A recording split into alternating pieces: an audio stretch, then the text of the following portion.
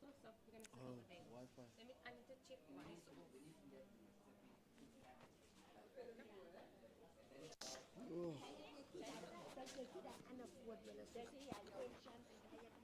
Can you sit here quickly? I want to check if I can hear the surrounding sound when you speak. Just sit here. You We're guys want not to going to speak? be. No, we're not going to be. Just say hello. How are you doing? Hello, how are you? Okay. Good morning. What a nice day for cricket today. It's been a long day, man. Yes. Hello and welcome to the Milnerton Cricket Club.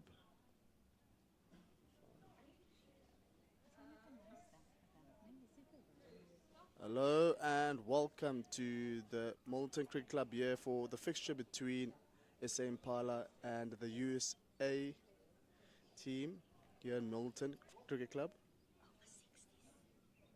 Over-60s. Fine. Oh, okay. All right. Oh, okay, all right. But yes, the over-60s playing here today. The international cricket tournament here What a in marvelous Milnerton day. Cricket Club. The weather is really in our favor. Very nice. Did I record? It's live.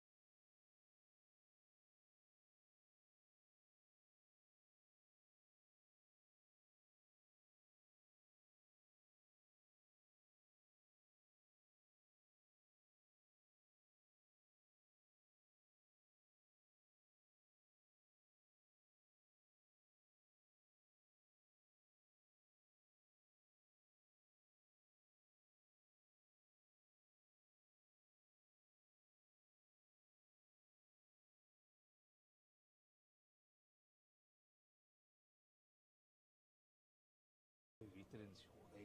Those guys were slow yesterday, slow. Overly looking very slow. Welcome to the Dufferbet St. George's Park. This is your host Bandile with the most.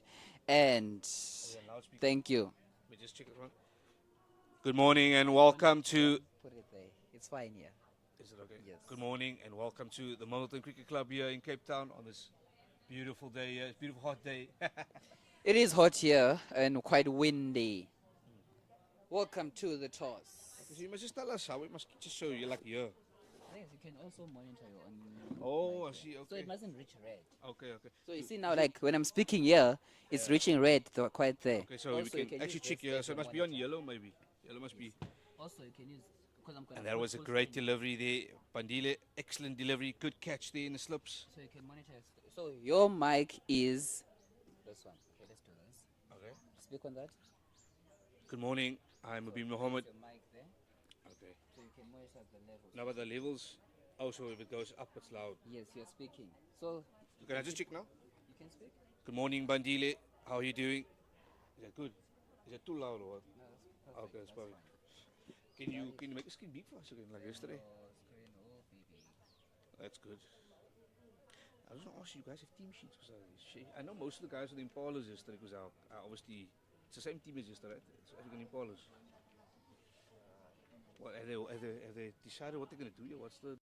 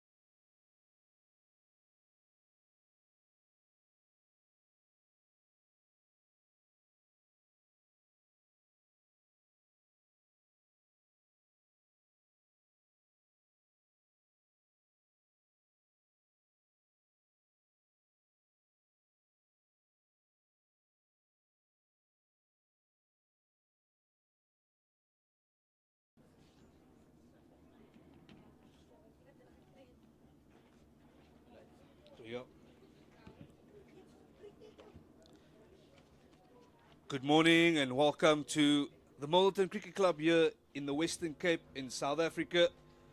We are here at the 60 International Cricket Tournament, and today's match is the South African Impalas versus the USA team. Today I'm not alone in commentary, I'm joined by Nathan Gogela. Nathan, welcome to Milnerton Cricket Club. It's a nice overcast day here and it's a public holiday in South Africa as well, so welcome. Good day, Mubin. Now we are here at the Milnerton Cricket Club, fixture between SA Impala and the USA team. Public holiday. Just a bit of a feedback from the pitch, a bit moist and grass covering. Surface a bit uneven, with the cracks on the one end. So don't be surprised if you see a bit of movement up front. Conditions partly cloudy overhead, quite humid, warmish conditions here in Milnerton. Just another recap again. The USA winning the toss and deciding to bat first against this USA Impala side. All to play for here in the middle of the log for both these teams.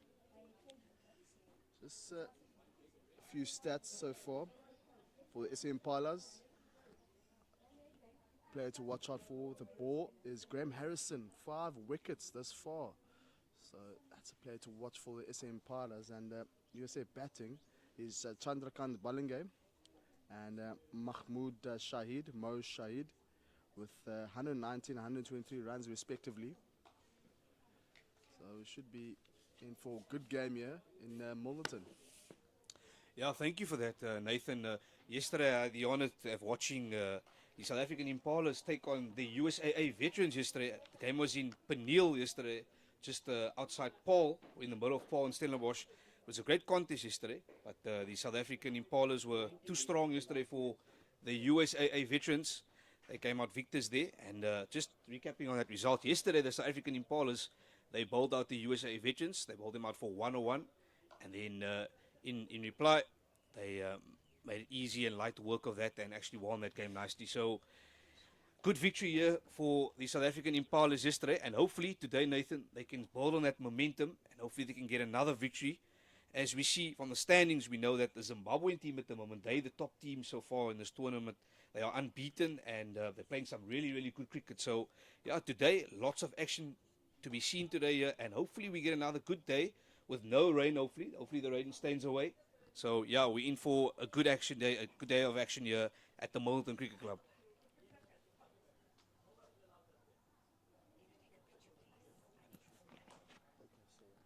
Now, as we see, the umpires just coming out there now, and the players will shortly take the field.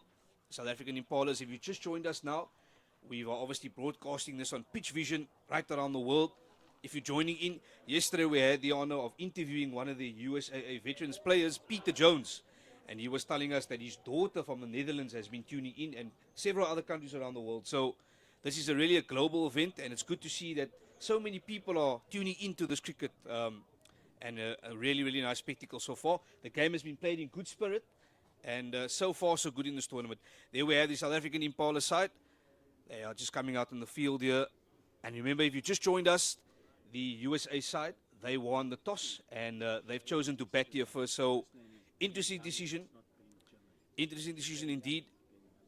And hopefully, as I said before, hopefully we're going to see some good day of cricket here again. Yeah, Nathan, just your thoughts on today's game. It's an interesting contest, and yeah, it's a really, really nice contest. I think obviously the South African Impalas have made a couple of changes here. We saw yesterday Ismail Taladia picked up three wickets for 23 runs. He's taking a break today, and they're obviously just rotating and giving the other guys that have not played in the tournament, just giving them a chance. You know, it's a nice thing about this tournament. You can rotate, give the other guys that have not played an opportunity to play. So yeah, all to play for here at the Milnerton Cricket Club in Cape Town in South Africa. And there we have the two players coming out there. We have the batsman from the USA, Shahid, and obviously by the nickname called CK. He's the other guy that will be also batting. So yeah, we're all ready here to play. We're just waiting for the umpires to give the call. And Nathan, Just I have to ask you, what are your thoughts on the South African Impalas? Yesterday, they obviously I spoke about it. They got the good victory yesterday. They beat the USA veteran side, but now today it's a different kettle of fish. They're playing the USA main side, so could be a bit of a tight contest. But let's see what happens. Yeah, the USA team played against the USA team, and comfortable win for the US side.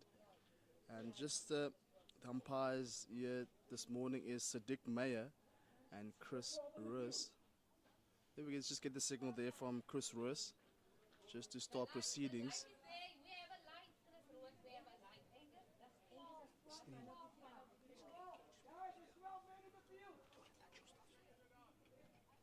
Looks like we have 12 players on the field. What a start to Mubin. 12 players on the field already. Yeah, with 12 players, they're just obviously the one guy's going off now. It's just been part of the warm-up.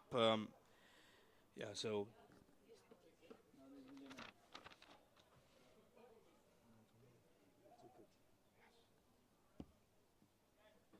Team sheets.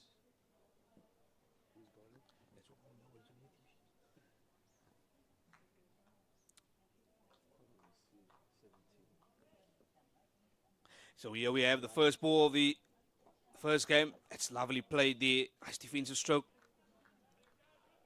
Malan to start proceedings here for Impalas against Shahid. Shahid scored a century against the USA side at the Ron Bosch Cricket Club on Tuesday. Yeah, Shahid has been one of the good players there. That's a great shot there, but hit to the player. Always a bit of a fumble in the field. But hit straight to mid-wicket, and no runs conceded there, luckily. Just a bit of a warm-up here. The guys, obviously, we always say that first over is a bit of a grace over. Guys getting their rhythm, and, plenty of errors come up front first. But nevertheless, back to the action. It's nicely bowled there. And he gets tucked away, and the USA get off the mark. They'll come back for the second run there, Shahid. So CK losing his bat there in the process. Luckily, gets 2 runs. It's well played there by Shahid to get off a mark. Yeah, CK losing his bat in the middle of the pitch, but he's quick enough. Got 2 easy runs. Shahid just edges down towards a third. There's a vacant third region, just for 2. It's nicely bowled there. Nicely played there with a nice straight bat. This Shahid guy really looks like a really neat player. Gets behind the ball nicely. Plays it with a straight bat. And... yeah, you were talking about him, Nathan. You were saying the other day he actually scored 100. What are your thoughts about him so far? What I've noticed, obviously I've been following the USA side. What I've noticed with the batters, top 5, tend to play the ball on the back foot quite a lot. So it's very interesting that the USA side don't have a third or extra slip there. The pitch is skiddy. It's very green towards the midway point of the pitch. And that's the end of the first over for Malan. And 3 for no loss. I was about to say only 2 runs conceded there from that first over, so a good tidy over here to start this game there. And yeah, it'll be interesting to see how Shahid goes today. It's a good start for him, and he will be looking to score. I mean, his clear intent was to play, and he's not going to hang around here. So yeah, it's looking good here so far for the USA. Good start there in that first over. And obviously that was Malandi holding that first over, so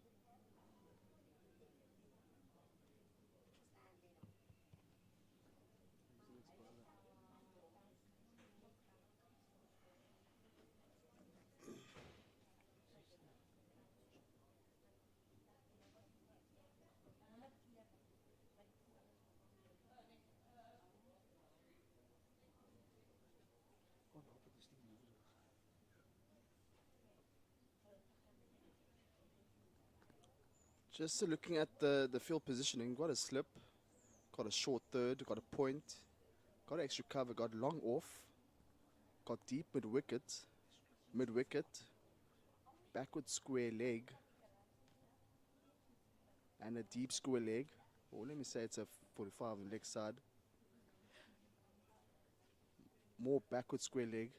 So just 2 out boundary riders in the first couple of overs. yeah, interesting field setting there. If you've just joined us now, the score is now 2 for 0, and as we into the second over, Peter Marks, He'll be bowling his off spin. Starts off nicely. Just played off the back foot. Peter Marks, I think, Nathan, you were talking about the skidding. I think he would be liking to toss that ball up, give it a bit of flight. Maybe get a turn as well. Just have a look here from Peter Marks. Oh, there's a bit of bounce there, bit of turn. Yeah, Peter Marks is the form batter for the Impala side. 136 runs thus far in this competition. So let's see if he can do it with the ball as well. Peter Marks. Oh, and it's just dropped short there of the field at point, at backward point. Nice cut shot play there by CK, by Ballingay. That ball just dropping in front of the field at backward point, so he was lucky there on that occasion.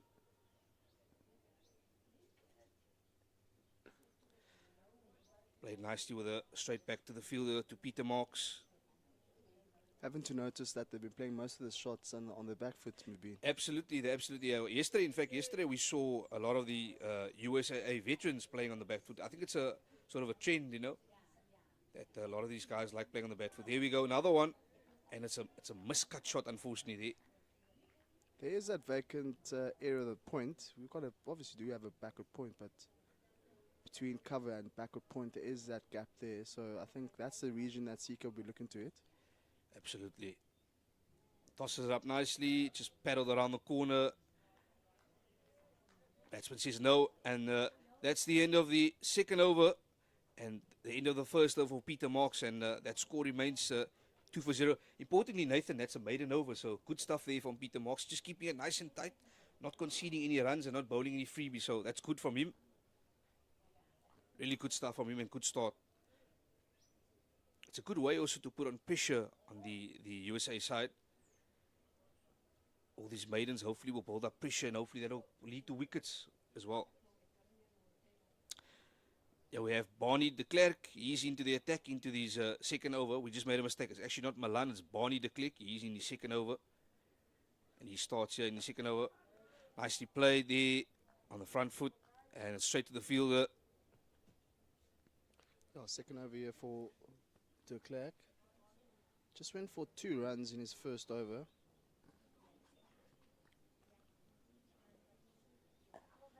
Tosses it up. He gets punished. Great shot there by Mahmoud Shahid. It was in the slot. It was asking to be hit. And he gets punished there for 4 runs. So Barney de Klerk getting punished there with a bit of a, I don't want to say a half tracker, but a full delivery there. A good pick up there from Mahmoud Shahid. First boundary of the morning for the USA side. Very good in the covers. And equally comfortable on the leg side as well, Mahmoud Shahid. Form batter for this USA side. Indeed, the form batter. It's another good shot there. This time finds the fielder. Yeah, he's definitely looking to score here. He's not going to hang around here whatsoever. Seems like a very dangerous player. And Nathan, just your impressions. The other day you watched him. What was impressive about him? Besides obviously playing the attacking strokes he has, but what else was he offering that made him stand out in that game? Well, the Rondebosch Cricket Club, the ground is pretty small, so if it does tend to connect with the bat, it will go towards the boundary. And again, the USA side, were bowling short deliveries, and it enabled them to go for those pulls and slog sweeps on the leg side, and got to his 100 pretty quickly. Yeah, fantastic stuff there. That occasion, just a full toss, it's straight back to the bowler. Another full toss. This time just played safely there by Shahid, and that is the end of the third over. And just conceding that one boundary of that first ball of that third over. So only 4 conceding in a run, and so far so good here for the USA veterans. They haven't lost a wicket. It's only 6 for naught, so yeah, they'll be happy with the situation. Yeah, the Impala side, I mean, it's at one point when I first saw the team, I first thought it was the team from Nelspruit, the Pumas. But no, it was the Over-60s veteran side, SA Impalas. Because we know the South African teams normally don the green and gold. But the Kudus obviously wear the yellow strips and the touch of green. It's reminding me of a bit of the Australian national team. Yeah, they're playing in a different kit here, playing in a bit of grey and pink. For those who've just tuned in, as you can see on screen there, grey and pink, the South African Impalas. And then the USA side, they obviously the black, red and white. So, yeah. Peter Marks 22nd over. Tosses it up nicely. That's well played here on the front foot. Straight to the fielder. No run conceded. It's very encouraging to see this opening pair going on that front foot. Don't really see them doing that much too often. And one just full pitch delivery very wide. But CK very comfortable on that front foot. Peter Marks once again. Again, it's straight to the fielder. That's good fielding there from the South African Impalas. Certainly saved the boundary there. Good fielding. You'll think that CK probably missed out on that one again, short and wide, deserved to be punished. But straight to the fielder, standing in cover. Another dot ball. Definitely the dot balls aren't really helping the cause here for this USA side. Peter Marks, he's been tossing the ball up nicely, putting the ball in the right areas. Just unfortunately, no wicket yet, but hopefully that wicket's coming. So a conventional field, obviously got a long off, got a long on and a deep square leg in the boundary. Oh, just playing in miss, hit there. Keeper take that ball nice and cleanly behind the stumps. At this moment, if I was Seek, I'll be very frustrated at this moment. Just really missing out on those deliveries. Yeah, just has to have a little bit of patience there. That's nicely played. Just seeing out the over. That's the end of the fourth over, and it's a maiden over, another maiden over. So that run rate is only 1.7 at the moment, and the score is now 6-4. No wicket lost here. So the good important thing is, I think the USA veterans haven't lost a wicket, although the run rate is not that high. The important thing is they're occupying the crease, they're not giving their wickets away, and they're playing the safety route. It's good defense in batting, and when the bad balls are on offer, they obviously punish them. So, yeah, good neat start here from the USA. That man on strike again, Mahmoud Shahid. Well played. And Barney de Klerk, he continues. So, both South African bowlers, they're just continuing on the same sides. They haven't made any changes here.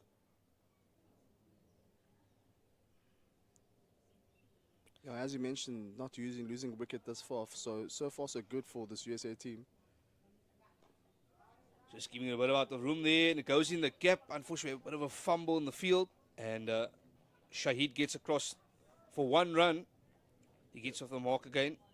I feel they're standing at backward point, just missing out on that one. It's just a bit of a misfield. And Shahid managing to get off strike and get a single. Yeah, just been a fair few maiden overs this far. Yeah, absolutely. And I think just the importance of fielding, ground fielding is very, very important in this game. Obviously, you want to cut out all those fumbles in the field. And yesterday we saw the USA veteran side dropping 4 catches. So fielding and catches is very, very important in cricket. You have to do the basics well. Unfortunately, on occasion, the South Africa Impalas, just a little bit of, I would say lack of concentration, but maybe just taking their eye off the ball there at the last minute.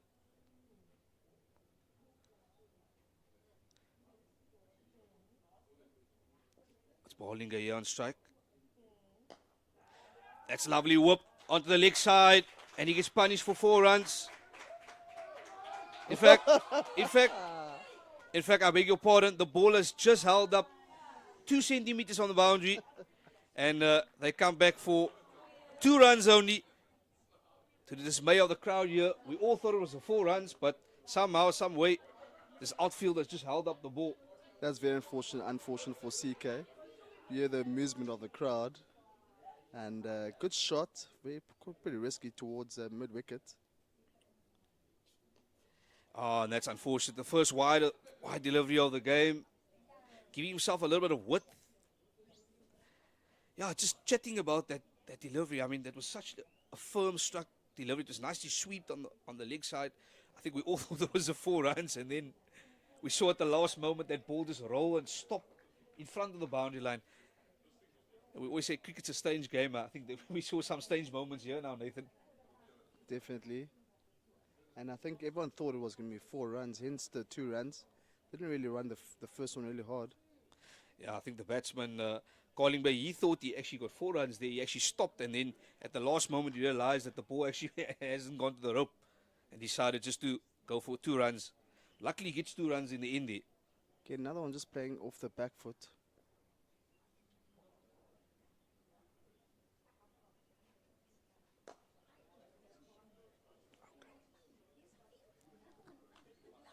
And the end to another productive over. It's very unfortunate with the one delivery, just going for 2 runs. But very good to see, very encouraging to see that USA side is more active out there. And that's the end of the 5th over, 10 for no loss. Yeah, 10 for no loss so far here. Again, run rate just going at 2 per over. So it's a slow and steady start. But in this type of innings, you want to put a foundation there for your team. So the best way is to keep wickets in hand, not lose wickets up front. And I think that's exactly what the USA veterans have done here. They've just stuck around, playing basic cricket here, not doing anything out of the box, not taking any risk, which is actually good to see.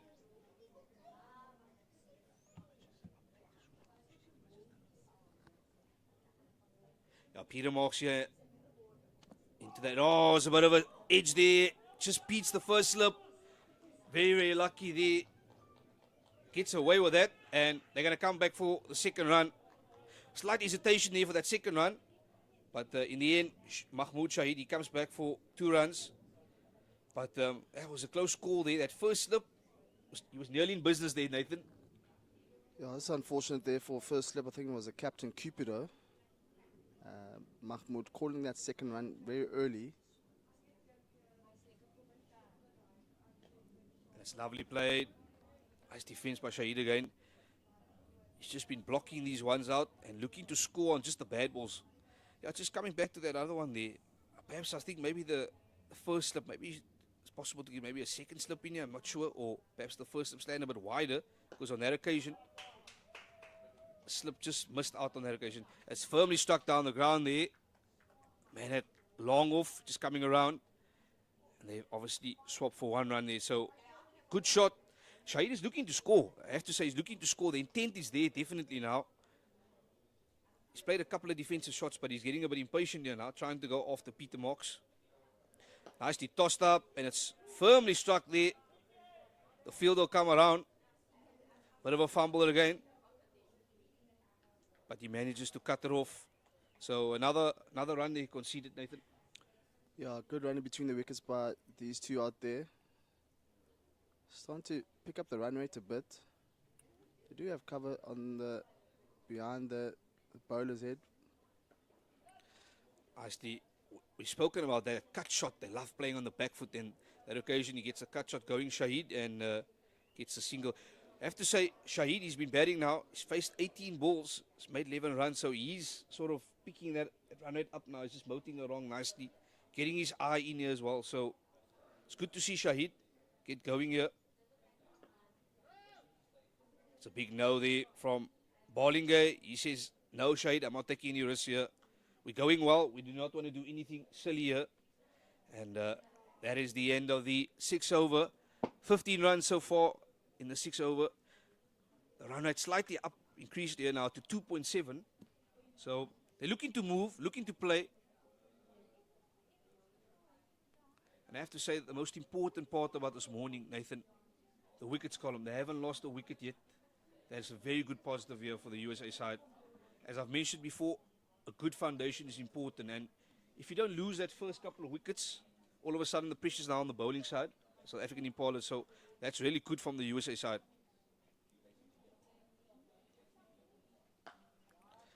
Oh, and that's firmly struck there. Fantastic shot on the back foot. Mahmoud Shahid says, thank you very much. You've just given me a ball on the platter. That's a second cover drive there from Mahmoud Shahid. And just showing you a bit of prowess at the tender age of 60 plus. I mean, that's a pretty impressive shot. Pierces the gap between the cover and next to cover. Another powerful shot there. This time just gets the fielder. But he's looking definitely to score here. He's not playing any games now. He's looking to moat. That's 15 of 20. He started a bit slow, but he's picking up here now. There we go, another shot. Again, finds point.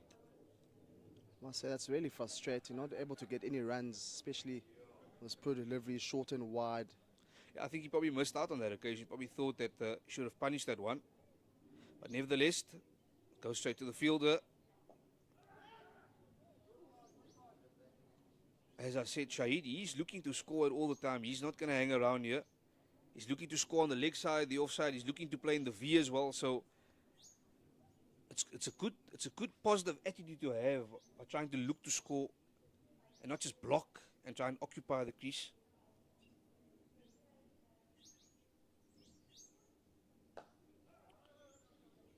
Once again, firmly struck, but again to the fielder. I think it's just good placement by the captain Cooper, though.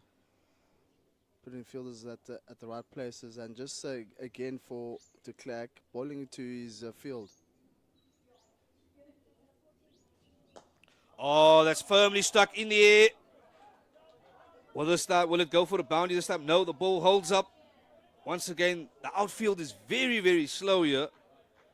He only gets 2 runs, but it was firmly struck over the top there. Nice stroke there just to get that 2 runs. And unfortunately, it's just 2 runs there, and the score is now 20 for naught after 7 overs. And that run rate's going up again. Started at 2.1, and now it's gone to 3. I think just ran 1 there, Mubin. In fact, it was just 1 run they just corrected, actually. And Nathan, I beg your pardon, was actually 1 there. The second run he actually turned down.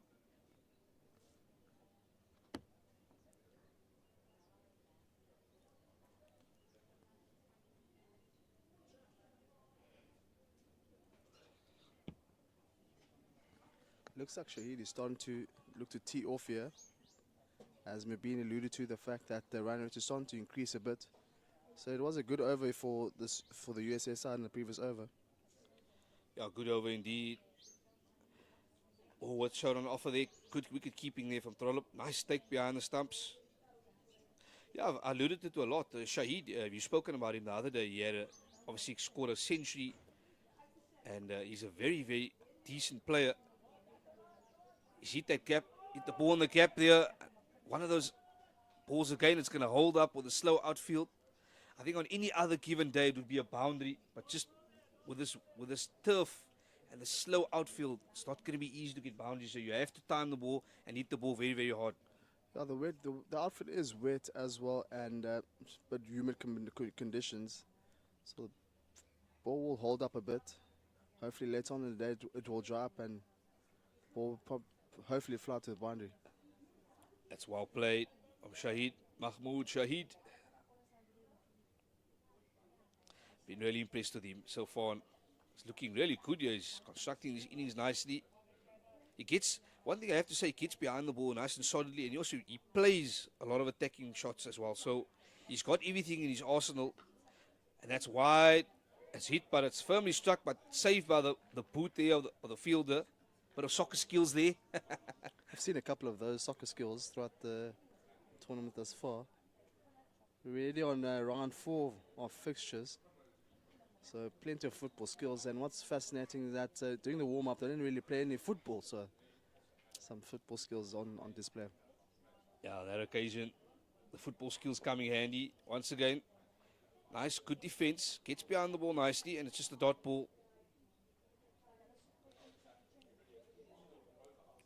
Remember, the game is 45 overs so far, 7.5 overs gone, so the game is going nice and fast here. Tosses it up. Oh, there's a bit of a full toss. Luckily, Shahid did not cash in on that delivery. It was hit straight back to the bowler. And that's the end of the over. End of Peter Marks' 4th over. So far, so good for him. 0 for 7. And that score now 22 for 0. Nathan, just your over impression so far on Marks and the way the South African bowlers have done. And what do you think they need to do perhaps to get back in this contest? Pick up a wicket here. They'll definitely pick up a wicket. Going well so far. The run rate at the moment is fairly healthy, so some good disciplined bowling. We haven't seen too many extras. That's encouraging to see for the Impalas. I think Shahid will be the aggressor of the two, and CK, what he does nicely is that he complements Shahid very nicely, looking for those 1s and 2s. Yeah, just speaking about yesterday, yesterday's game, the South African Impalas, they took on the USA veterans, and in that game, they conceded 29 wides, Nathan. 29 wides. It was very, very expensive. And they bowled out the USA veterans for 101. That score could have been far less had they had more discipline with the ball. So today, it's been much more disciplined. They've been bowling wicket to wicket, keeping it nice and full, and not bowling too many freebies. So it's a big improvement from yesterday and today so far.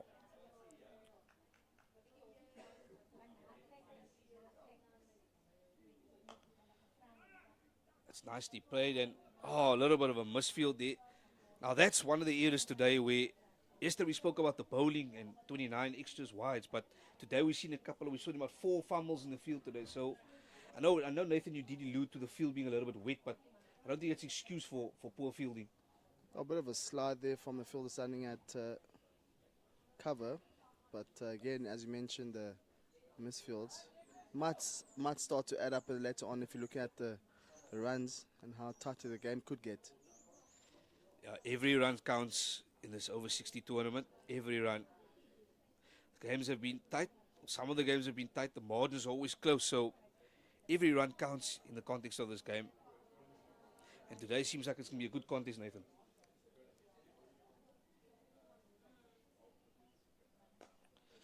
Oh, that's smashed into the gap. Great shot there from Shahid. And this time the ball goes for 4.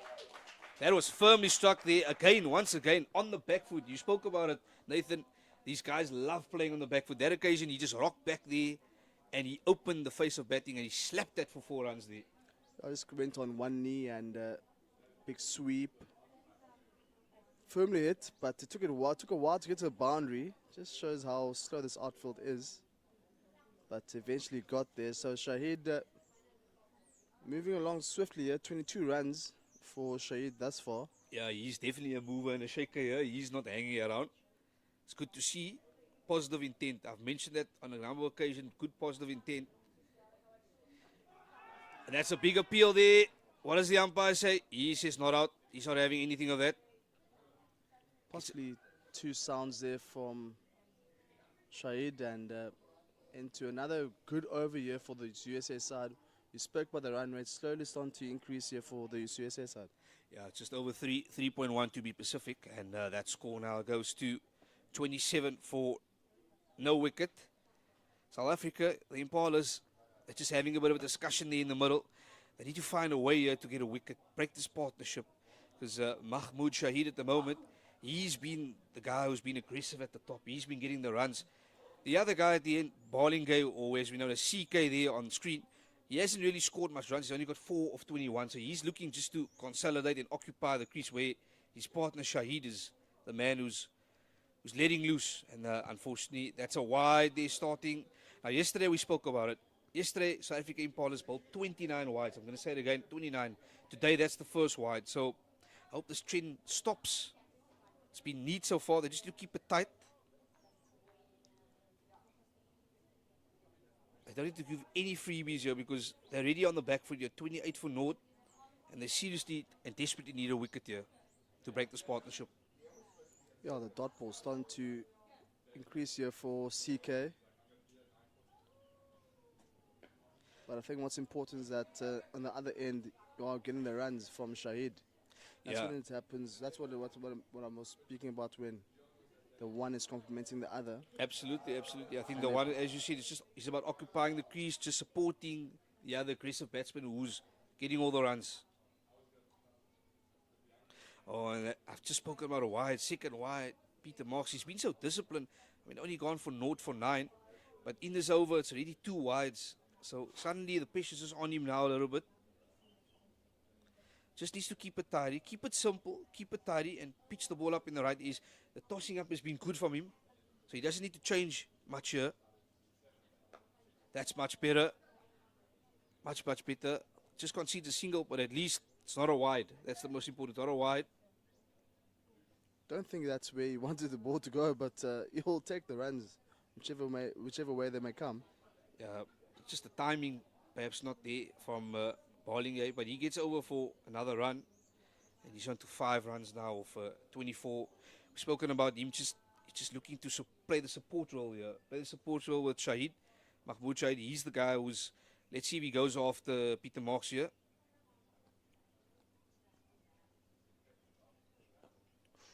Oh, just on that occasion, we see a bit of turn there. Just playing. I think the most important thing is that man Shahid is facing. So it could be expect a few blows here in the latter part of this over. Again, Shahid just hitting the ball back to Peter Marks. Oh, good lines here from Peter Marks. Yeah, he's come back nicely after those 2 wides here. He's come back nicely. As I said, you should just keep it, the tactic must just be, keep it simple, bowl in the right areas, and just not bowl, not give any extras or any freebies. On that occasion, that slap, and it's gone all the way for a maximum. Big blow there, Shahid. He's not playing any games here.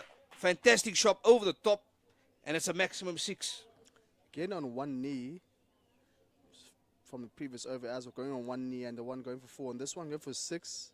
Did say to Mubin that you'll be looking to tee off in the latter parts of that over, and certainly did. And ended the over very well there. After 10 overs now, 36 for no loss. Yeah, that was a really impressive stroke there from Shahid. And that was a quite expensive over from Peter Marks. In his first couple of overs, he's really kept it nice and tight, and he hasn't given away a lot of runs. In that over, it was 2 wides and a 6, so 8 runs off that over conceding. And now, the partnership is going to 36. And the run rate's just gone over 3.1 now. So, just to be specific, it's about 3.6, the run rate. So, good start here, good foundation laid from these 2 openers. And the man that's doing all the damage, Mahmoud Shahid, really, really impressive. That's well played. Bollingay, as he's better known as CK, just getting behind that ball nicely. He's just not, Nathan, one thing I have to say about Bollingay, he's not looking to score here at all. That's very surprising on my side. He's just looking to sort of just nudge the ball around or block. Once again, just blocking it out, not looking really to score or showing any intent.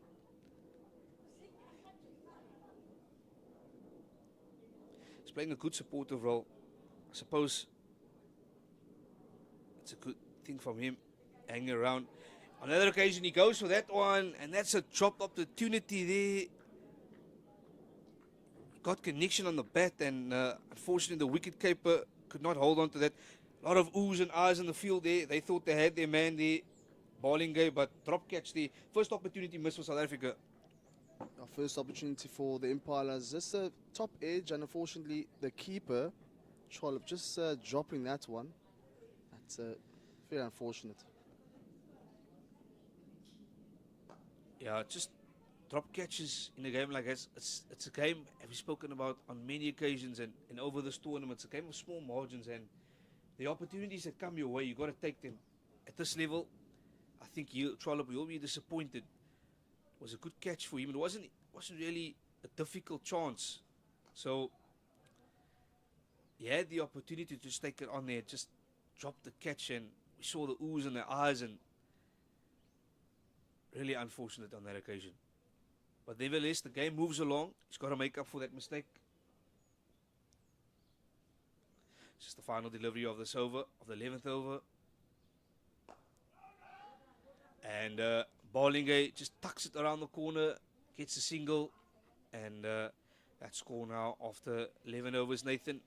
37 for naught, and the USA here, as I said many times, they're building a good foundation, set up a platform for the other batsmen to come in, and it must be very good for them, Nathan.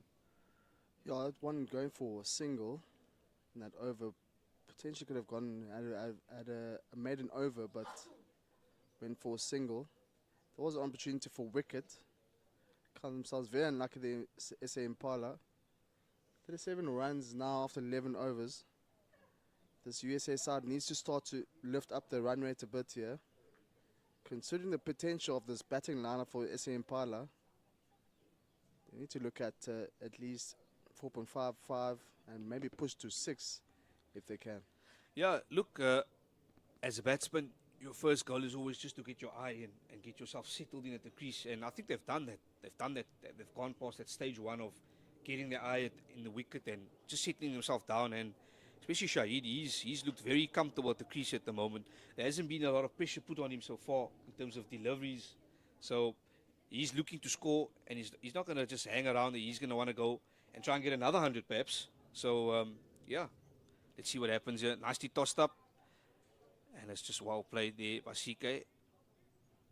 Peter Marks, as I said, that first couple of, that's 4 overs, the first over, 4 overs, he went for 0 for 8 runs. And then the previous over, just conceded 8 runs there. So, yeah, he's been a little bit expensive in that loss. I hope he just can keep his momentum up and not lose his focus. Nicely tossed up.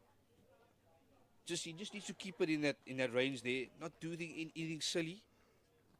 Keep the batsmen on their toes. Perhaps bowl to make him play, and that's the way maybe the wicket can be forced. There we go. Make him play. And that's good fielding there. There's a bit of a run-up opportunity. Oh, come across nicely there. And they get the single. If that throw-in was accurate, potentially could have been a run-out. Yeah, definitely a direct hit there, and he was in business, definitely.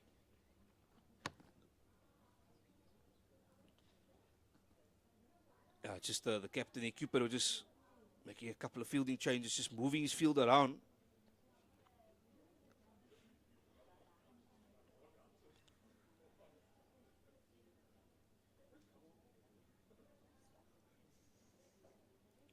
Peter Marks. Oh, and I just spoke about it. Make him play. Shahid just missing out on that occasion. Nearly got caught. Yeah, Shahid playing across the line and then unfortunately missing out. He was looking to headed towards the square leg region, the vacant square leg region.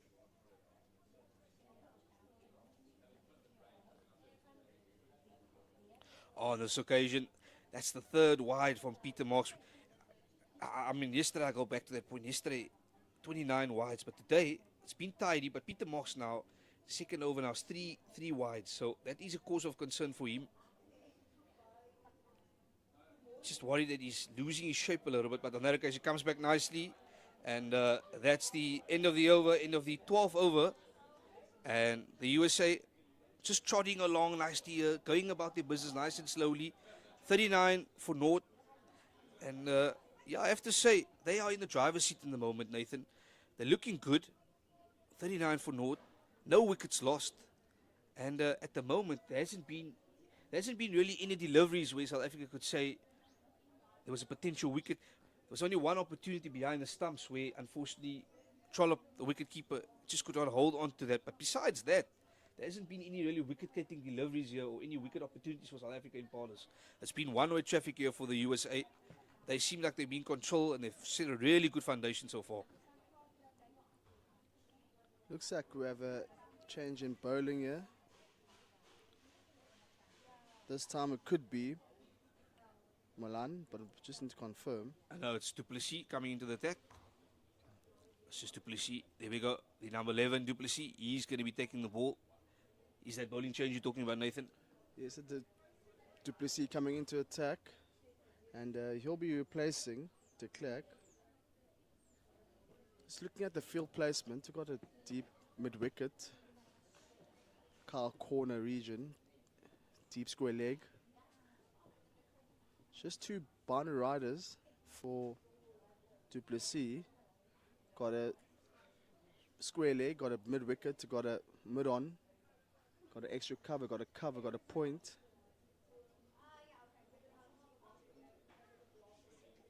Must say that I've noticed that over-60s don't really prefer having a fine leg. Oh, and Du Plessis starts off with a wide. Not a good way for him to start. And he's bowling with a bit of an angle here, coming over the wicket here. So well, coming through and around the wicket for the left-hand bowler. just giving some width there, and bowling guy just not connecting with that ball fully. I say it's an awkward angle to face, coming through and around. Left arm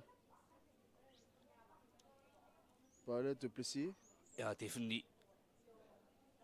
It's definitely a tight angle there. I think he's trying to squeeze the batsman here on this occasion. Let's see what he can do.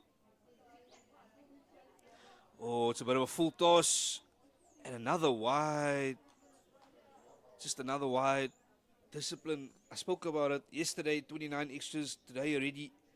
It's already 5 now, so it's still quite pretty early in this innings. That's firmly struck, but straight to the man. They admit on. Oh, the ground is a bit uneven. You see that one just popping off. Absolutely, just popping there. But thankfully, it went straight to the fielder. I think this is the first really moment we've seen where Bowlinga has actually shown some intent. He's been looking just to play and block out and just nudge the ball around, where he's actually shown now some intent. He's trying to take Paul du Plessis here, take him on.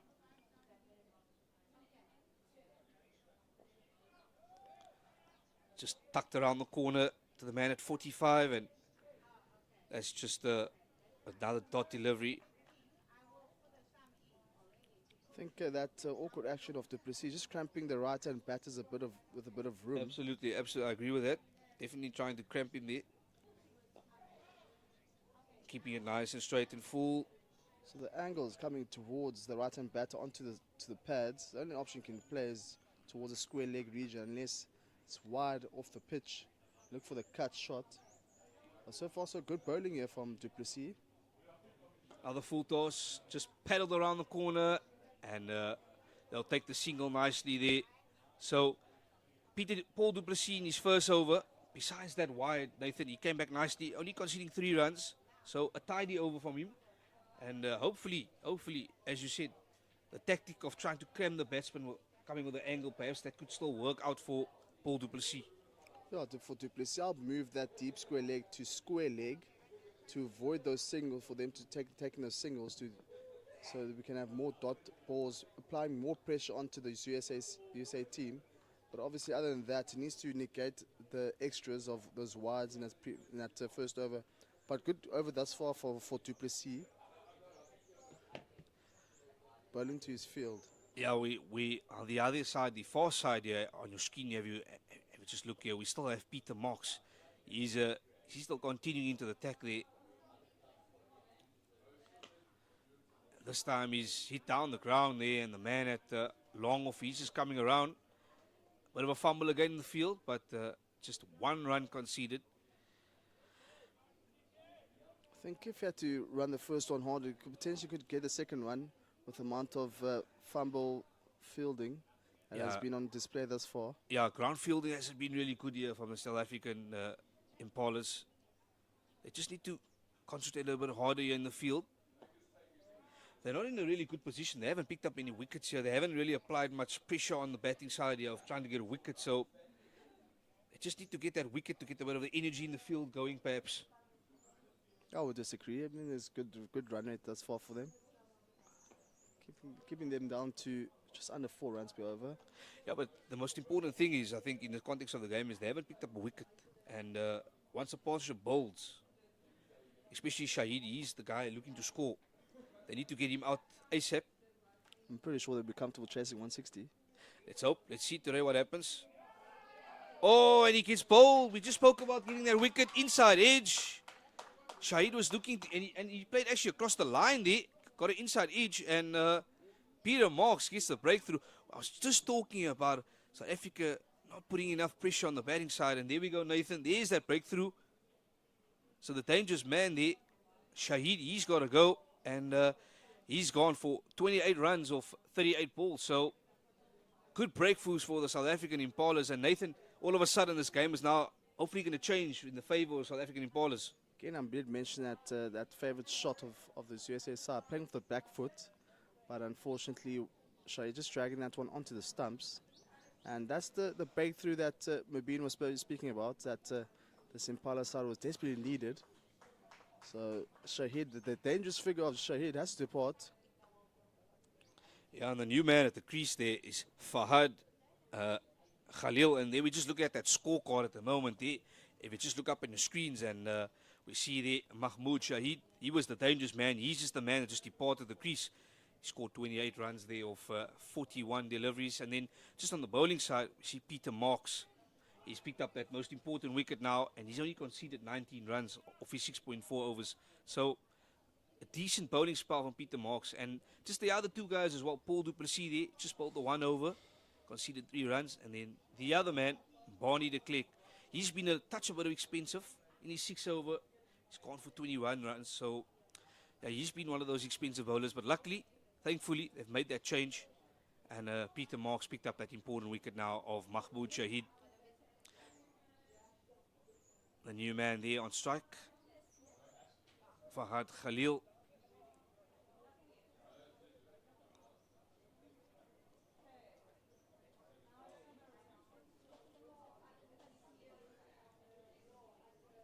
Now they call him Blitz because he's so quick between the wickets and the outer field. Fahad Khalil, very effective with the fielding as well.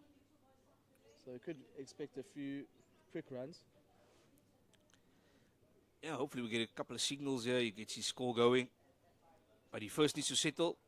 That's nicely pitched up, nicely tossed up there from Peter Marks. Yeah, Fahad Khalil, he's the new man. Fahad Khalil, as we say, that's the correct pronunciation. Fahad Khalil. Khalil on strike. Again, tossed up, and that's the end of the over. And after 14 overs, that score now 43 for 1. And we saw Peter Marks picking up that first elusive wicket of the dangerous Mahmoud. So well done to Peter Marks for breaking that partnership. And now, Nathan, now the game is now on an equal footing. South Africa's come back in this contest nicely. The USA, they'll need to continue batting here. Bowlingay, he's been the guy. If you look at his runs at the moment, he's only scored 9 runs of 41. So it's a bit of a slow start, although he's got himself in. I think he needs to kick on here now. He needs to kick on and sort of just pick up the run rate. They don't want to fall behind the run rate. Paul du Plessis here into his second over, coming around the wicket in an angle. Oh, just going there with that left leg. Oh, nearly injured himself there. Oh, just hope that he hasn't injured his ankle there or anything. He seems to be fine. There is a ditch, there's slippery area on the pitch, on the right side of the pitch. And Marks du Plessis just giving a quick shout out to CK. Yeah, just Well, shades. there was no intent beyond that. He was just trying to stop the ball. Yeah, he was obviously just trying to stop that ball with his leg there. He's actually gone with what we call a football slide tackle there. And it's a very dangerous football slide. Just picked up a single. Another fumble in the field. Once again, Nathan, we spoke about the ground fielding. South African Impalas, they've not been very impressive in the field here. It's been very sloppy, to say the least. Yeah, just putting out the boot and the slide there. Could have been a different result. He could have hurt his ankle, Achilles, but luckily for him, in fact, he could have even hurt the other batsman, but luckily for him, it ended in a good result. Oh, that's a big appeal there. The umpire, he gives it out. Paul du Plessis, he strikes. He picks up his first wicket. And man, oh man, the batsman is not happy. He's absolutely not happy. Can't believe he's been given out. It's the new man, Fahad Khalil. He has to go for 0. I think he's in quite disbelief here. He cannot believe he's been given out, Nathan. Yeah, again, that's the awkward line from du Plessis. And cramping the batter with a bit of room. And unfortunately, Khalil not able to read that one. Onto the pads. Unfortunately, there was plum being. It was absolutely plum. He actually trapped him in front of the wickets. And yeah, it's one of those deliveries you hit and I miss and that type of thing. So I think on that occasion, du Plessis, he didn't hit the wickets, but he hit the pads. So he delivered, and we're going to have our first drinks break here. The umpires are just calling for that drinks break, and there we just have the scorecard so far here. And that score is now 44 for 2 so far here, 14.3 overs. And then we just look at that bowling card so far. Peter Marks, he's been the one, picked up the first wicket, and he's only conceded for 19 runs off his 7 overs. And then Paul du Plessis, the left arm spinner, he's just picked up an important wicket now of Fahad Khalil. And He's just conceded 4 runs so far in that one ball. So, yeah, 14.3 overs. The score is 44 for 2, and we're just going to have a bit of a drinks break here.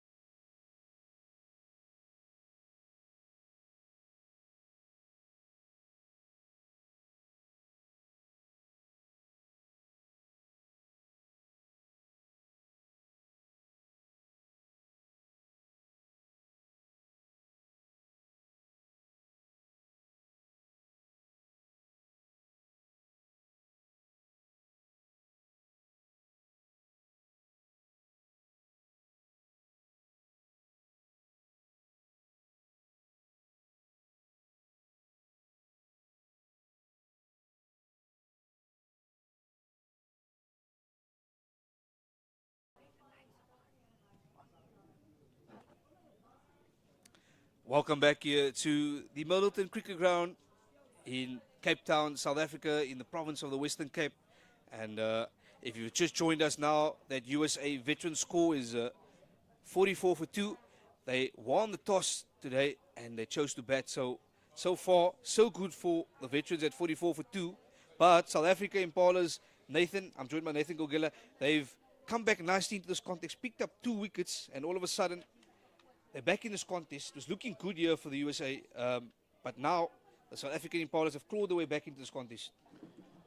Yeah, they took a nice wicket just prior to the drinks break. USA winning the toss and deciding to bat first. The very conditions pretty cloudy and with the grass surface. Would you decided to bat first? Look, I think the old decision is if you win the toss, I think you decide to bat first. Always, that's probably the most. In most cases, most teams want to win the toss. They say let's put runs on the board. But you know, you could have a point there. It just depends on the conditions. If it's raining, you obviously bowl first. Yeah, And I again, suppose with the conditions. Yeah, the conditions determine, but it is humid, it is overcast, so perhaps maybe the wrong decision there. But time will tell. Nevertheless, the USA have decided to bat, and Paul du Plessis, he'll be resuming. It's lovely play, nice cover drive. Will the man cut it off on the boundary? Yes, he will. That's Toy Malande on the boundary. He's cut that off, and they get 2 runs. It's the new man at the crease, Vipul Mehta. Yeah, another experienced batter here. Still got a few batters here for this USA side. Yeah, Mehta here, the new man in the crease. Looks like a nice stroke player here. Also another guy gets in line with the ball nicely, plays with a straight bat. Looks like he's got some good technique as well. Oh, that's in front. What does the umpire say? Not out. For a moment there, I thought Paul du Plessis was in the business, but the new man, Mehta, he survives. No, unfortunately caught there on pad, but maybe it was a bit of bat, but I'm not sure. But good over there for du Plessis, getting a crucial wicket to conclude the 15th, 46 for 2. Yeah, there we go. Just the end of the power play, the umpire signal power play there. So It's now 15 overs. We're into the 15 overs. We've had the drinks break, obviously. And yeah, this partnership now, it's a new partnership. It's 2 runs so far. And 46 for 2, 15 overs. It's Peter Marks. He'll be continuing from that far end, far side. Yeah, Peter Marks will be bowling his 8th over on the trot. Still feels fresh. I mean, playing 4 games in 5 days must take a toll on the body. It does take a toll on the body, but he looks very fit. Looks as fit as a fiddle, so he's still looking good and strong. It's always nice to see a few physios out there. This USA side, I've been with them for 5 days now. They've got a physio, 2 physios going with them. Yeah, that's really nice. I think it keeps the players in good condition. Make sure that they don't have all those niggles and those injuries. So, yeah, good to see those physios assisting the players.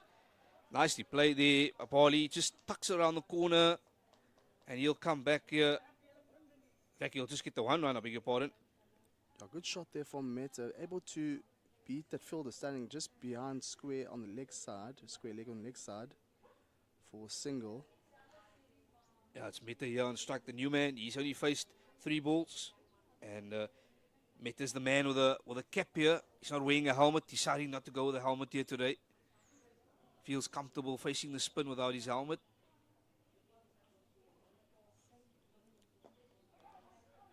Just nicely tucked away onto the leg side. Oh, bit of a run-out opportunity there. But safely in there for Meta. There's a bit of casual running there, Nathan. Nearly got run out there. I think it was a good run. I mean, there was still in that vacant area, just in front of the fielder standing at square leg. So these two are pretty quick between the wicket. But there was a bit of risk, as you mentioned. But they'll take as many runs as possible now. Absolutely. Oh, just giving a bit of wood. That's in the air, but safely lands in the no man's zone there. So thankfully for the USA, the ball was just played in the air but not caught there. Yeah, just above backward point, just beating him a meter away from him. But a good effort. Another risky player on display here for this USA side. Oh, that's well played there by Meta. Vipul Meta. Good defense, getting behind the ball. Well blocked and well played. Right, so Peter Marks in his last delivery here of the 8th over. Oh, and that's lovely played. Lovely cricket here. Good defense, good bowling. And that's another tidy over there for Peter Marks. And that ends his 8th over. He's obviously picked up that 1 wicket for 22 runs. And the score is now 49 for 2 and after 16 over. Now, Nathan, we've had that drinks break now. South Africa's picked up 2 wickets. They need to apply the pressure here. Perhaps get another 2 or 3 wickets and maybe bowl the USA out for perhaps under 100 here. Perhaps, is that maybe an option? Or what do you think? Or think it's too early to say? I think it's too early to say. I mean, 2 wickets down. They've still got a long batting lineup, depth in the USA batting lineup. Key person at the moment here, or key bowler, will be Duplessis. Has been bowling some good lines here, putting pressure onto the USA batters. Oh, nicely played. And it's that man, CK, as he's known, bowling guy. He's on strike now. So far, he's scored 12 runs and he's faced a lot of deliveries, 47 deliveries. I think at this stage now, he needs to just get a bit of a move on now. Take the attack to South Africa. Here we go. We spoke about taking the attack. Played in the air. Yeah, CK understands his position at the moment. He is the senior batter out there. Can't be having a very low strike rate. He needs to take on the bowlers, which he has done in the previous delivery. And also, it's an important milestone there. 50 up for the USA veterans. So 50 up for them. That's sort of one box tick for them, 50 up. Now they just need to motor along here. Try and get a competitive total to give the bowlers a chance to hopefully defend that total and win this game.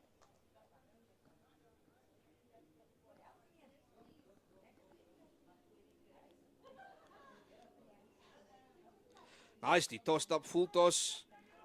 And, once again, fumbling there in the field. another fumble.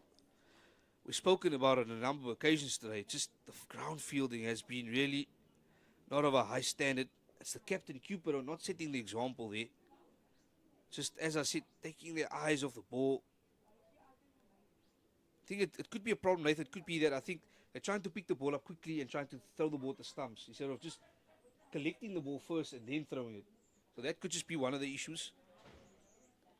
And also, you've spoken about the field being a bit bumpy. That also could be another issue, but that's more of an excuse.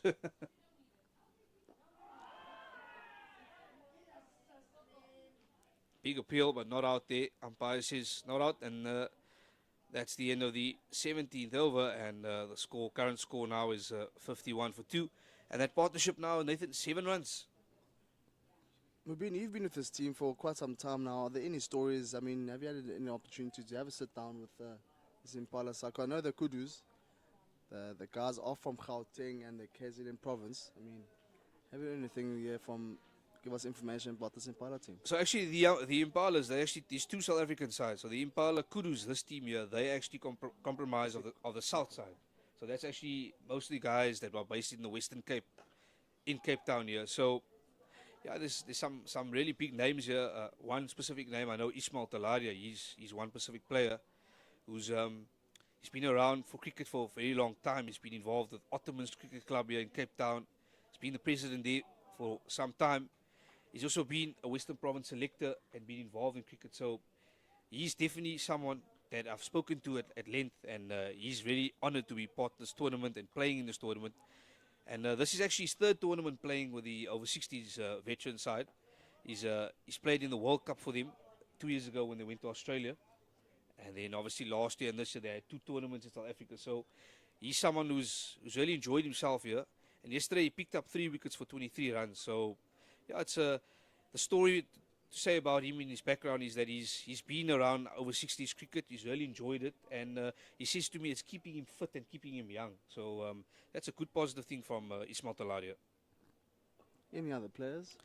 Pretty extensive information. Yeah, look, I've only really spoken to Ismail, and obviously we've spoken to Roger Molt, our organizer. But besides that, I haven't really chatted to any of the others. In fact, yesterday. Myself and Johan Ferreiro on commentary yesterday, we covered the game at Peniel yesterday in the Western Cape as well, and we had the honor and privilege to invite one of the USAA veterans to come have a conversation with us on commentary, and this guy's name was Peter Jones, and he spoke to us about how this game is growing in America, about cricket, and it was really interesting to hear. He said that his daughter has been tuning in on Pitch Vision and watching us and listening to the commentary, which was actually quite nice to hear. We asked him, where's your daughter from? And he says his daughter's based in the Netherlands. So it was nice to hear that type of stories, that this coverage that we have here on Pitch Vision is sort of going globally, and so many people out there actually enjoying this festival of cricket. That's good to hear. It's very good to hear, Mabini. As you mentioned, cricket is growing in the USA. Maybe we could have one person from this USA side come to join us. Not really much of big talkers, this USA side. So Yeah, perhaps we'll try and get them in I've been asking for many times. Well, perhaps let's see what we can do. In fact, today perhaps maybe we can get the South African Impalas players maybe to chat with us, and maybe they can give us the insights of just how the tournament's gone for them personally, and also just how they've done. Obviously, the results haven't gone all their way, but in the bigger picture of things, cricket is the winner in this Over-60s tournament. It's not about always winning. It's about maybe just partaking and keeping fit and keeping healthy at this age. And in that previous over, we saw that Marks went all out and bowled 9 overs on the trot. So some good bowling here from Marks.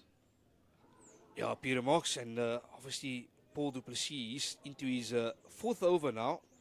He's picked up that 1 wicket for 11 runs. And, Nathan, you've spoken about it a lot. He tries to cram the batsman with that coming around the angle. So, yeah, very interesting. It reminds me a lot of, if you've watched cricket, it reminds me of the Proteas spinner Claude Edison, with the left arm coming around the wicket, sort of with the angle. Very similar type of bowler. So, yeah, his action is quite similar. And oh, he's bowled him. Absolutely fantastic delivery. He's clean bowled him there.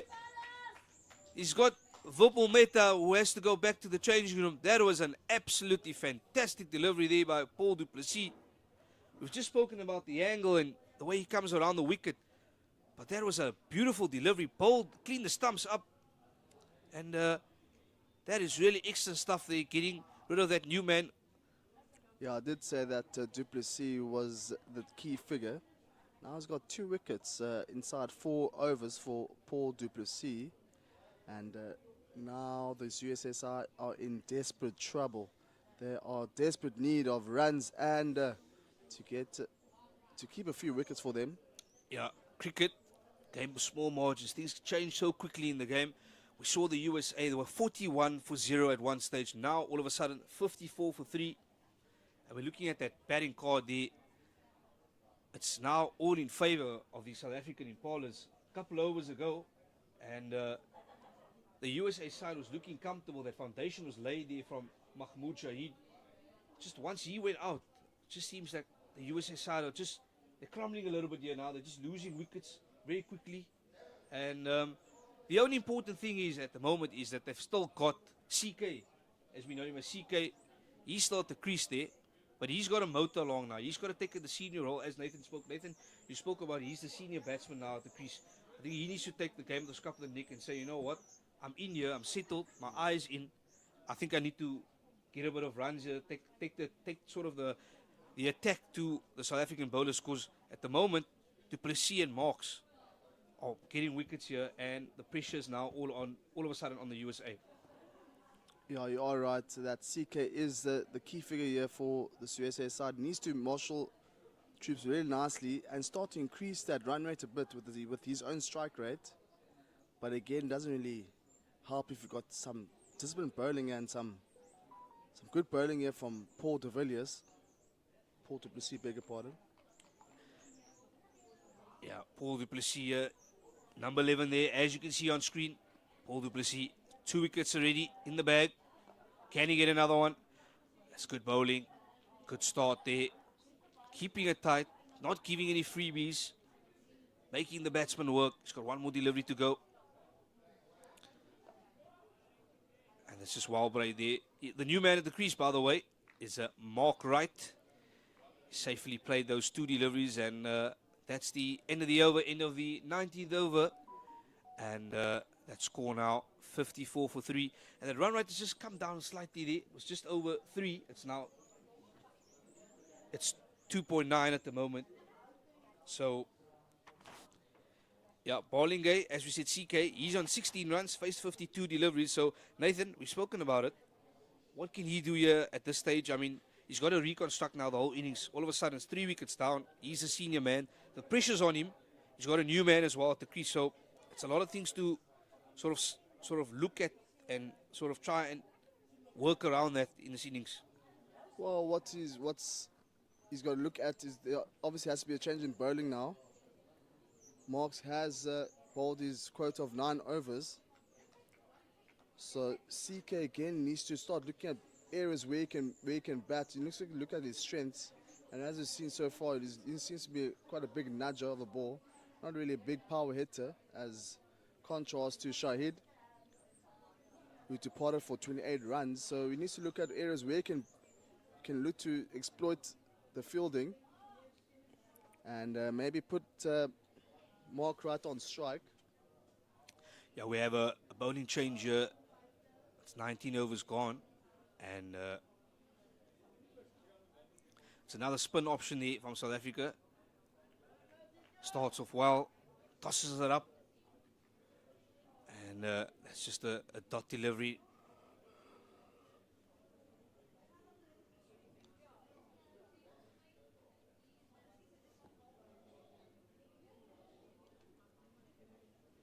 We have that's Graham Harrison into the attack. The spinner, Graham Harrison. Oh, and that's a little bit of it's played in the air. Oh, it's just dropped short of the fielder. Bit of a full toss there. We thought that was a bit of a full delivery and it should have been actually punished to the ground. But fortunately for the USA, CK especially bowling, and just played it in the air and not timed it all properly there. Luckily, was not caught by the fielder. That's a wide delivery. He gets punished there from Bowlingay. That's a terrific shot there, and that was a freebie waiting to hit there. Yeah, anything short and wide deserves to be dispatched to the boundary. And welcome boundary here for this USA side. We haven't had a boundary in quite some time, Mubin. And just a bit of information on Harrison. Harrison is currently sitting third on all-time wicket takers in this competition this year, with 5 wickets.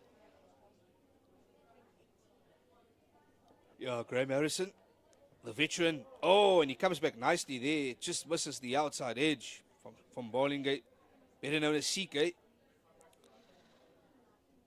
Yeah, it was a bit of a loose delivery on that. The previous one was wide, was short, and was punished. And he comes back nicely there, just misses the outside edge. That's well struck to the fielder. I think with Graham Harrison, he has this action where he tries to flight the ball, but tries to sort of put pace on the ball. From what I've seen here so far. Oh, and that's a full toss there. Luckily, straight to the man at 45. Just a couple of loose deliveries, but luckily he wasn't punished. He was only punished for 4 runs in this over. So that score now is 58 for 3 there after 20 overs. So the USA they're coming back slowly in this game. That run rate is now 3 pin over, exactly 3 and over. And Paul du Plessis, Nathan, he's going to be continuing. Hopefully he can pick up another wicket and just pile the pressure on the USA. We have a new man at the crease, Mark, right? So what they need to do is pile the pressure on him and not allow that man to sit at the crease. Well, actually the run rate should be 2.9 if you've 50, because short of 60 runs, but 3 wickets in 20 overs. I'll gladly accept that. Now it's du Plessis to continue. So got the deep square leg, only filled in the boundary. That's lovely play, just on the leg side. Fielder's coming around. Will they go for the second? Yes, they've decided to go for the second run there. Man on the boundary was a little bit slow to react there. Was hesitant. And they get 2 runs there. So, good start here for Mark Wright, the new man at the crease. He's just having a look around, looking at the field. There's only one. In fact, there's only 3 players on the leg side, 3 fielders on the leg side, and 4 in the inner circle on the offside. So, just plays it neatly. 4 defensive shot, blocks it nicely out.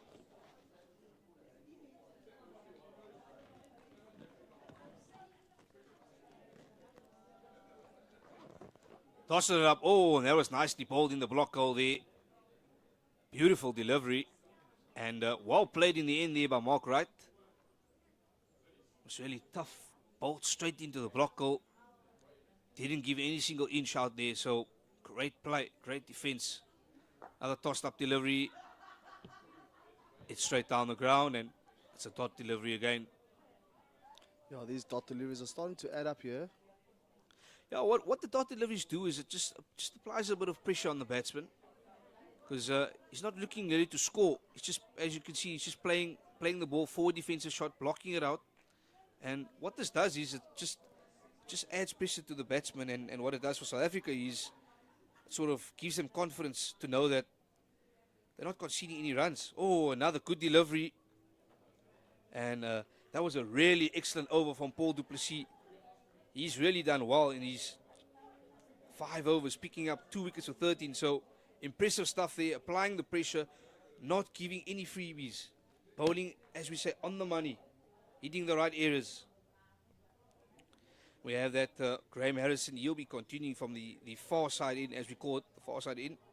On the screen, you can see the Devil's Peak sign in the background. Graham Harrison. Nathan, what do you think Graham Harrison can do here? Can he come up with another wicket?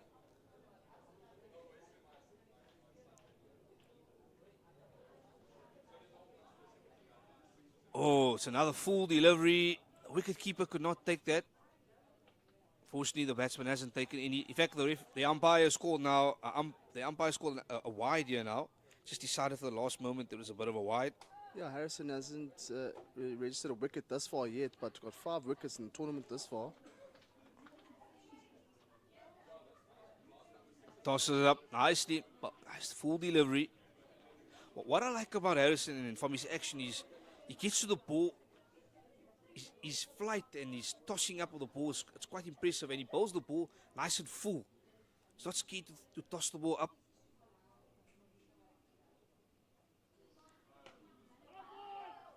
That's nicely hit there on the back foot, and they just cross over and get that single run.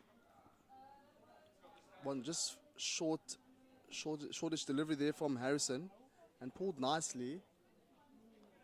They need to start to pick up the run rate a bit here. Just now the run is just going under 3 runs per over. Definitely not what is needed here for USA. Yeah, we're heading obviously to the halfway stage as well. This innings, you remember, this innings is 45 overs. We're in the 22nd over now, so we're just basically at the halfway point of the innings. Nicely played by Mark right there, saying to his partner, no, we're not going to take any risk here. I'm just going to play the safe route. See it out, block it out.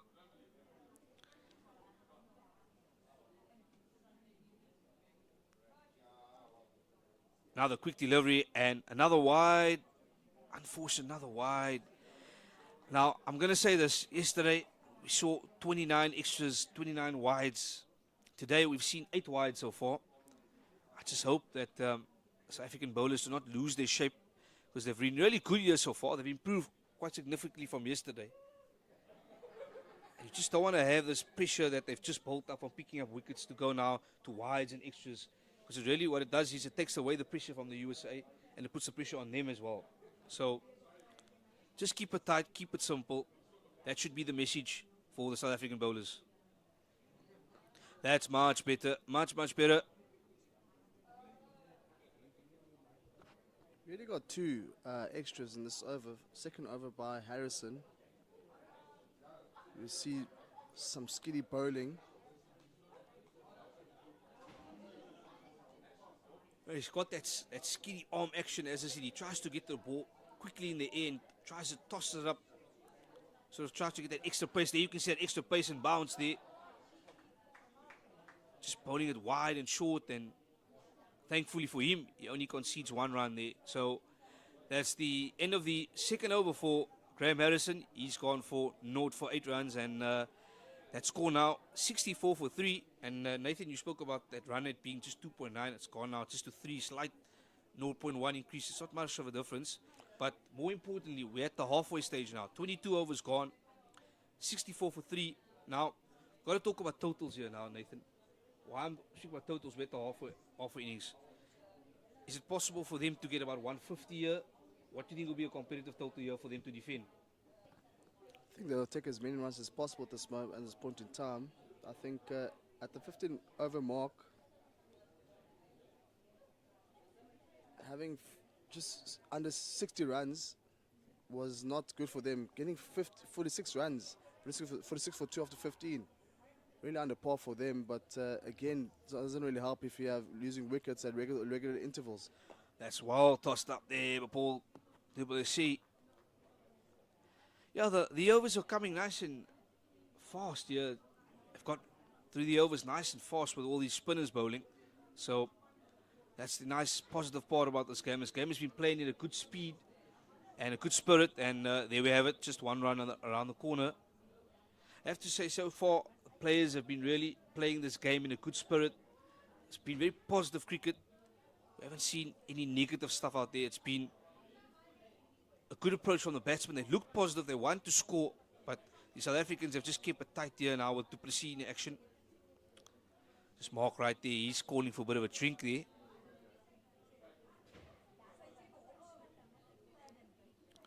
Oh, and that cut shot just misses the edge. And it's well taken by Cholop, the wicket keeper. That was a close call there, nearly got the edge.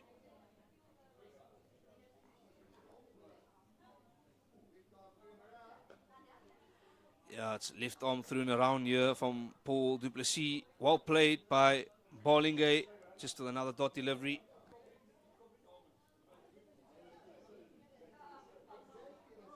Oh, and that's a bit of a loosener there. Thankfully, the umpire says no wide, surprisingly. So that's the end of the 6-over from Paul Duplessis. And that score now 65 for 3. So just 1 run conceded in that over. Once again, keeping it tight. And as I said to you, Nathan, I think the advice, if you were the coach of the South African Impalas, is just you want to say keep it simple, keep it tight. Don't give any runs on offer here. Let's keep applying the pressure on the USA. We've got 3 wickets down, and you know what? We can try. If we can try and get them out here for 100, we in business. So yeah, it's looking good here for South African Impalas so far. And it's again that man Graham Harrison. He's going to continue, Nathan. Yeah, Harrison to continue. Doesn't really want to concede too many extras. I think there was a message coming from the dugout of the US side. Just important to pick up the run rate and not lose any wickets. That's what's important for them. Yeah, we have Graham Harrison. He starts his 3rd over here. And as we've spoken about it, he has this very skinny action, gets the ball, tosses it up nicely, tries to sort of add an extra pace or extra bounce to the delivery. There we have it, that fast delivery with that extra bounce. Well played there in the end. He hasn't been effective yet. He hasn't picked up any wickets, but he has got through his overs nicely. It's been nice and quick.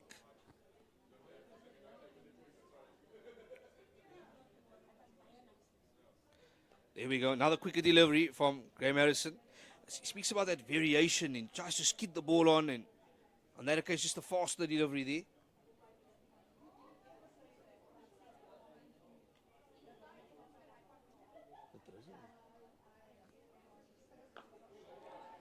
Oh, it's played, and there's a man there. And that's well taken. Excellent catch in the deep there.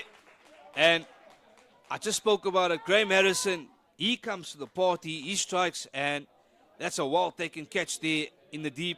So South African Impalas, beg your pardon, the South African Impalas, they strike there, and now the score is 65 for 4. And unfortunately, Mark Wright, he has to go all the way back to the dressing room. He'll not be happy with that shot he played.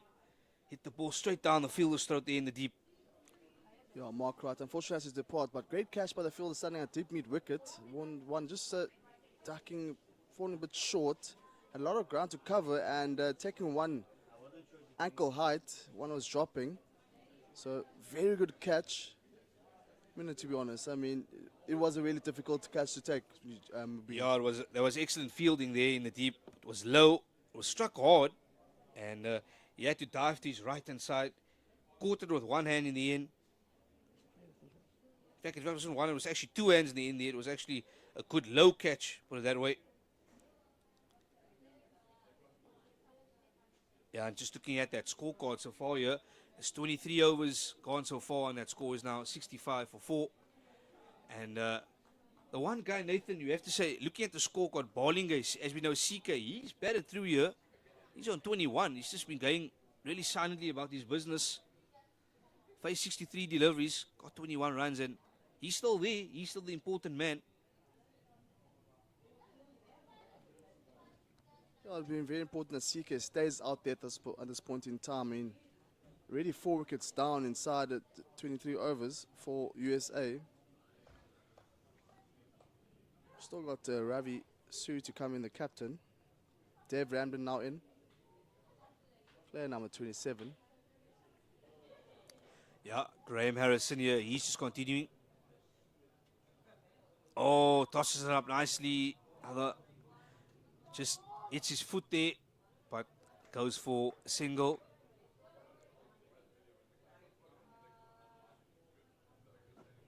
Now Graham Harrison has 6 wickets. Adds another wicket to his wicket column. Inching a bit closer to the top of the leaderboard. Oh, and just on that occasion, just drifting down leg side, and the umpire calls wide. He's been keeping it that his deliveries have been literally in middle and off stump. Just on that occasion, going down leg side there. So just conceding that wides. It takes it to about 10 extras now, 10 wides in this innings. Gets slapped to the leg side there. Fielder unfortunately could not cut it off. Bit of a fumble and he comes through for a single. The new man at the crease, Nathan, is Dave Ramden. He's on strike here at the moment with Ballingay. As I said, Ballingay still at the crease, 22 runs off 64 balls. So he's really occupying the crease here.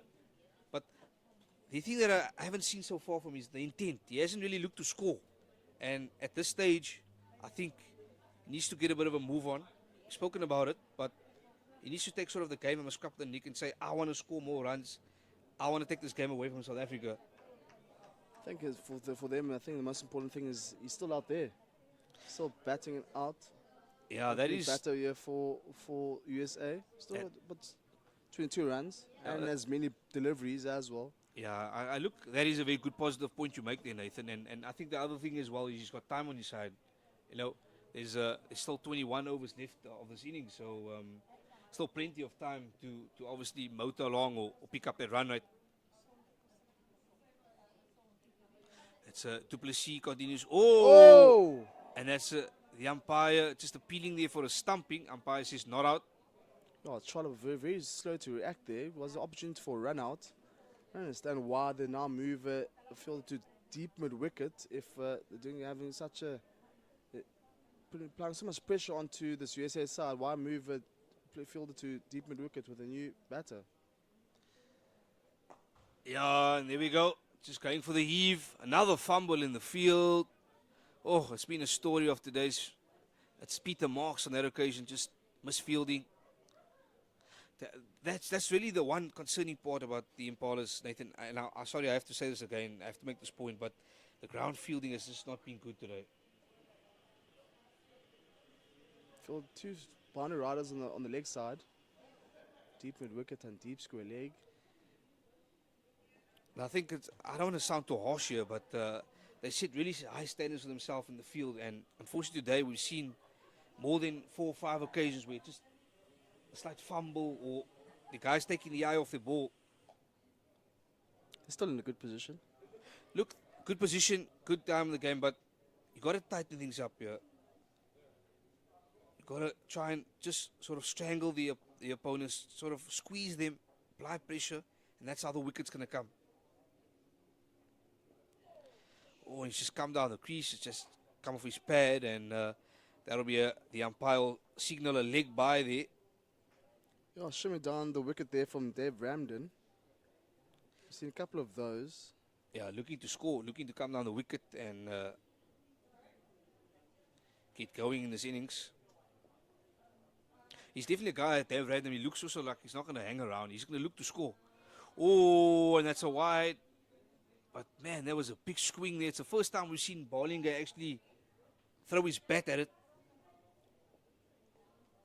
Was asking to be hit there, but fortunately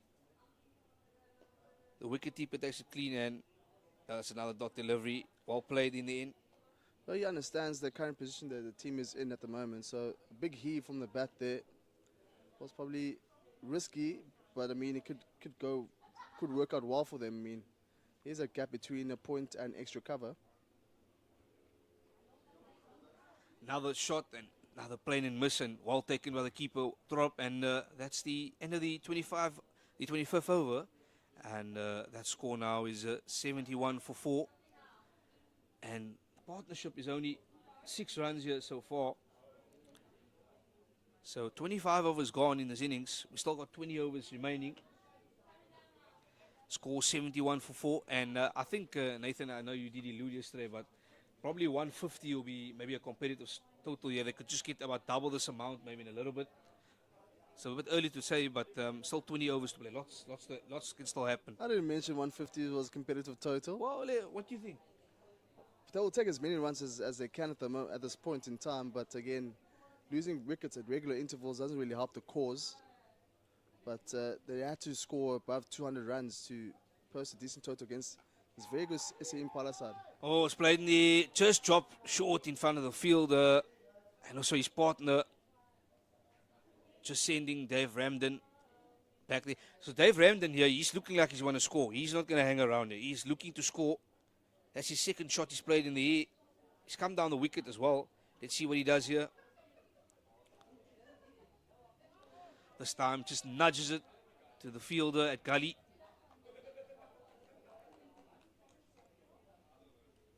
Definitely looks like someone who has an attacking mindset here. Just looking at his body language and the way he bats.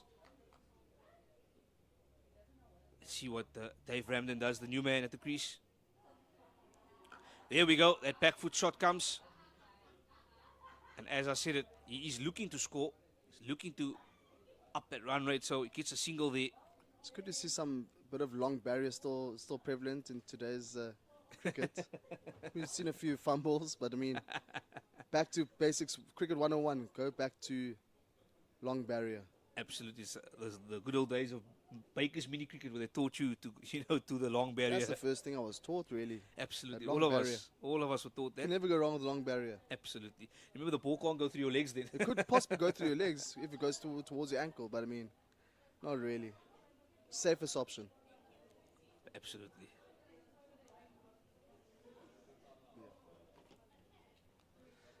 So Graham Harrison there, he starts off. The umpire just giving us a signal there, saying no ball. Just what happened was, there's a free hit as well. What happened was he's just stepped outside the line on the left side of your screen there as well. It's just going outside the pitch area, and unfortunately that's why the umpire called a no ball.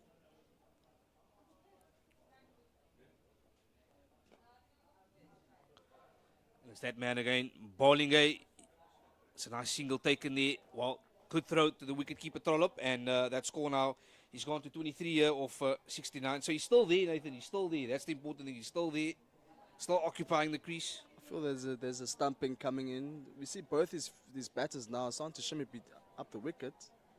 So if they manage to miss the ball, potentially can see a stumping. Just his partner sending him back there. Dave Ramden looking to score, and unfortunately, Bollinger just saying, no, I'm not taking any risks here now. I've worked very hard for my 24 runs, and I'm not going to take any risk by running singles that are 50-50s. Just putting it down leg side, and they cross over for another single. So it's again Ramden. As I said, he's looking to score all the time here. Just getting that score ticking and clocking. Still 74 for 4 here. In fact, it's 75 for 4 now. That last run, and 26 overs gone still here. We still have 19 overs remaining in this innings. It looks like it's Duplessis to continue. Bowling is 7th over here. He's bowled really well this far. Yeah, he's been impressive. He's coming around that left, around the angle there. We've spoken about, Nathan, you spoke about trying to squeeze the batsman as well. But he's actually been good. He's been bowling a good lines. He's kept it tight, kept it simple.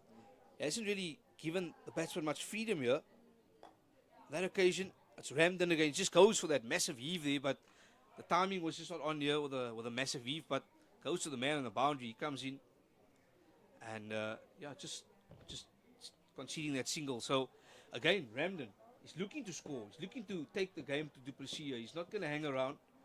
That's a clear intent from him.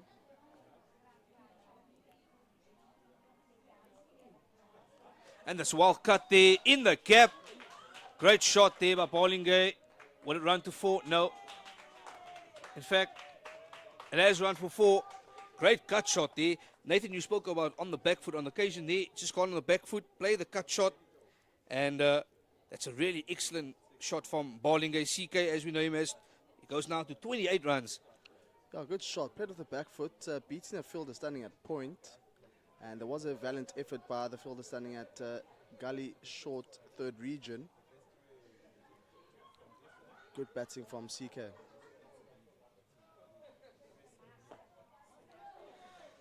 Oh, a little bit of hesitation. Dave Ramden says, CK, no, go back. We're not taking that single. We're not taking that single. We've worked too hard to get the score to 80 for 4 now. Let's not throw our wicket away. There's the big heave. Must shoot straight to the fielder. Looks like CK is also looking to score now, Nathan. That's well played. Well played, gets behind the ball. Good defense.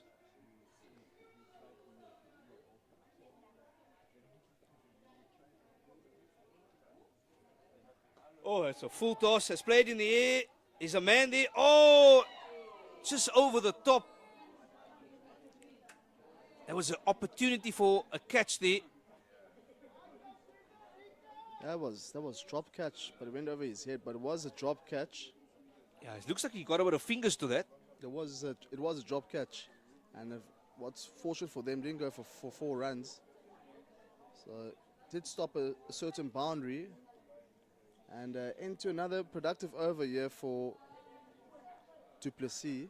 Yeah, we've spoken about a lot of the ground fielding. On that occasion, it's a drop catch. So just overall fielding, it's a big issue today here for the South African Impalas. Just in terms of the standards they've set throughout this tournament, I think they'll not be happy with the fielding. That's one area perhaps they need to touch up on the next game. One field took a blind of a catch in the boundary though. Yeah, but look, that's one good catch. But the ground fielding and also the drop catches, it's been a pattern where they've just been a little sloppy today for their standards, in my opinion.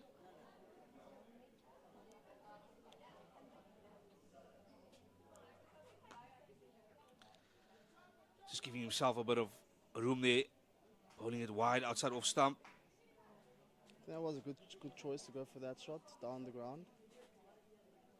Packed field towards square on the offside with point, backward point and a cover. Yeah, they've a got short cover.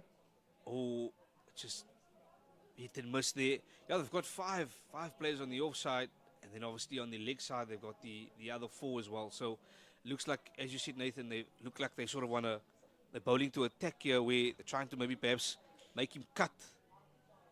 There we go. That's maybe the plan, make him cut. But that occasion is slightly too wide. It's a wide delivery there. Just Graham Harrison, frustrated, just kicking himself there. Yeah, it's overload of fielders on the offside. 2 behind square on the offside. That's better. That's much better. Straight and full. That's the line he wants to be bowling at, Graham Harrison. Wicket to wicket, full and straight. Not that sort of wide deliveries. I get the plan. I understand they want him to cut. They want him to sort of play on the offside. I get that plan. But him bowling a bit fuller and straighter. There we go. That sort of makes... Oh, that's nicely played in the gap. Just the fielder not able to sort of cut it off there. And they're coming back for 2 runs. That should not have been 2 runs there, but nevertheless, the USA will take it. It was in the gap. We've been 2 runs. Yeah, but I think that fielder should have come around quicker there. That was definitely just 1 run there. It was not 2 runs there. But either way, it's full, it's straight. Seat on the up. Looks like these 2 are being more productive out there. Oh, and we have a bit of another misfield there. Fielding has been really sloppy. Just no one backing up there that occasion. Wicketkeeper Torop just putting his hand up saying, sorry guys.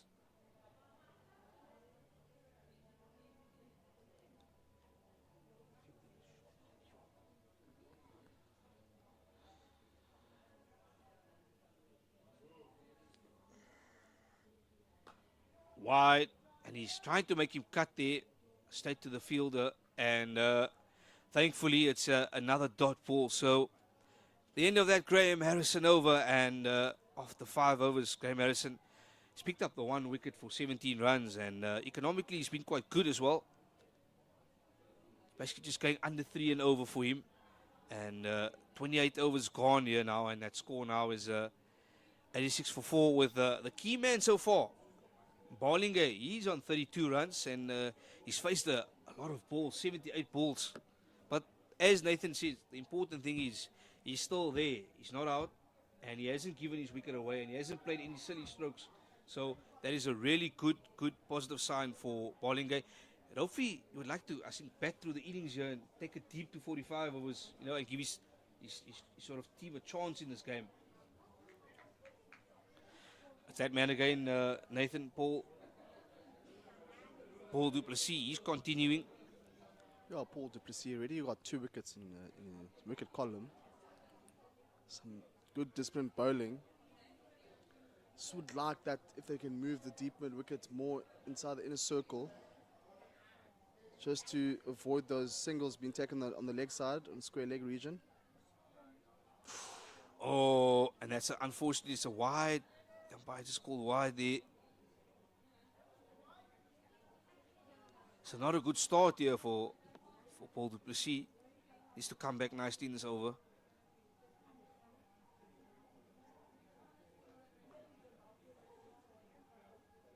Just a fumble there from the wicket keeper. Just unfortunately couldn't take it clean there. Bit of a quicker delivery from du Plessis. Tosses it up. Nicely played in the gap. In fact, to the fielder. Good fielding. That's good fielding, Nathan. That's good fielding there. I think that's what the South African Impalas side want to see more often. You want to see good energy, good fielding, and there we go. That was good fielding. And this time around, close call. The oohs and the ahs. Very, very close to that faint edge there. A double teapot there from du Plessis. Was really close.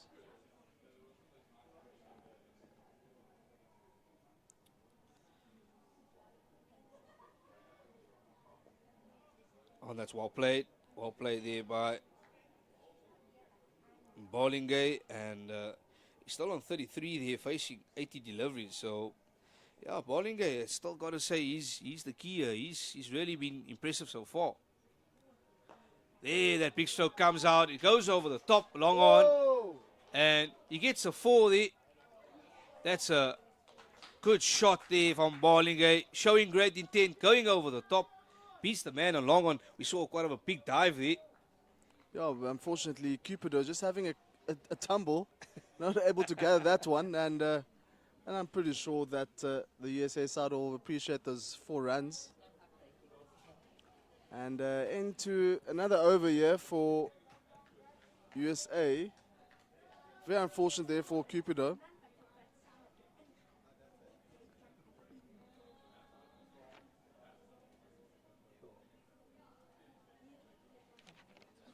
And 9 overs now bowled by du Plessis. Getting 2 wickets, that's the most important thing there for him. Getting 2 wickets. And has bowled his full quota of 9 overs. Yeah, he has bowled his full amount of overs. He's done a good job, I think, in the end. And yeah, Graham Harrison, he's just going to continue now. 29 overs. The drinks break is coming up soon as well.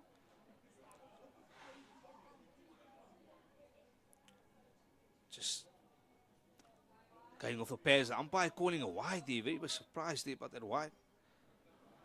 But the USA, Dave Raymond, he'll take it any day. He'll take it. It's extra runs.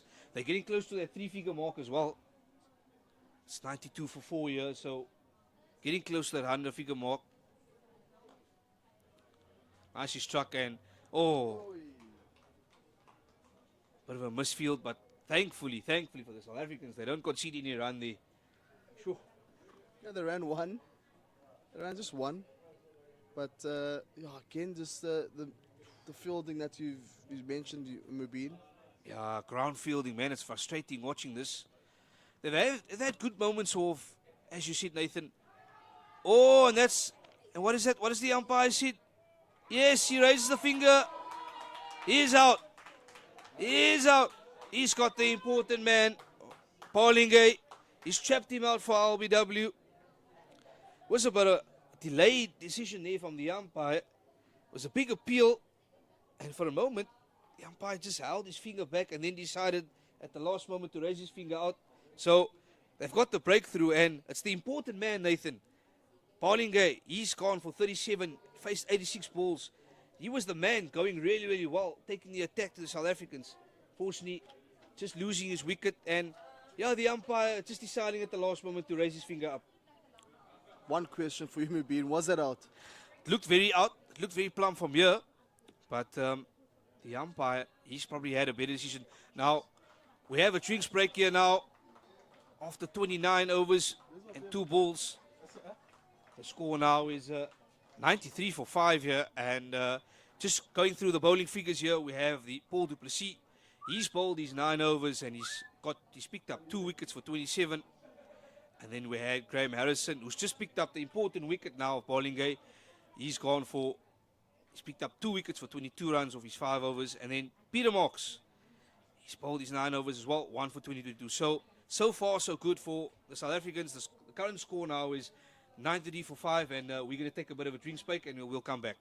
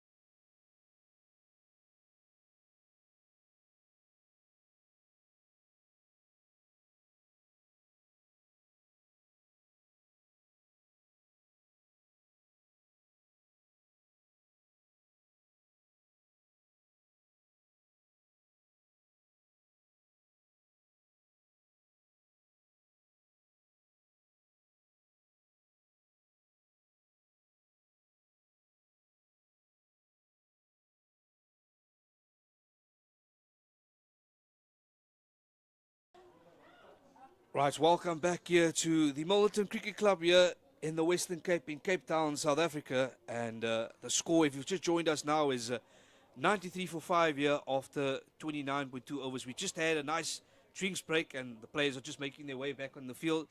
If you've just joined us, I'm joined by my colleague Nathan Gogela. Nathan,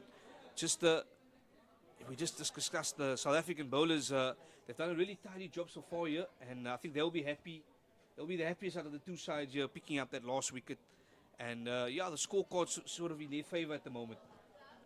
Yeah, good day to all the viewers out there. Just had the drinks break. I had a wicket prior to the drinks break.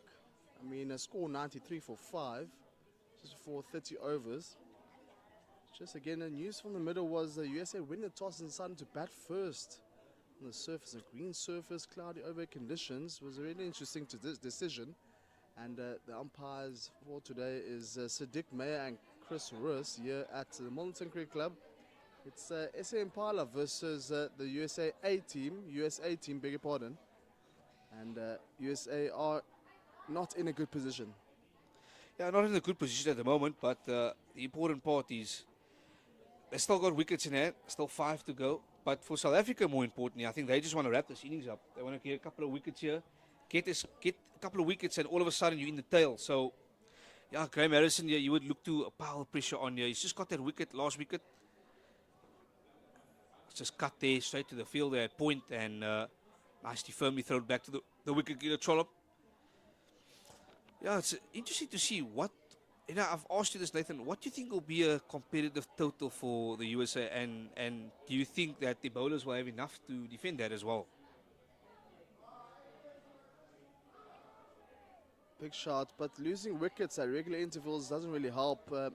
We would have thought maybe they need to score a total just over 180 and above, especially against such a good Impala side. I saw in the previous games, scoring 220, 180, and anywhere above 200 would be a good total, but so far not so good for them, going at 3.1 runs per over. Oh, that's a good stumping there, but the umpire calls wide.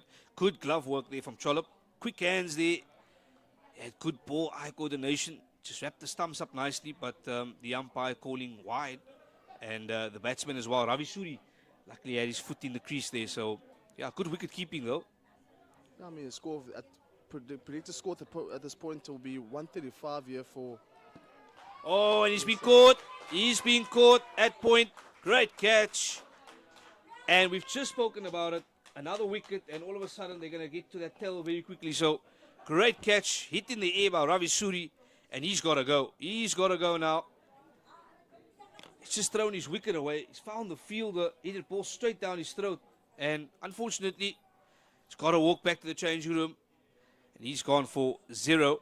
And South Africa pick up another wicket. And it's that man again, Graham Harrison, picks up his 3rd wicket for 23 runs. That makes 8 wickets now for Graham Harrison. 8 wickets this far in this competition for Graham Harrison. And it's the captain that has to depart pretty cheaply, Ravi Suri. And now it's the turn of number 100, Ahmed Merchant. Pretty handy with the ball in hand, but they're definitely not in a good position at the moment. We thought maybe 160 would be the total for them. Now it's not looking too good. Maybe 110, 110, 120, 110, 120. Yeah, look, 6 wickets down. Now definitely for 6. Nathan, you make a very good point there. Could be about 110, 120, but I think Ravi Suri, the guy who just went out now, he'll be kicking himself. He'll be absolutely kicking himself. He found the fielder and hit the ball straight to the man at point. It was sort of a shot that was hit under the fielder's throat there. It was straight to him. He didn't have to move an inch. So he'll be really, really upset with that. Throwing his wicket away at this critical stage in the game. They've just lost 1 wicket. Now they lose another wicket. So all of a sudden, the pressure's on them now, the USA. Oh, and looking to score early here. Going for a run out. But it's definitely not on there. There's the new man, Ahmed Merchant. Yeah, Ahmed just looking to score there, but I think he just needs to sort of just find his feet here. No, nothing silly needs to be done here now. They're already under pressure, 94 for 6, so you don't want to have another silly run out or another silly wicket falling here because, let's be honest, Nathan, another wicket and they're basically in the tail here. This is their last 2 set batsmen here, Dave Ramdon and also Ahmed Merchant. So after this, they don't have much on offer after this.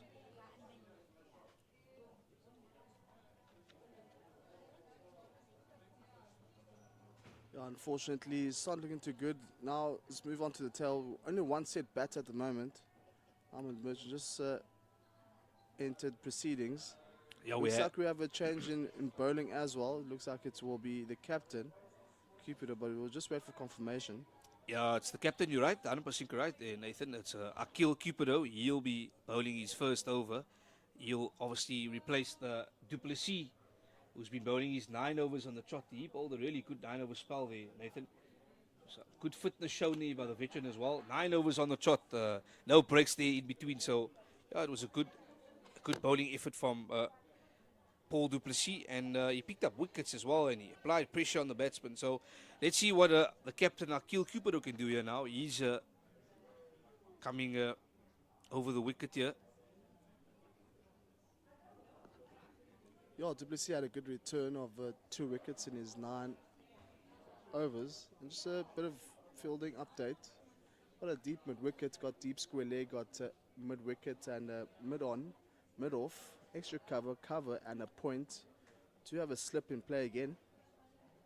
Oh, and he starts really well, straight up front, but that's well played in the end there from Dave Ramdon. It was straight, it was full, it was on the money, and well played by Dave Ramdon. Now, in a situation like this, Dave Ramdon, we've seen him. He's been the one guy now, this last couple of overs. He's looked to score. He's showed positive intent. He wants to score. That occasion there, that was a very good delivery. Played it well. So I think at this stage now, Nathan, we've spoken about it a couple of overs. They've lost, obviously, CK. So now, I think the senior role now, Dave Ramdon, he's going to have to take them home here. He's going to have to take them deep here to 45 overs. There's still 15 overs in this game. I think he's now the key, taking over from, CK. So he's going to be the key now, taking them forward.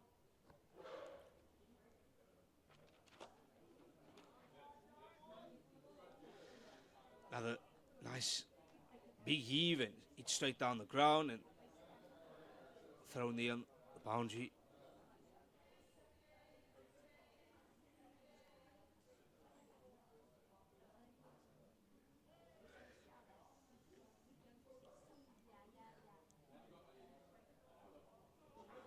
Oh, just another opportunity missed there.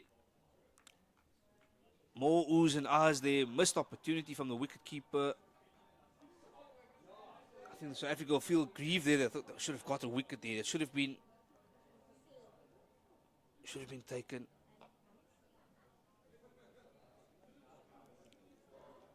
The South African spinners, I have to say, Nathan, they've been doing a good job here so far today. They haven't really given away a lot of extras. It's just been a lot of bad fielding or poor ground fielding. But the bowling hasn't been too bad at all today. I've been really impressed with the bowling. Compared to yesterday, as I said, yesterday they conceded 29 extras or 29 wides. Today, they've only conceded about 11 wides or 11 extras. So there is slight improvement there. And the bowling lines also have been much better. I think that's been the key. They've been bowling tight lines. Into another good over here from Cupido. First over, and that's 31 overs gone.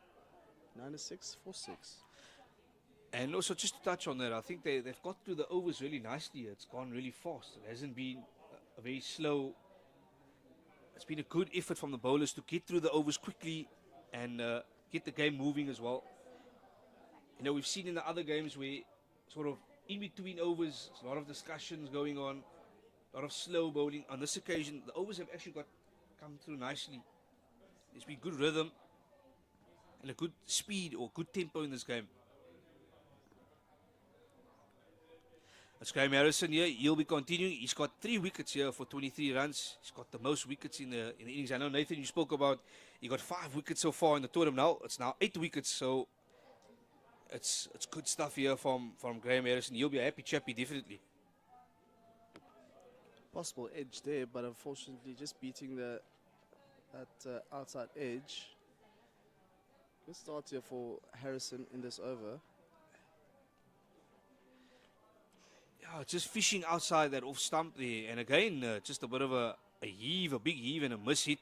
Luckily it goes to the fielder. But just fishing outside that off stump line there.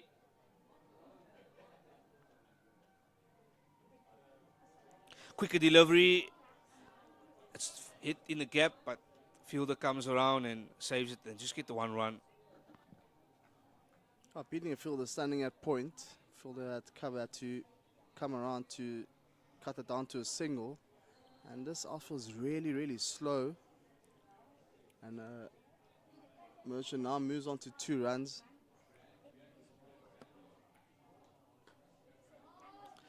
Oh, and that's firmly struck in the gap. But as you've mentioned, Nathan, the outfield has not been assisting the batters whatsoever. It's been holding up. It's been slow. And there is a couple of patches on the field now. That also plays a big role in, making the field a bit heavy. So, yeah, that was actually well struck. I think on any other field, that probably would have gone to the boundary.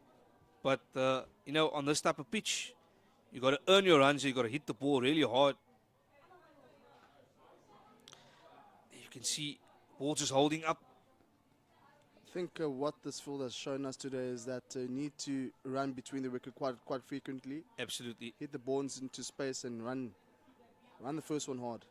Yeah, we have to mention that the boundaries are quite big here. So there is, as you mentioned, they should be looking at running between the wickets more often, getting those 2s and 3s because it's quite a big outfield and also it's a slow outfield. So you make a really good point there, Nathan. I think getting more singles and perhaps 2s could be more handy.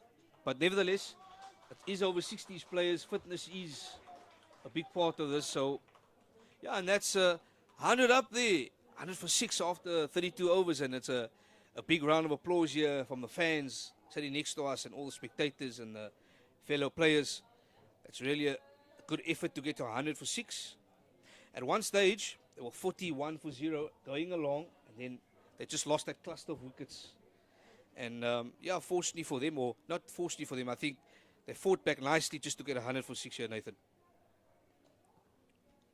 Well, they lost crucial wickets, lost 3 wickets between the 11th and the 20th over, so I think that's a point where things weren't looking good for them. Akil Cupido just tossing it up nicely, and that ball, it struck firmly there to mid-on. No run conceded there.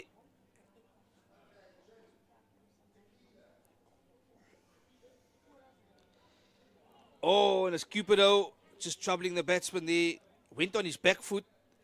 completely missed it, and well taken there by the wicketkeeper. Trollop there. It was a nice take behind the stumps. Bato found himself very lucky there. Not the ball not hitting the stumps.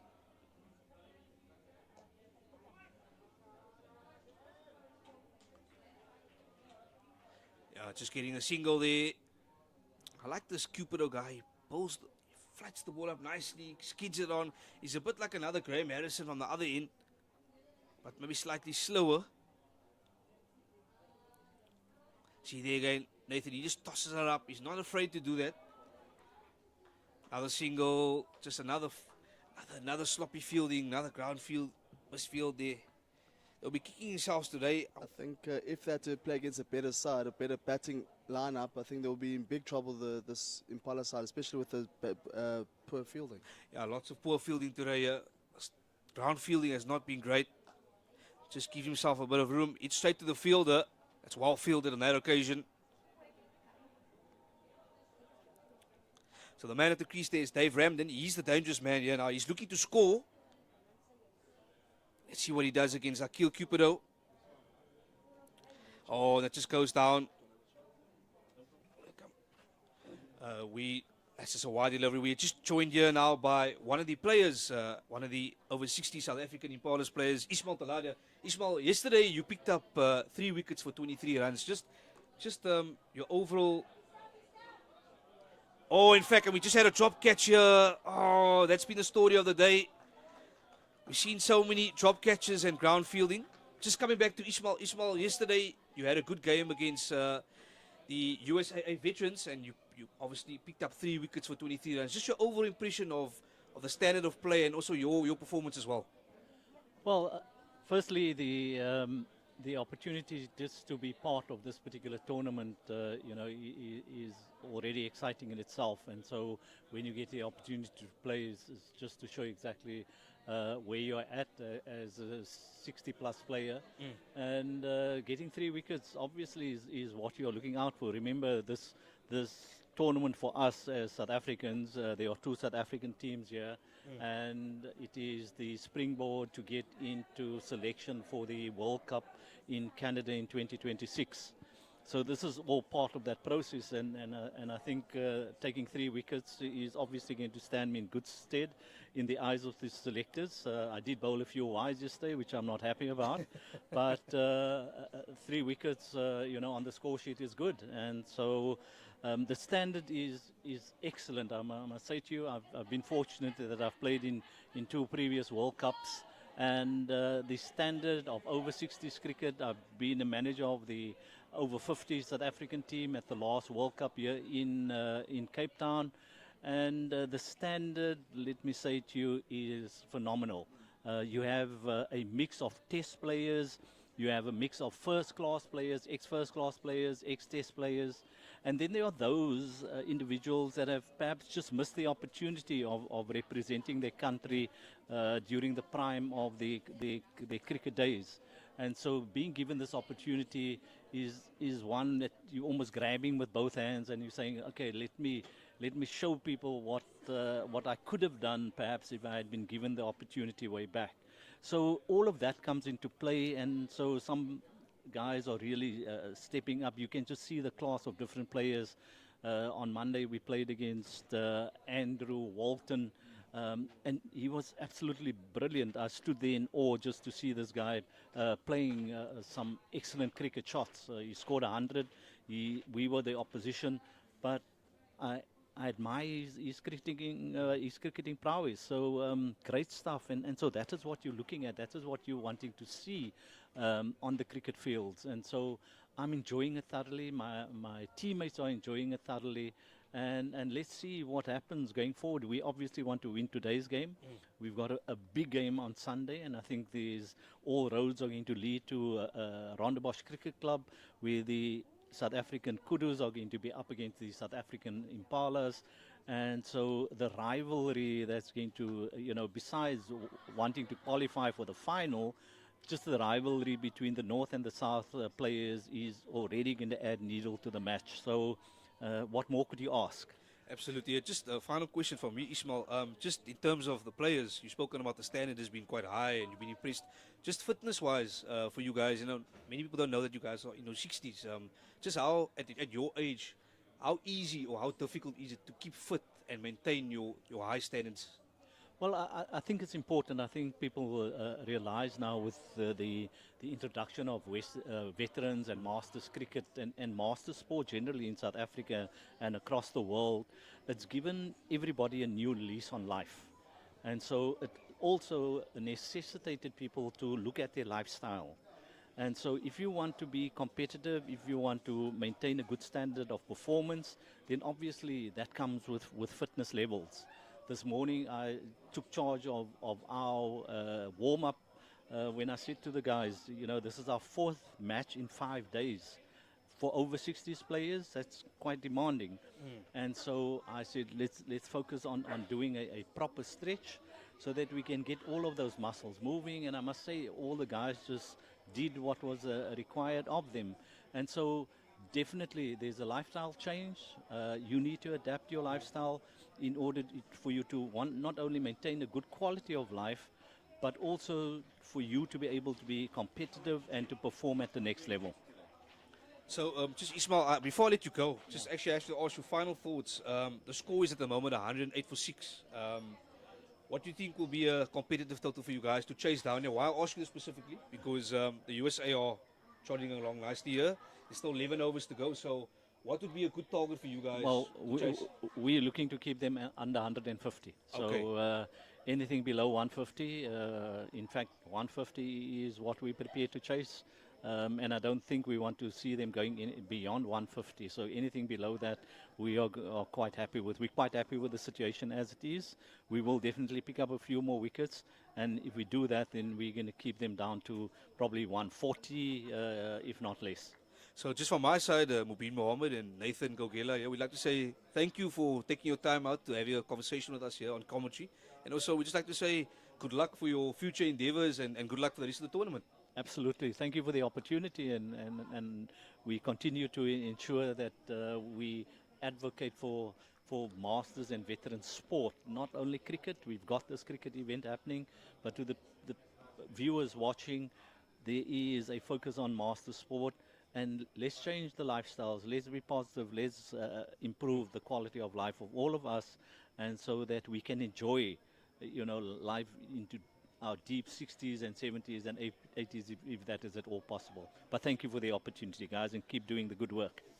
And that was Ismail Taladia, one of the over 60 South African Impala players. We say thank you to Ismail and Nathan. Very insightful information and some wise words given there by Ismail. I think it was a really, really good conversation with us. Yeah, wonderful character, Ismail. I mean, he spoke quite highly of him prior to him coming here, so quite a knowledgeable character. Nathan, by the way, is my neighbor as well, so quite a small connection. Now I understand. now I understand why only just one player out of this Impala team. Now it makes a lot of sense. I actually know quite a lot, but Ismail's quite a popular figure, and he's a well-respected man in the cricket circles.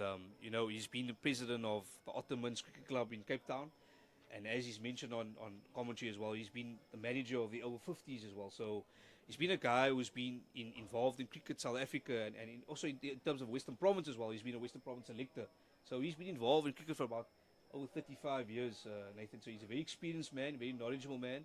And as you can see, he's quite a legend as well in the cricket circle. So, yeah, a great conversation had there with Ismail Taladia.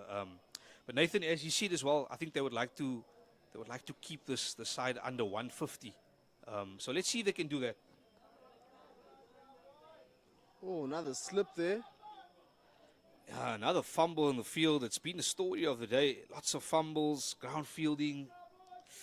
Doesn't look like he's wearing any spikes as well. Tend to slip, especially if the outfield is just a bit slippery. And I did mention that the pitch was a bit moist, and it went out before today's play, so it's very unfortunate. Yeah, it's Graham Harrison here again. He's in his final over. It's obviously 3 for 29 so far in this innings. That's a bit wide, the umpire. No, umpire's going to call wide. I thought for a moment he might just let him off the hook, but no, he decides wide. Just, you know what, he just used to end off while here. It's his last over. He's been good, 3 for 30. I think just 5 deliveries left. Just keep it tidy. Keep it tight and end of your spell off nice here. Graham, no freebies. That's better. Better length. Make the batsman work. No freebies on offer here. So just end of your spell. I think end of your spell is the most important thing here. And you don't want to just hold a couple of deliveries now where you concede extra runs. Oh, that's played in the air. There's a man coming over it. And that's well taken. That ball was in the air for quite a while. And Graham Harrison strikes. I just said he needs to end the over nicely and also the spell. He's picked up a wicket. So 4 wickets for him now for 30 runs, Nathan. He must be over the moon. Yeah, and what's funny as well, the ball before that was a bit of a misfield.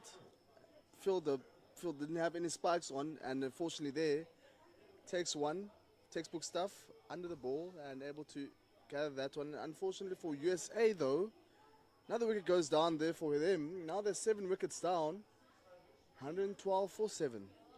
Yeah, just 112 now for 7, and we into the tail here. Just 3 wickets remaining of the USA side, and as we spoken to about 10 minutes ago, we spoken to one of the South African veteran players, Ismail Taladia. He spoke about trying to get this team out for under 150, and I think they're on that path there now. Definitely, it is still reachable at 3.2. As you can look at the scorecard there now. We look at that scorecard, and Graham Harrison.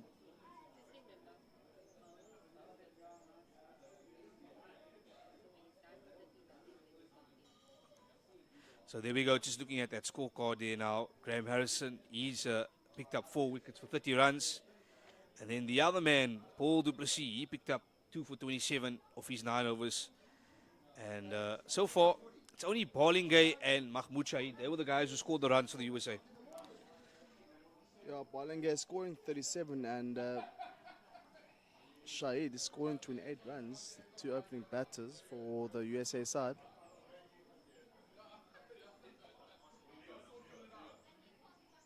Oh, the umpire calls wide, and just a bit of a shout there, a bit of a...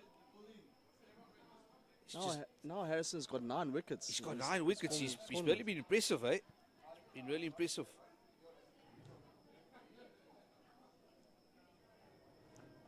And I'll say it again, what I like about Harrison is he tosses the ball up nicely, bowls the ball in the nice areas, and he has this quicker delivery. He likes to sort of change his pace at times, so he keeps the batsmen on their toes all the time, with some deliveries coming a bit slower, and then there's a bit of a fast delivery that comes out of nowhere. So yeah, he sort of just varies his deliveries nicely.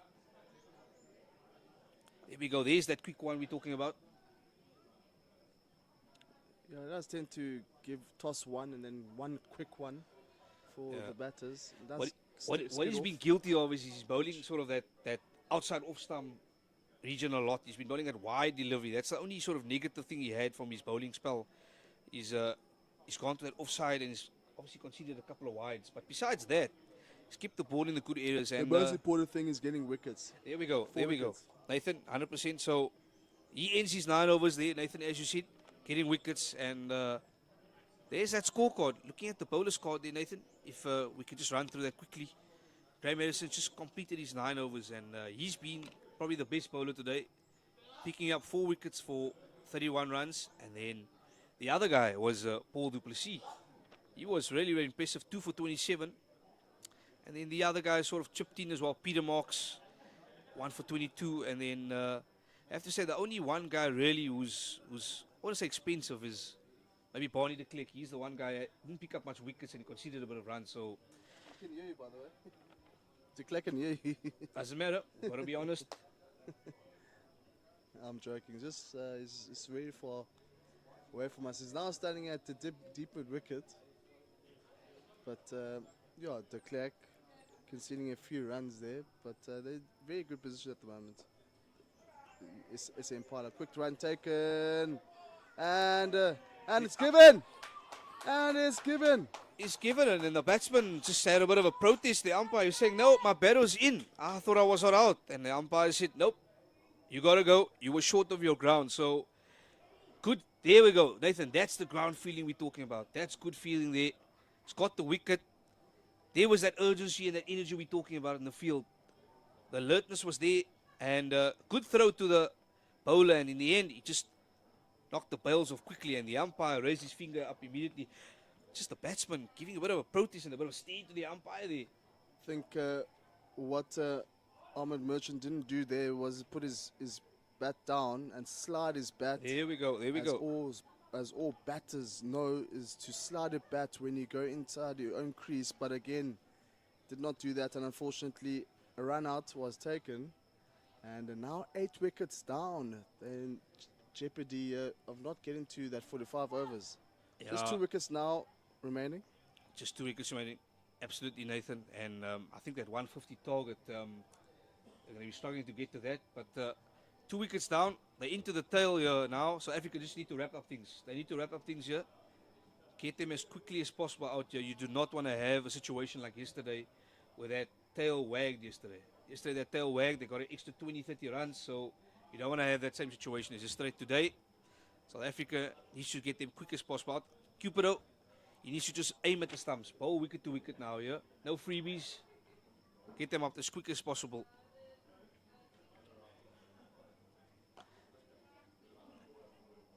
There is still a lot of overs here, Nathan. There's still 9 overs left and remaining. So, I mean, the 150's on if a couple of guys can hang around. Still 37 runs to reach that 150. But, I mean, surely South Africa have to say, we want them out now. That's well played. Struck down the ground and gets that single once again. And just remember that new guy at the crease there we have. In fact, it's 2 new guys. We have Rajesh Idait and Terumurti, who's the new guy. Terumurti is the other guy on face at the moment. Well played there by Terumurti. You should see Rajesh open the batting, beg your pardon, open the bowling. Rajesh has currently has 4 wickets to his tally this far in this competition.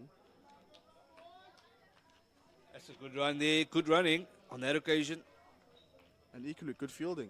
Yeah, it's just something we didn't really speak about much. Yeah, we didn't speak much. We've been criticising the fielding, unfortunately, because while we're criticising the fielding, and I think I just really I think they overheard us. De Klerk overheard us talking absolutely, about the possibly fielding. he probably heard us talking about him, just walking past us, behind us, and maybe he's just pulling his socks up there.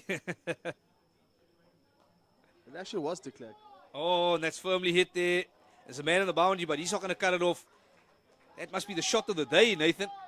No, definitely not. Shot of the day was straight over deep mid wicket, shot by Mahmoud Shahid for 6. Oh, if you think so, okay. That was for me. That was a good shot there. That was for me my shot of the day. I'd say rather. I think the most elegant stroke you never play in cricket is obviously like the cover drive. Cover drive, We've of seen course. a few cover drives from Shahid.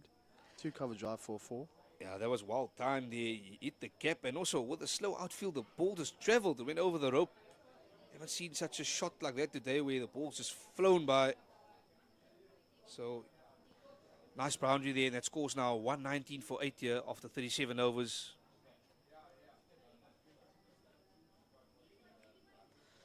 Man on strike here, Terumurti. I hope I'm saying that correctly. I apologize if I'm saying that incorrectly.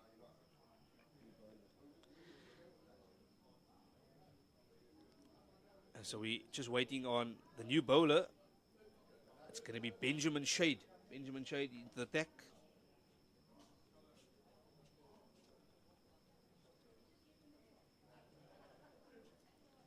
Ben Yam. I was told it was Ben Yam was the correct name. Ben Yam. Ben Yam, well, beg your pardon. Oh, I could be mistaken. Yeah. In fact, it is Benjamin Shade. Just sorry, we apologize for that mistake over here.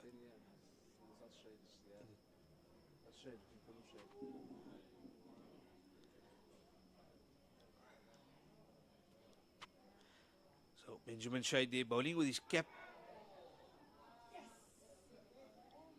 Another one just falling short. Yeah. I've seen a couple of those in this first innings. USL very lucky here. Still with 2 wickets remaining.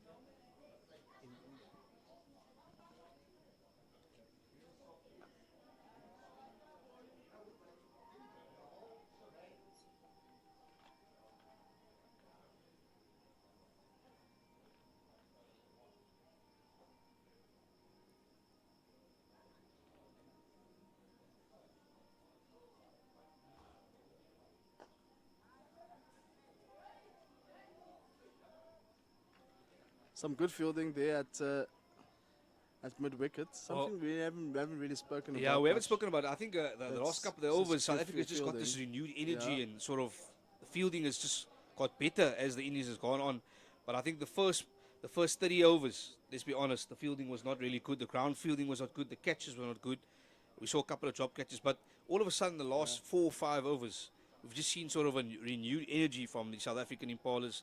They seem to have just come alive. As you know, sometimes wickets, Nathan, just sort of gives the team a bit of confidence and a bit of an energy boost as well. So You see, this is drop for fielder standing at square leg to deep square leg now.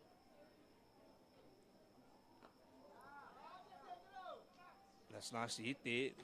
The east cover on the boundary, and it's just going to be 1 run.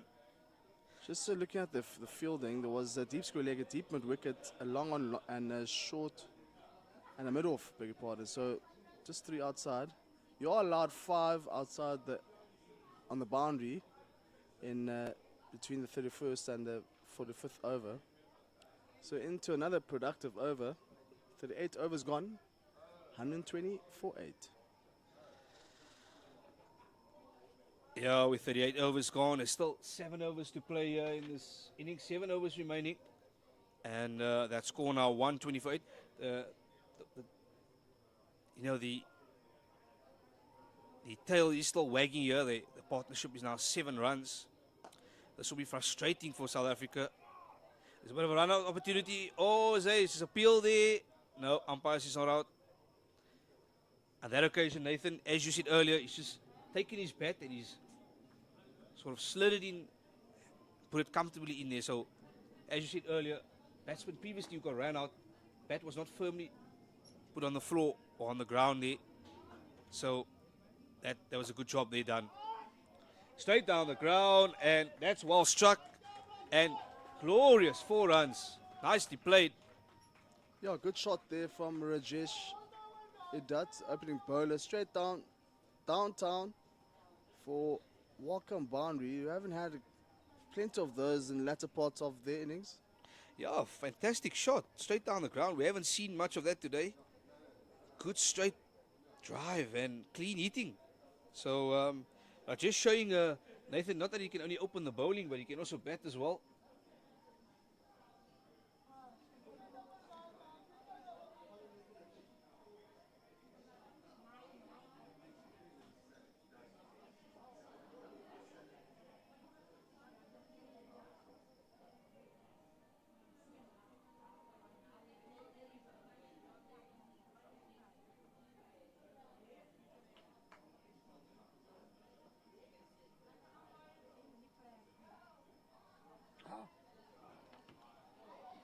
Just a bit of a miss shot there.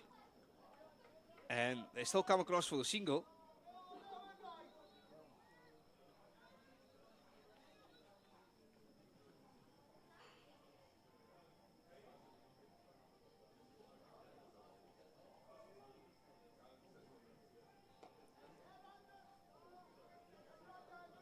Another quick single. They're getting a lot of maximum runs here now. That partnership, Nathan, is going to 14 runs. So they're just squeezing every single run here. And they just get closer and closer to that 150 mark. 14 runs now conceded in the last 2 overs. So the runs are coming. And off this over, it's already 7 runs conceded as well.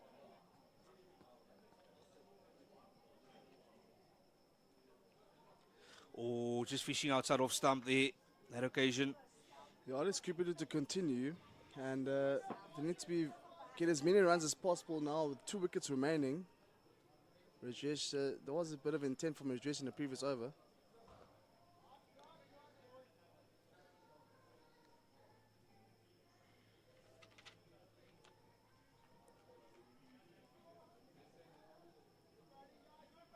That's the end of the over, and that's the end of the 38th over now. We into our 39th over. Still 6 overs remaining.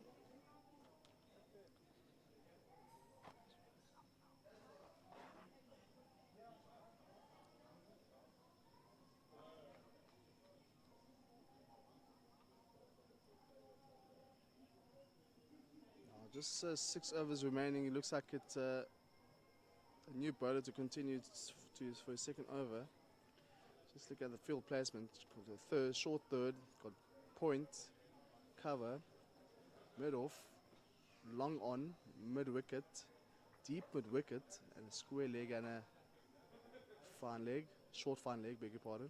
Just 2 outside the circle. Nicely whipped off the pads. Comes around for the single. Yeah, so Africa just need to be careful here. They just do not want to throw this game away. They've put themselves in a good position here. They had them at about 113 for 8. It's now 128 for 8 in his last 2 overs. 15 runs conceded in that 2 overs. So, Nathan, I think just for South Africa's sake is we need to not give any extras because we are at the back end of the innings. A lot of runs are expected to come. But they had them on the ropes here. So they got to just wrap up innings here quick as possible. That's in the air. Oh, just dropped in no man's land. Fortunately for the batsman, he survives. But also, as you can see on screen now, the sun has come out now. Finally, the sun has come out. It's been a humid morning or a bit of an overcast morning, but now the sun has finally come out. It's bright sunshine here.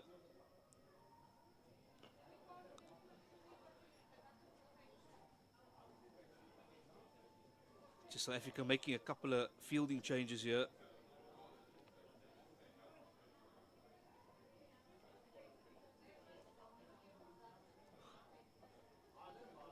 Just a straight swap here between the fielders standing at short third and cover.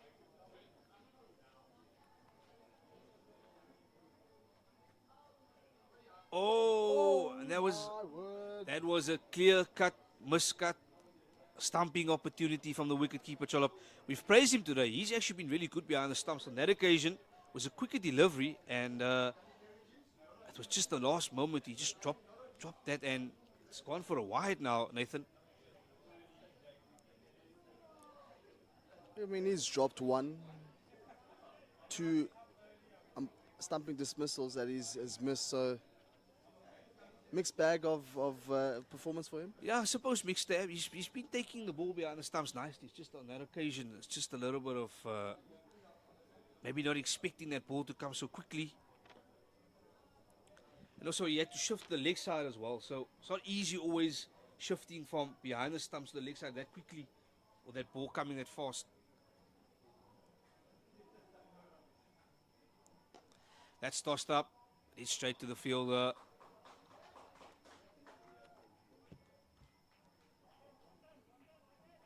And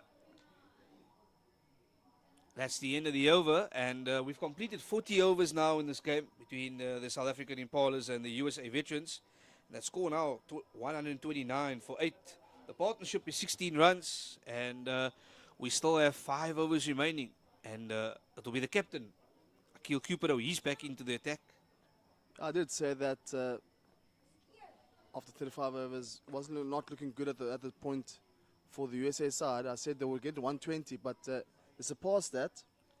Now we could be seeing them getting close to 150. Yeah, definitely. It's on. It's 21 runs. As I said yesterday, was one of the issues yesterday was that that tail wagged quite long yesterday. They got about an extra 20, 25 runs. Now, the same thing has happened. Oh, that ball's played in the air. But unfortunately, the fielder's Peter Marks, he could not just take that. Yeah, so 20 runs, Nathan. It's not far off. And as I said, they've already got this partnership going nicely. It's a really frustrating partnership for South Africa. They will not be happy with this. And it's the second time in a row, eh? It's the second time, Nathan. So they haven't learned their lessons from yesterday. I think just looking at the log, if they manage to keep them down to 150 and able to have a high run rate. That's played in the air, and it's taken on the boundary. That's taken on the boundary.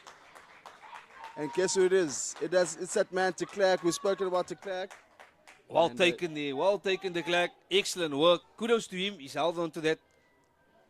As I was saying, that if they manage to keep them down to 150 and have a good start with when they were going to bat for Impalas, it might help them with the net run rate because it's so compact in the middle of the logs. Yeah, and that partnership was 17 runs. As I said, it was a bit frustrating for South Africa. That tail was wagging nicely there, and there's still 1 wicket remaining here. So can the USA just bat out the innings with 4 overs remaining, or will they be bowled out here?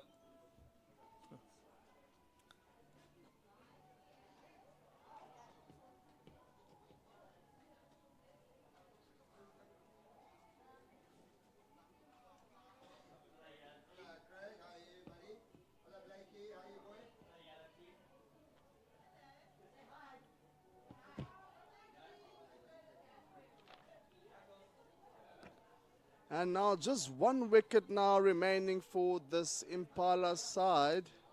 And if they manage to keep them down to 140, they're well on the way to victory. Again, depends on how the USA comes into bowl when they come to bowl in the second innings.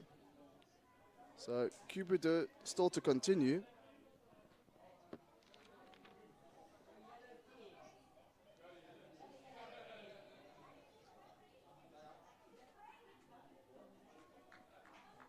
Hello.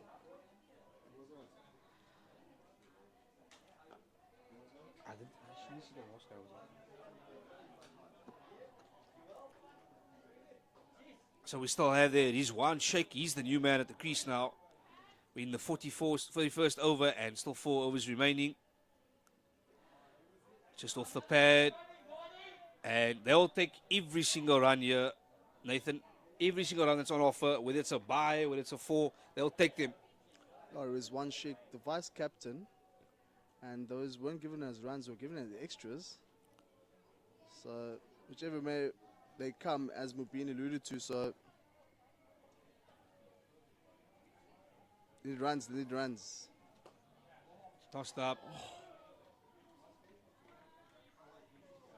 That's another drop catch. They feel the sun at mid-wicket. Yes, definitely. That was firmly struck and another drop catch there. He'll be a bit upset with that. Is it Paul du Plessis? Yes, it's Paul du Plessis. It was an opportunity for another wicket there. Paul du Plessis bowled pretty well, 2 wickets. He did well, 9 overs. but unfortunately just that he could not hold on to that catch there. And look, fielding, we've spoken about fielding here. There has been poor effort from South Africa, but they've come back the last couple of overs with a bit of more energy, new energy as I called it.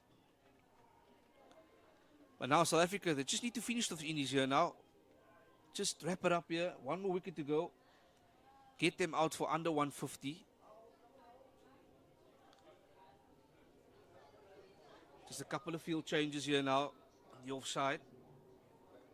All the guys are in the circle. In fact, there's only 2 guys outside the circle on the leg side. That's it, straight down the ground. Oh, and the bowler could not cut that off.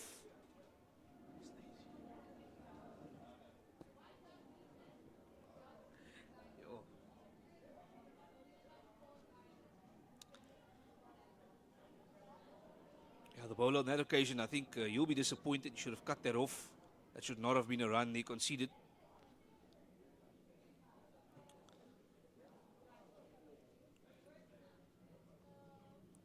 Oh, that's nicely cut there to the guide Kali, and every run here has been clapped by the USA. They're taking any run here on offer. Yeah, good shot there. So there was a bit of a space there and just got it down towards third, just for a single.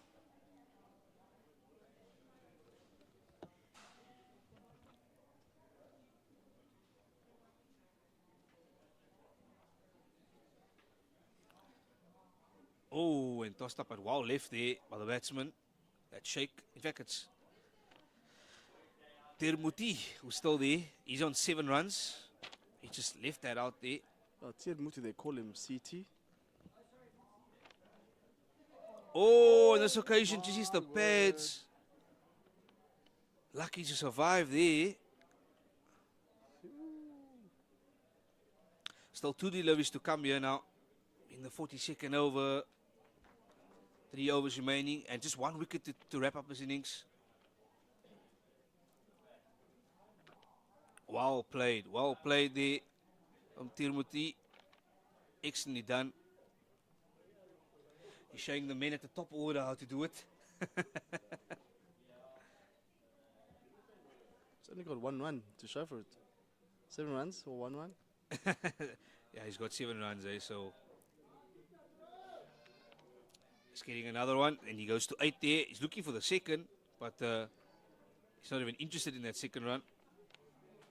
So last ball to come up. In fact, that was the last ball. So yeah, into the over there. Umpire says into the over. So Benjamin Shade, he's bowled 3 overs, gone for 0 for 5, and after 42 overs, that's 135 for 9. Nathan, still 3 overs remaining, and 15 runs. Can they get that 15 runs to 150? I know it's a question I've been asked a lot, but is 150 still on here? Again, anything can go in a game of cricket, and time will tell. I mean, 2 overs, they need to go at 7.5 runs per over, and we haven't seen much of any overs going above 8 runs per over. So, again, anything can happen in the last 2 overs. Yeah, 3 overs remaining, and as I said, probably have to go 15 in that last 3 overs, so 5 and over. It's very possible at the back end of the innings here. So I think at this stage it's just about, and I'll say it again, it's just about getting as much runs on the board as possible. And I think they've got a free license just to go after every ball there now. There's not much time left. So I thought there was 2 overs left, but it's actually 3. no, it's actually 3, so it's fine. Doesn't So matter. 15, they need to go 5 runs per over. 5 and over, so it's very possible here. Very possible. If they see the overs out and they play, there we go. They're playing smart cricket here. As I was about to say, if you play smart cricket, you can get 5 and over. So so far so good. They've got the 2 of the first, the 43rd over. For South Africa, I don't think they'll be happy. They'll want to get this team out. They should have got them out here about 40 overs already. They've been a little lackluster in the field, and also they haven't really applied much pressure with the ball here in the back end. That's tossed up. That's well played there by Tirumurti. He's the one that's on 9 runs, Nathan. He's looked really decent with the amount of strokes he's played and the way he's got behind the ball.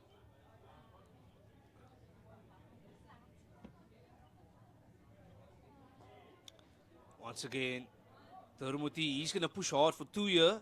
Will he get the 2? Yes. Another fumble in the field. Oh, the ground fielding. Ground fielding today. Oh, it's been a story, a never-ending story here. Oh, that definitely wasn't good there. I mean, they should have cut it down to a single run. Yeah, There's never 2 on. There was never 2. never 2 on there. And also, it's just given a bit of extra hope here, extra confidence for the USA. Another cheeky shot around the corner, and there's no fielder there. The wicketkeeper has to chase it. So they're getting valuable runs here at the back end of the innings. I haven't seen many teams having a fine leg. It's been really interesting to see. Yeah, But, the poor wicketkeeper had to chase that, Nathan. Bit of an extra work out there for him.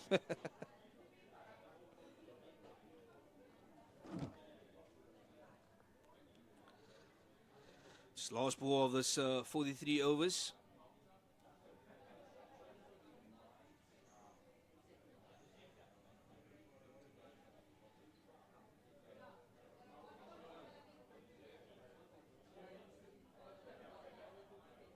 Another paddle around the corner, and some soccer skills there, so just cutting it off, just getting that single.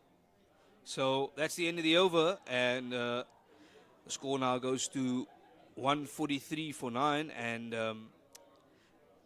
also 2 overs. Nathan's now 2 overs remaining, so yeah, the overs have come quick and fast here today. That over going for 7 runs. We spoke about if they'll be able to get to the 150 mark that has been spoken about throughout the innings. And going for 7 runs per over in that previous one, they need to go above 5 runs per over. So just Absolutely. 8 runs now required in the last 2 overs. Maybe think they need to push on maybe to between 155 and 160. I mean, anything is possible here with these 2 out there. Absolutely, and a couple of minutes ago, say about 30 minutes ago, we had one of the South African veterans, Ismail Talade, who spoke to us, and he said to us, I asked him on commentary, I asked him, what do you think a good defendable total would be? And he said, I think we need to get them out for under 150. So it's still possible to get them out for 150. And it's also very possible for them to get 150. So yeah, just a couple of runs here. 2 runs conceded off that first ball of the delivery. So for them, Nathan, they are clawing surely but slowly to that 150 mark. Definitely, indeed. It was not looking good when they were reaching that 35 over mark, losing wickets at regular intervals. But now they've brought it back really nicely for them, getting runs whichever way they may come. Oh, that's a full toss coming down the wicket, but that's well fielded on that occasion. And it's a big appeal. What does the umpire say? No, not out. Not out. The umpire says not out. It was a big appeal from the wicketkeeper there, Trollop. I think he was just being a bit overexcited there. Looks like these two are just playing tip and run at the moment. Yeah, just getting, as I said, they're trying to just get to that 150 mark.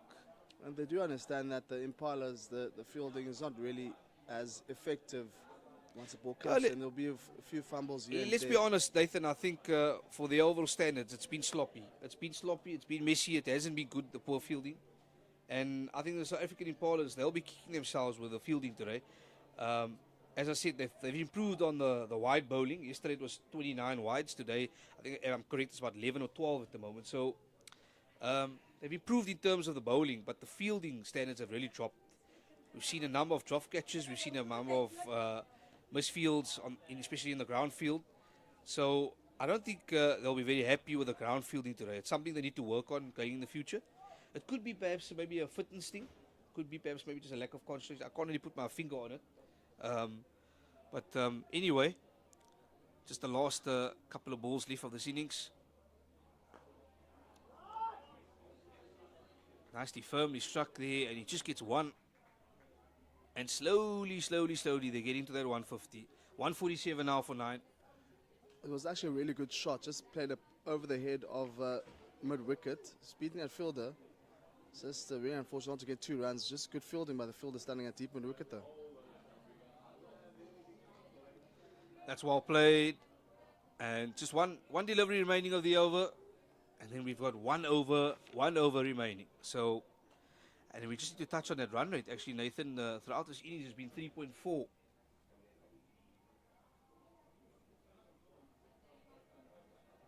On the back foot, nicely cut, and another single. So, 148 for 9, and Nathan Gogela, we have 1 over remaining. 1 over.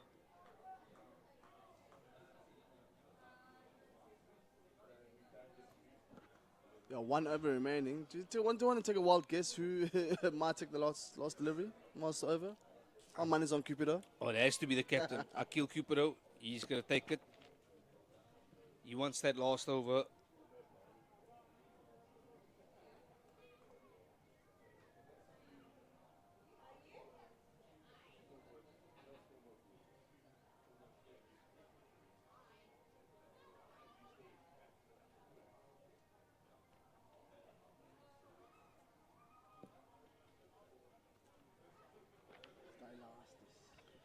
So, just having a bit of a chat there now. 1 over to remain, and it's the final over, as I said, will be bowled. And the captain, Akil Cupido, he'll be bowling it. And just impressively, Nathan, this partnership has just gone to 18 runs. So, the last 2 partnerships, it's really been, the tail's been wagging for them nicely. So, in total, there'll be about over 30 runs conceded to that 2 last partnerships. And I don't think South Africa will be very happy about that. They've really allowed this tail to wag quite long. And they've conceded extra runs. So we're in the final over here now. Akil Cupido bowling this last over. Nicely played in the gap. Just unfortunately the outfield a bit slow. And they're going to come back. What does the umpire say? Not out. So that's 150 up here for the USA veterans. And we hear the noise, the claps. They are absolutely delighted for 150. Nathan, job well done for them. At the position they were in, midway point, I mean, they will take 150. So I think the tail enders or the middle order batters did a really decent job there for them. Yeah, it was 112 for 7, by the way. 112 for 7. And as I said, the last 2-3 wickets, they've just added about 33 runs. So really, it's a typical example of how your tail can actually fight for you and fight for every single run. And another important thing is they haven't been bowled out here yet. So, really kudos to the USA team. Firmly struck. There's a man there on the boundary.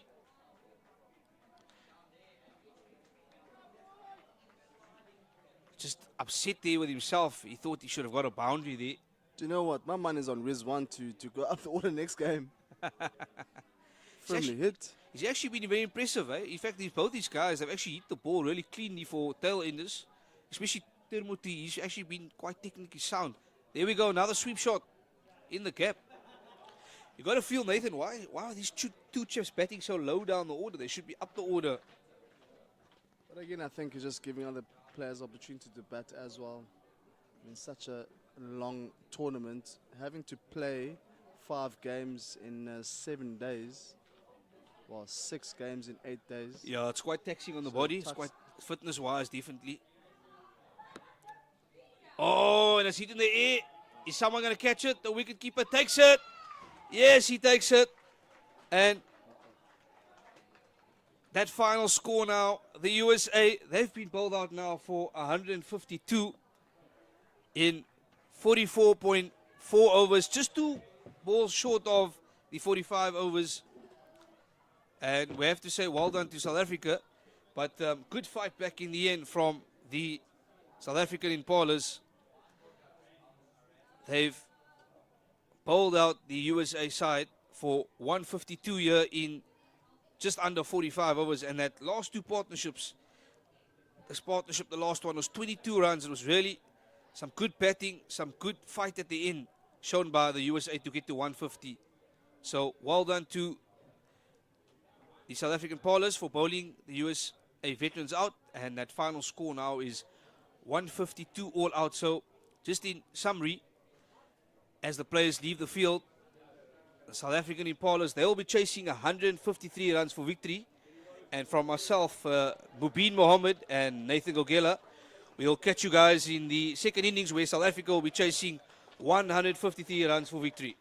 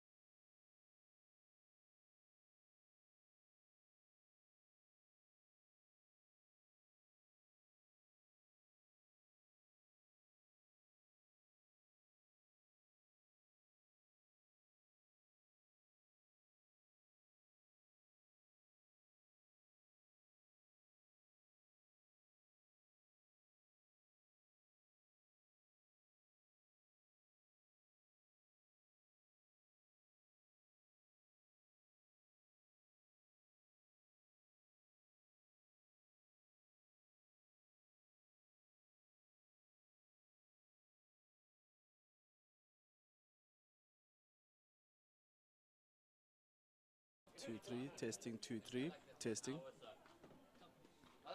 Hello and welcome here at the International Cricket Tournament here in Cape Town of the Over-60s. And we're back from the innings break. Just a bit of a recap. The USA winning the toss and deciding to bat first, posting a total of 152 for all out. And stand-up batters there is Chandrakant Palenge, 37 runs, and Mo Shahid with 28 runs. News from the middle is there is a rain delay. We had this yesterday, and unfortunately there's another rain delay. The covers will be coming on, so we'll be coming back after the short break.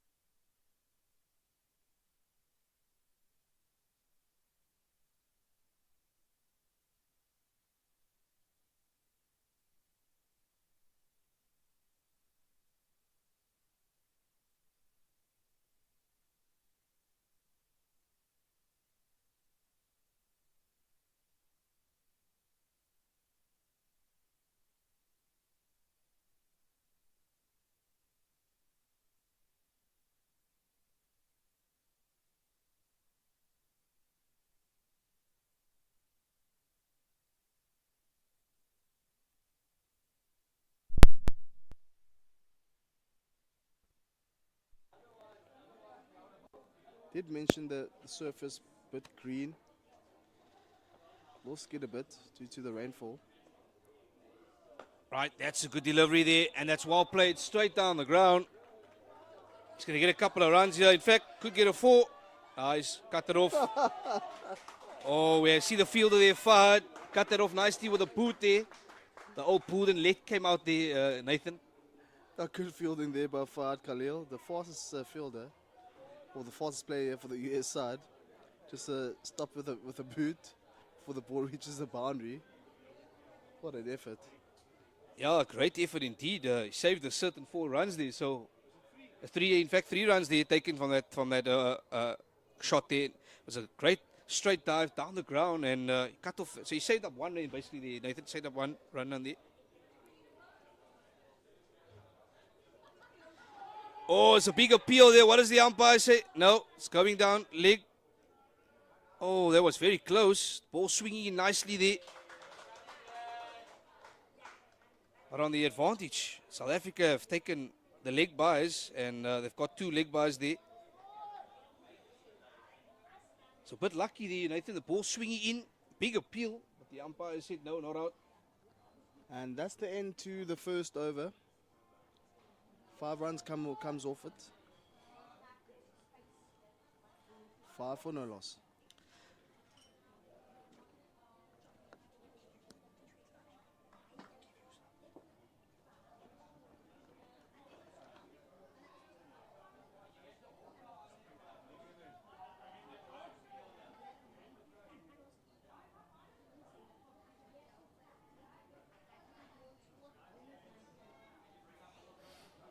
Right, we're into the second over here, and it'll be Anup. He'll be bowling from the far side.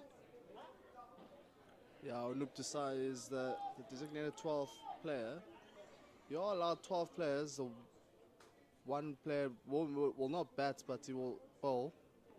So Anup Desai is the designated bowler. And that's well played there. Good defense, well blocked out.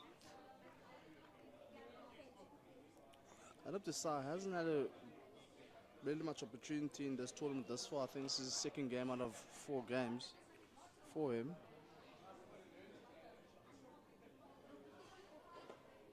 That's nicely struck down the ground, and he gets a single. Fielder cuts it off there at long off. Looking to go for the 2nd run there, but just deciding no, we're going to go back. Singles enough. Anup Desai did get an injury in that first game. Hence why he didn't play the next 2, but now comes back for the 4th game in round 4 of the international cricket over 60s.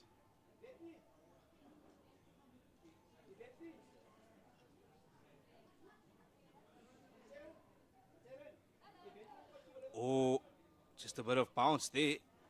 Bit of unexpected bounce there. So on the previous over, the ball keeping a bit low. On that occasion, just a bit of bounce there. So surprising the batsman there with a bit of extra bounce. Yeah, I did say that will be a bit of uneven bounce. Bit of skidding on, as you said. I don't think the surface is level, to be honest. Once again, nicely played there on the front foot. Good defense.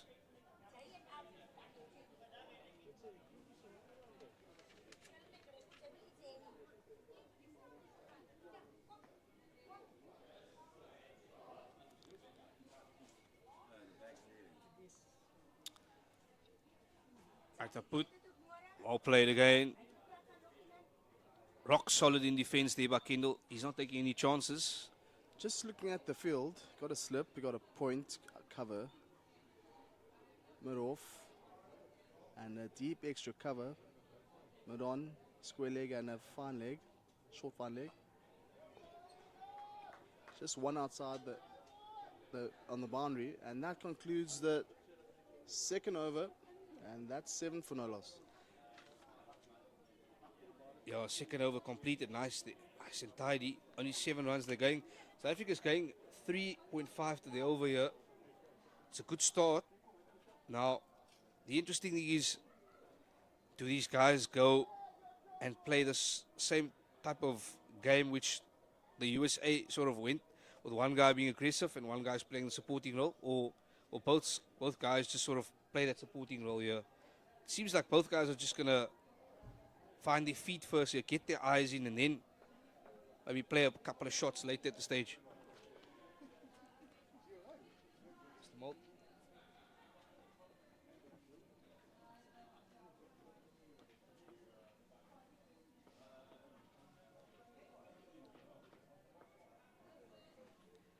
That's Rajesh into the third over, and that's well played there into the gap, and you'll get a single.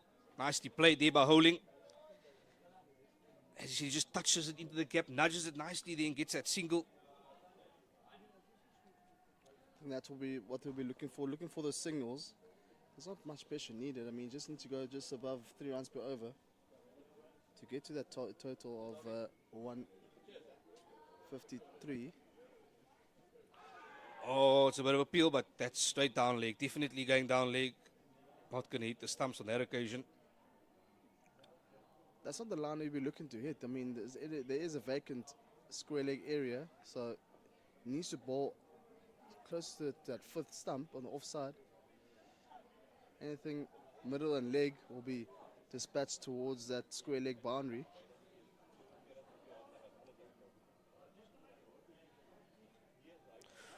Oh, that's the line he's looking to play, but that's well left there in the end by Dean Kendall.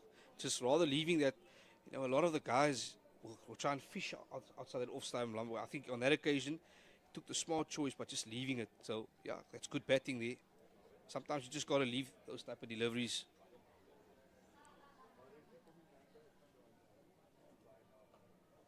Nicely cut and into the gap, and they'll just get 1 run there. So, this is smart, sensible cricket here. It's risk-free cricket, as we call it. Not doing anything out of the box. Not overcomplicating stuff. Just keeping it simple. Simple cricket. Score your runs when it's available and play when the shots are available. So this is good cricket from South African Impalas, and that score now 9-0.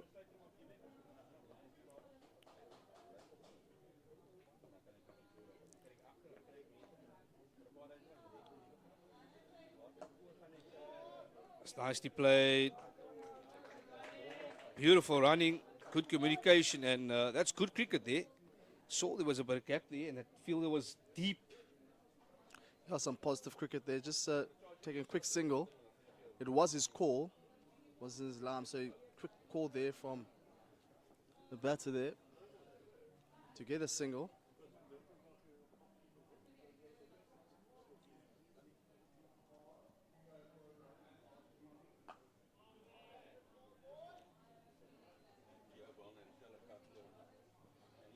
And that's the end of the third over.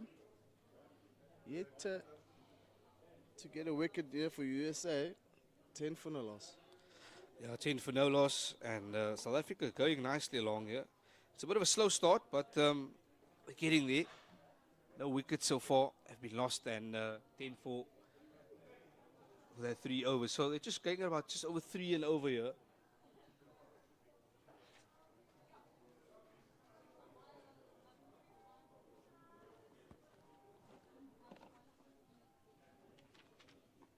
And it will be decide to continue.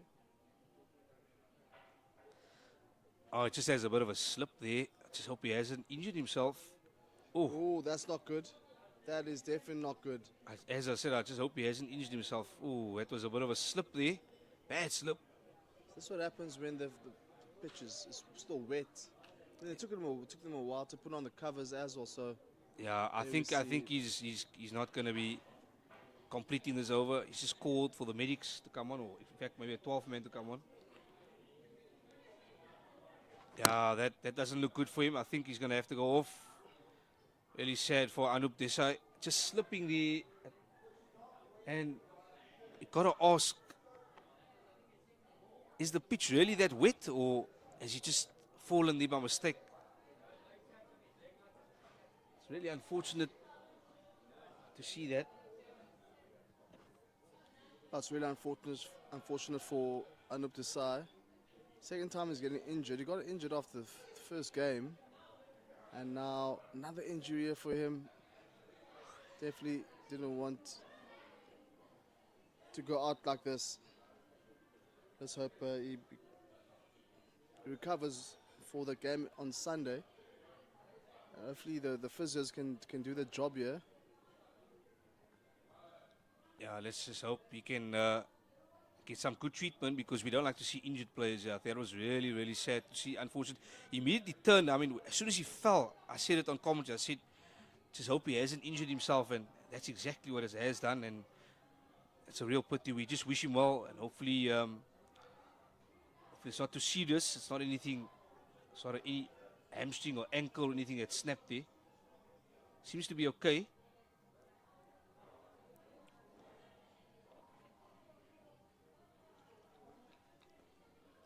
Now it looks like it's the captain coming in to replace Anup Desai.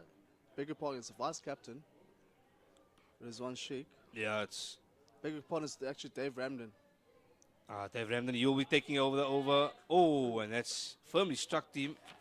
Got a bit of sting on his hang there, the fielder. Ravi Suri, the captain. Just a bit of a stinger there. The ball flew towards his direction. Standing at mid-wicket region. Yeah, just the fielder just taking his shoes off. Anup has gone off. And he's going to get some medical treatment here from the physios. Hopefully it's not too bad. It looks like a bit of a hamstring injury. Just hope he hasn't torn his hamstring or done anything major here. But anyway, back to the action, and it's Dave Random. He's taken over and over. Just wide, short, and a bit of a fumble in the field. They'll get across there. Getting a bit of a stare there from Dave Ramden. He's not happy. Speaking on the vice captain, I thought he was bowling, but he's actually fielding at point, and he is the one that made that misfield there. I've seen plenty of misfields in this fixture.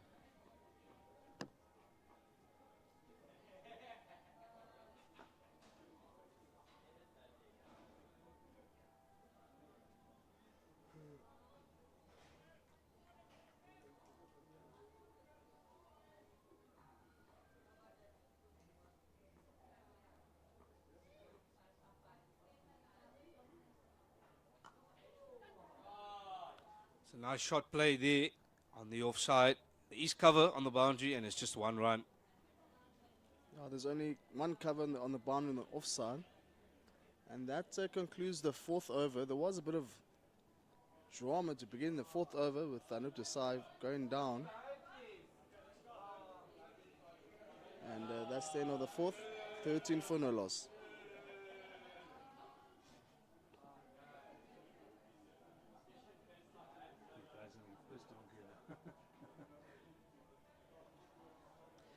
Yeah, 13 for 0 there after 4 overs. South Africa Impalas, they'll be happy at the stage. That remember that target, if you just turn in, it's 153, and there you have it on screen. They need 140 more runs to win. It's not a big target. And just an update also in terms of the weather. South Africa need to play 20 overs here and reach 43 for 0 to win this game in terms of the Duckworth-Lewis method. So let's hope at least the rain stays away. Nicely whipped away off his pads. And Olin gets a nice single. It was lovely whip there. They need to be careful there. There's a field. The ball is going very quickly towards the short fine leg. Big whip in by the field. They can count themselves one wicket down. Need to be very careful with that one.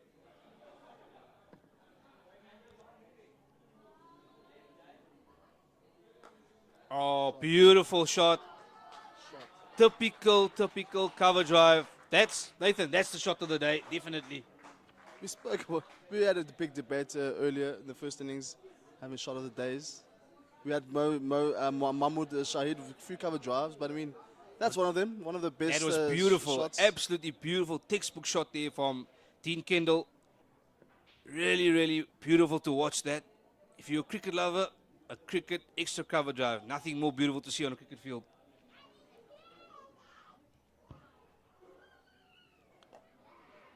And it's well played again. So Dean Kendall just playing the safety route there after playing that wonderful cover drive in the previous ball. He's really defended this one nicely.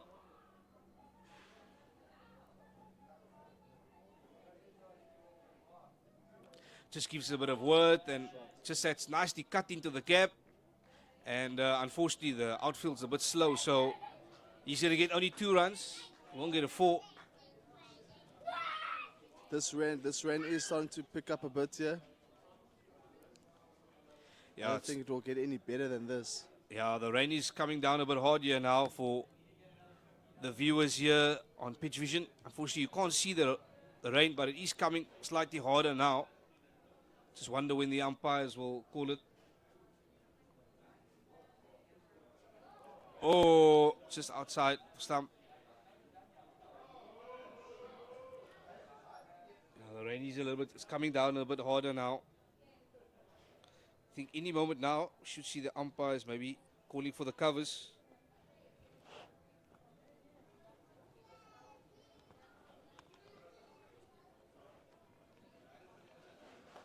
That's well played there. Good defense. I think Rock we need solid. we need to start to get very careful here because we saw what happened earlier with Anup Desai, getting a slip, taking a slip on the surface. Maybe it was due to the wet surface on the pitch. So we need to be very careful here in terms of safety for the players out there. Yeah, definitely. We saw obviously one of the bowlers slipping, unfortunately, and yeah, just injuring himself there. We saw that was actually Anup, the bowler. It was not nice to see. Immediately he slipped and immediately said to his captain, "I cannot continue. I think I've just got a massive injury." And he went off. Unfortunately, he has not come back. So he is getting treatment now by the physios.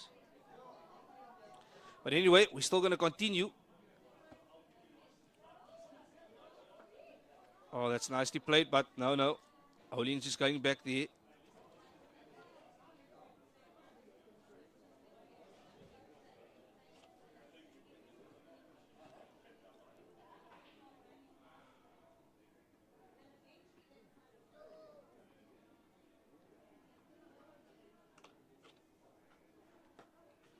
That's well driven down the ground.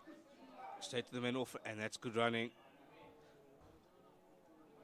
I think they're taking calculated risk here at the moment. They One thing- understand how far the fielders are. Yeah, one thing I've noticed, Holling's been holding that right leg for a couple of... He's just limping on that right leg if you look closely. He's been struggling to run. He's been walking through the runs, actually. So just we need to watch out on that right leg of Holding there. Ross Holding. Yeah, he's just checking it out. He's going on his crouch stages, stretching a little bit. But I've been noticing the last 2 runs of his, he's just been limping on that right leg.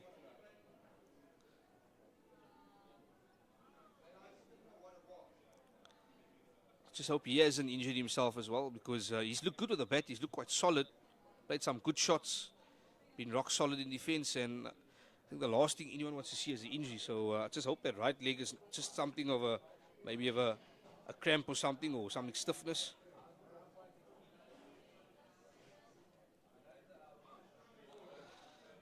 Oh, and that's well taken by the wicket keeper. Right. Nicely secured behind the stumps. That one just keeping a bit low. I'm just missing out on that one. There is a vacant point region. Do you have a backward point? So anything short and wide will be sent towards the point region. It's a bit of a big appeal. The umpire says not out. I'm not interested in that.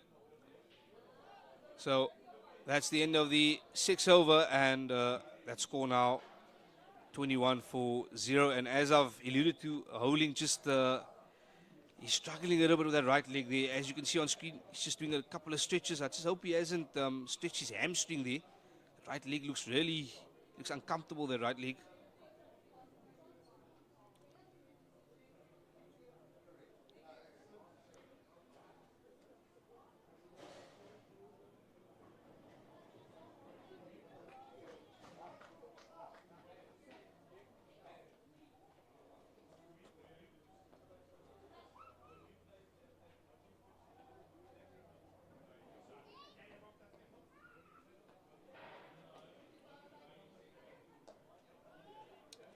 Well played there, Holding.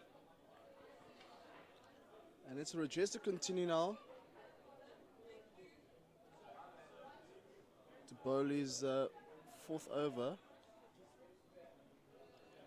And Still rain showers out there, light drizzle.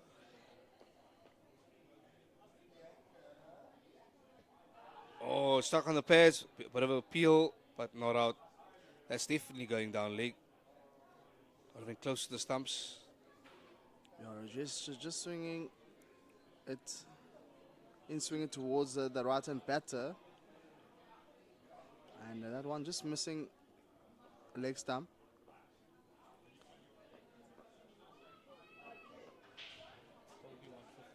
Yeah, definitely.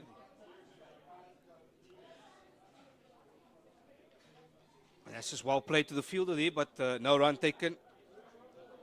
Just had Ismail Talada just pause us and he said to me on comedy, he said, I told you 150. And he was quite right, 150, but it was about 152. Slightly, he said 150 is 2 runs more, so he was more or less on point. Once again, Holing not taking any risks here, just seeing out the balls, blocking, playing that good forward defensive shot.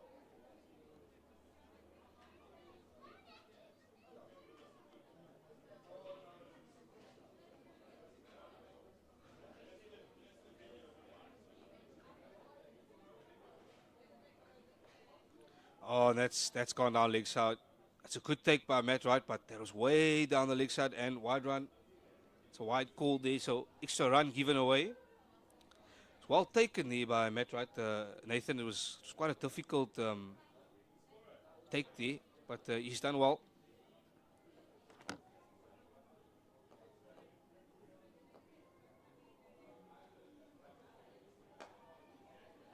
It's firmly stuck back there to the bowler. No, this USA side don't have many runs to play with, so they will try to negate those extras.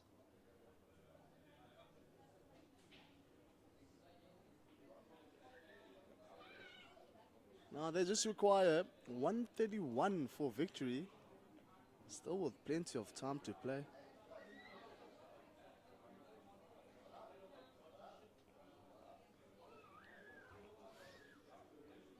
Yeah, Rajesh to Holing here, Ross Holing. Once again, playing that forward defensive shot.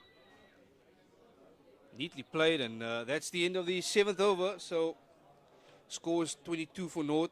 And South Africa, well, they're chasing 153, so they need 131 runs here for victory. And that run rate, if you just look at that run rate now at the moment, it's just over 3. It's at 3.3, so they're all going along nicely here. Definitely all going along nicely. They haven't lost a wicket.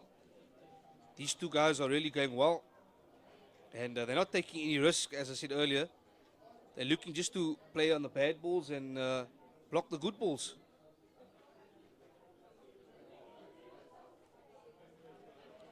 And it's Dave Ramden to continue to bowl his 3rd over.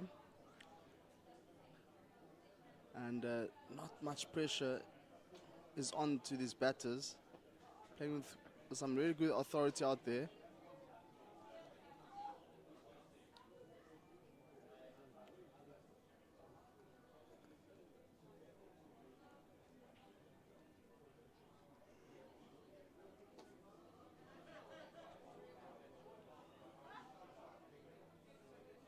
Right, Ramden into attack.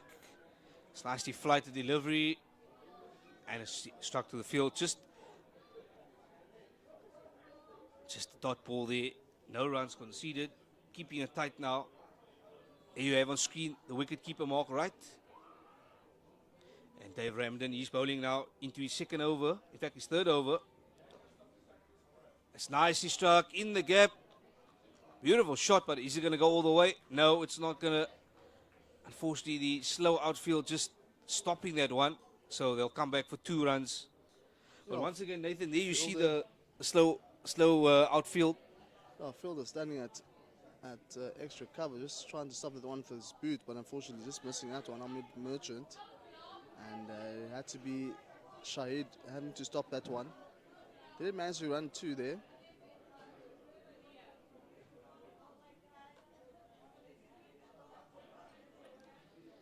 Well played to the man at point, but no run conceded there. Yeah, both players, surprisingly, are both on 10 runs here. And it's more or less both the same amount of balls to face, 22 and 23, just one extra from Dean Kendall. So they're both actually playing Nathan, if I could say, both sort of playing the same type of game. It's a supporting role type of game. They're not, the one is not looking to be aggressive or support. Both type of guys are playing the same game here. The innings is just sort of, we can only play at the bad balls and sort of block the good balls. There once again, as you see, just block the good balls. Yeah, that's what happens when you got so many balls to play around with. Having to chase a modest total of 153. Absolutely. Just a bit of a mistime cut shot there. Dean Kendall, but upset. Didn't cash in on that one. And that's the end of the over, end of the Dave Ramden over. And that score goes to 24-0. 8 overs gone here. So they're basically going at 3 per over exactly. 8 times 3, if we work out the mathematics, 8 times 3, 24. So it's exactly 3 per over. It's a relatively consistent run rate there. That's the most important. Consistent run rate.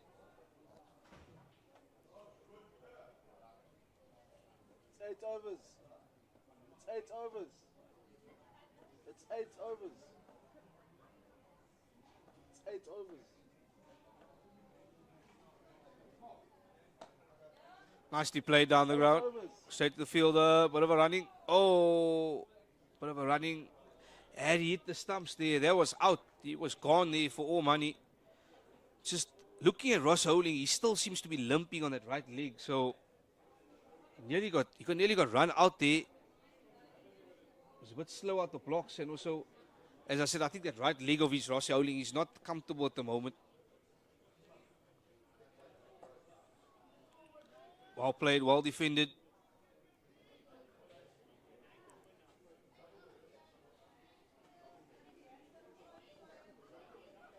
Yeah, 4 pitch delivery. That's a line that you're looking to hit. If you get plenty of those, it applies pressure back onto the batters to entice them to go in the front foot and to drive, bring in the slip.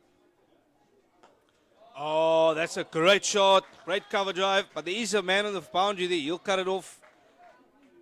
Good shot there from Dean Kendall. It's a bit earlier, like his cover drive earlier. Just the guy was on the boundary saving it this time around. Yeah, I spoke about enticing the batter to go for the front foot and look for the drive. And unfortunately, they're able to find that gap between cover and mid-off in the extra cover region, but only managed to get single only. Nicely played. In the block hole. Was well bowled. Well batted. So good cricket there all around. We want to see that. We want to see a good contest between bat and ball. And that's what we see. That was a good delivery and a good, well played delivery from Ross Holding there.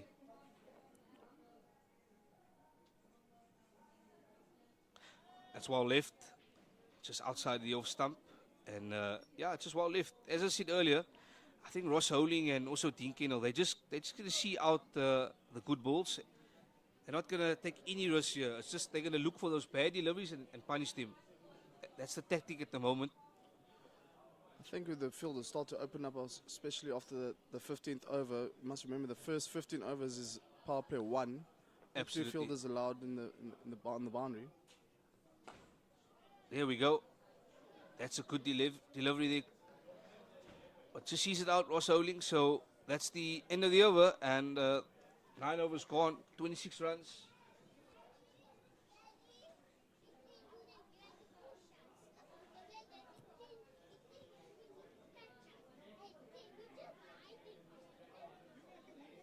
I think we have a drinks plate coming up at 10 overs, so there's just 1 over left for that.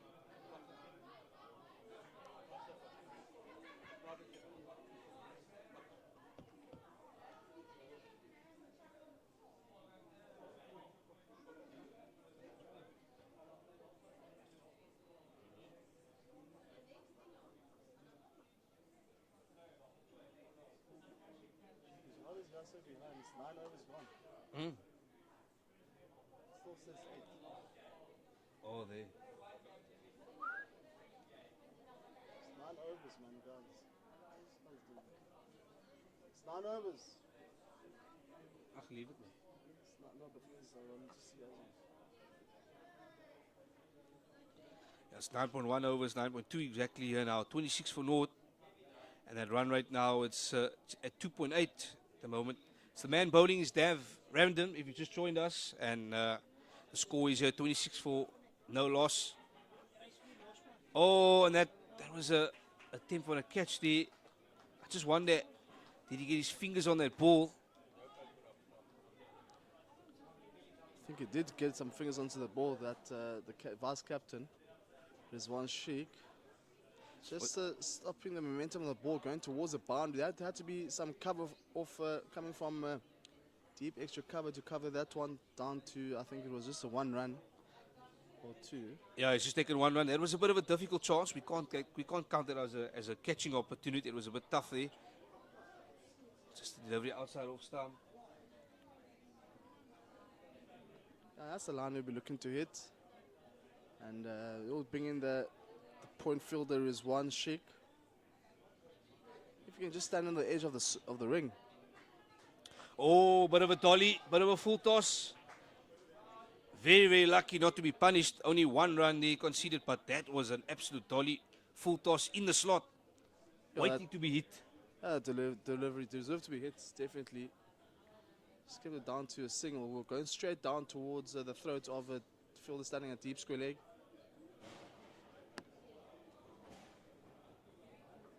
Bit of a quicker delivery, and there's a bit of a misfield and a slip in the field. I just concede 1 run there. Very fortunate not to go for the second run. Yeah, that's field there. Standing at short fine leg was Rajesh. Fortunately, this is a bit of a slip. We've seen plenty of slips in this game, so maybe you start to wonder maybe the field might be slipping. Yeah, look, the field, especially with the over conditions. definitely the weather has played a role. Definitely, it is a bit wet underfoot, and but look, for our sake, I think we're just happy the rain is gone. But it is a bit difficult underfoot. You just got to be careful not to run too fast, too quickly, or not to fall on a certain part of the field.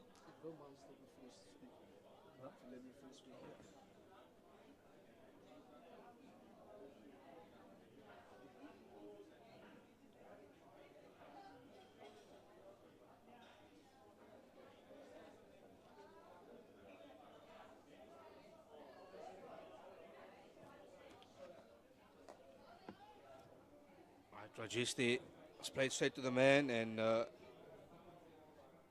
fact it is 9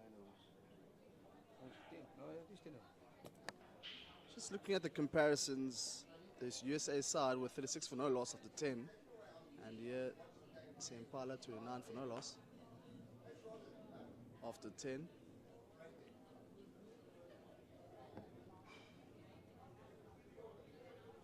Yeah, South Africa going well here so far. I think they'll be happy. It's just about under 3 and over. They're not playing, they're not doing anything out the box. As I said earlier, they're just keeping it simple, scoring their runs when it's on offer. That's nicely whooped out the leg side into the gap, and they're going to get 2 runs. They're going to come back for 2.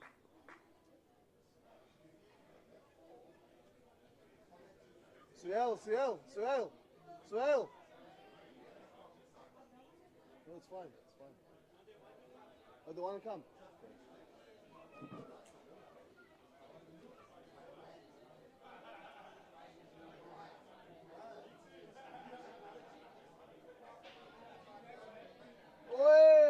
Oh, and that was a cut shot there, just over the slip. Stuck his hand out, and unfortunately, just over the top. But another opportunity goes a begging there. Yeah, top edge, and unfortunately, Shahid not tall enough, but it was an effort.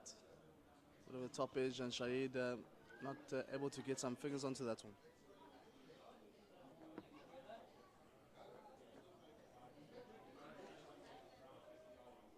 Yeah, just well left there.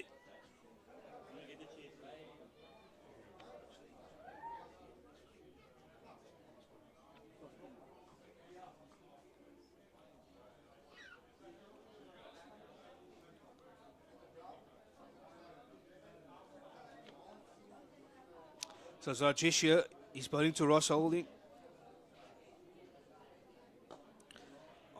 That's a lovely stroke, but straight to the man there. Maruf.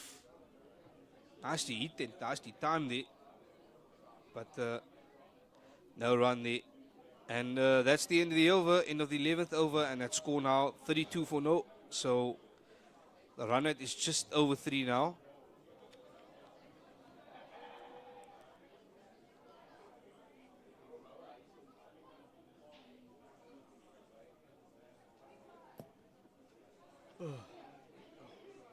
We have a bowling change coming up. We have Shahid. He'll be the new bowler into the attack.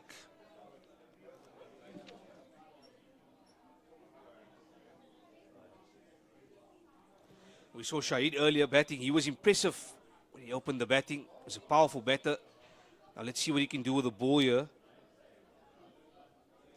Unfortunately, Shahid was dismissed quite cheaply for 28.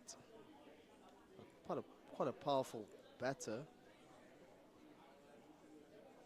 And he'll be coming on for some slow right arm.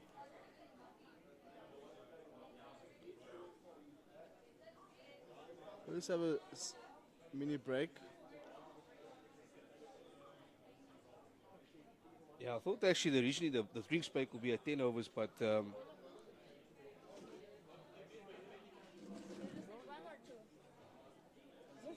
I'll join.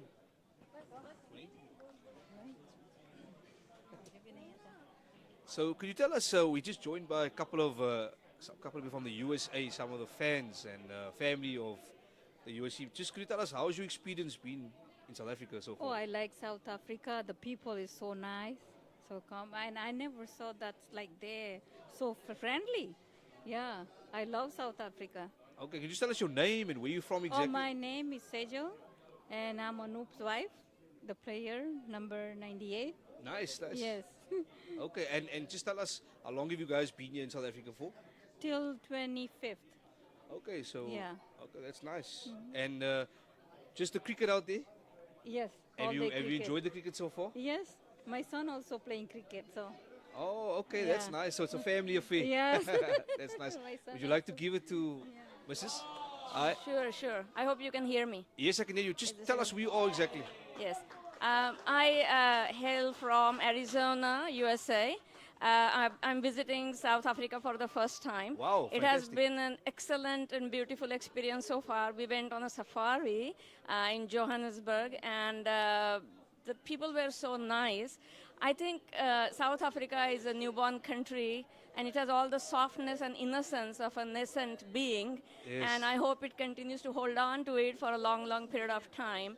I have heard a lot about crime, but so far so good. My visit has been so nice and safe, and everywhere I went, I felt welcome. So I think South Africa loves the peoples of this earth. Oh, that's good to hear. And I have to say, I hope you come back for many years to come because Yes, South Africa surely. seems to be, you seem to enjoy your hotel here in South Africa. Surely, because I have other reasons to come other than cricket. I'm in palliative care, and I've been talking to Oh, those okay. people, so I have done that too. That's so nice. those people are extremely good at what they are doing and very compassionate. So I'm very pleased to be here. Yeah, and just This my has final been- question to you. Could you just tell us your over impressions of this tournament, the over 60 cricket? Have you been impressed by the standard? And just give us your thoughts about the cricket. Yeah, it has been very well arranged, and it is going as expected. The weather has been very hot for the last few days, and these guys have been toiling literally through this hot weather, and they're trying to do their best. We are enjoying it irrespective of the results of the match. We are not worried about it. As long as we enjoy the match, that is more important. So yes, it has been very well organized, and thank you to the organizers. Well, it's our pleasure, and we have to say thank you very much for joining us here on commentary. Just got one question though. You said that your husband is Anoop Desai. How is Anoop doing so far? Because I mean, you came off, you got a bit of a, he fell in on the surface. yeah, he came today because of the injury, but he want to, so he's sad right now. So I'm also because but sometime it's happen. Okay, Yeah. is it quite a serious injury or? Oh no, it's not that serious, but he can't run. So Okay. yeah. So it seems probably like a hamstring maybe? or- Yes. Okay. Yes. Okay, so thanks for that update actually, because we were a Okay. bit worried about Oh, Anoop okay, there. yeah. Thank you very much, Nathan. Thank you very much to the lovely supporters from the USA side, and we look forward to. I think you did. You said from Arizona. Arizona, that's all. Yes, okay. Hi, my husband is number 11 in US team, CK Barlinge. I'm Bhagyashri Barlinge from Arizona, USA. Thank you. That's CK Balinges, as they call him. Has played pretty well actually. At the top of the batting order. Played really well. And to side, it's the second game playing for the USA team. Had an injury after the first game. And but thank you, it's been so lovely having the supporters from the USA team coming down and having some nice words to say about the country. Oh, absolutely. It's great to have some people on commentary. We've had a past player, now we had some supporters. So, yeah, it's great to see everyone partaking and being involved in this cricket, whether it's from past players and. Yeah, and I think the message we got from these two lovely ladies, they really like South Africa. They seem like they've fallen in love with South Africa. So the clear message I got is they're definitely going to come back, which is good to hear, Nathan. We just heard now only for vacation, as they say. And it's always nice and encouraging to hear that there are fans coming around from around the world having some nice things to say about the country. Yeah, absolutely fantastic. Nice to hear the ladies also getting involved in the cricket. And I think it's very nice, when you go on these tours, it's nice to take your family with and experience a different country. It's always nice. I mean, I like touring as well. It's always nice to tour and experience new countries. And traveling is, it's just part of that, part of a cricket and a sportsman's life. But anyway, we're back to the cricket action here now on the field. Oh, and it's just a bit of a outside nick there from Howling, and fortunately it just bounced short of the slip fielder there. But Nathan, that was a close call there. Very close indeed. And another one that's goes begging here for the USA side. Very unlucky the US.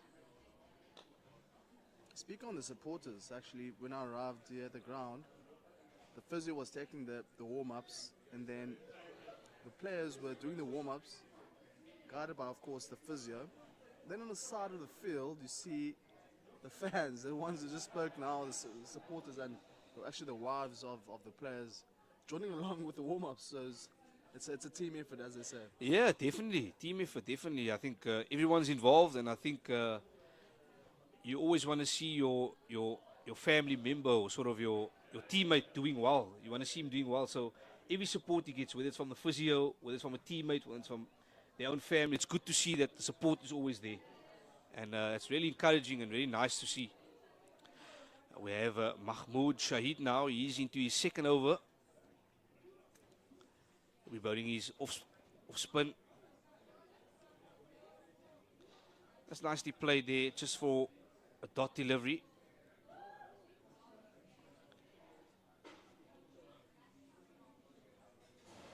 Oh, just going for the cut shot there, but the ball just keeping low.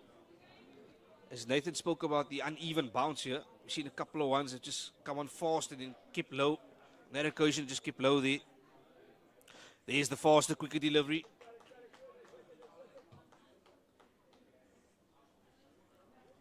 I have been really impressed with the football skills display. So many deliveries are stopped by the foot, and some just plainly been missed by the foot, go all the way to a boundary. As they call them, South Africa call them mumish moments. Yeah, absolutely. Just hope that no one gets injured from the, with the football skills, because we've seen a lot of this, as you said, you mentioned, a lot of foot stopping and leg stopping, and unfortunately we saw earlier that injury with a slip there. So guys have just got to be careful with their legs here. You don't want to be slipping on the surface and just stopping that hard ball with the foot can be a bit sore. It's nice to see that the rain has stayed away for a bit. Tossing it up. Oh, that's well played. Yeah, it's good to see the rain's gone away. It's now clear weather. Slightly overcast and a bit of a wind, but So far, so good here. It seems to have cleared up nicely. And we just hope and pray that sort of this rain stays away and we can get a completed game. Because so far, so good. We've seen great action, great bowling, great batting. It's been a good contest between both sides. And also, most importantly, Nathan, we've seen the game being played in good spirit. There hasn't been any incidents to talk about. None whatsoever throughout the whole competition. Yeah. It's just been playing sportsmanship from both sides and clapping the batsmen off and tunnels and so forth. So it's honestly been such a wonderful tournament to be a part of. Oh, and that's firmly struck the Evan Ross holding, and the fielder misses that, but they're going to get 3 runs here. In fact, they're going to run 4 runs here. So, in fact, it is 3. Yes, it's 3. I beg your pardon. Oh, just for one moment, I thought we'd just add an extra run there, but it's actually 3 runs. 3 runs. It was well run there.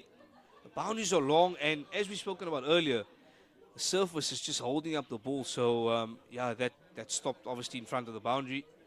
But they got 3 runs in the end. Just Dean Kendall upset with himself. They're just slamming the bat against his pad. He thought he should have cashed in there. A little bit of a loose delivery.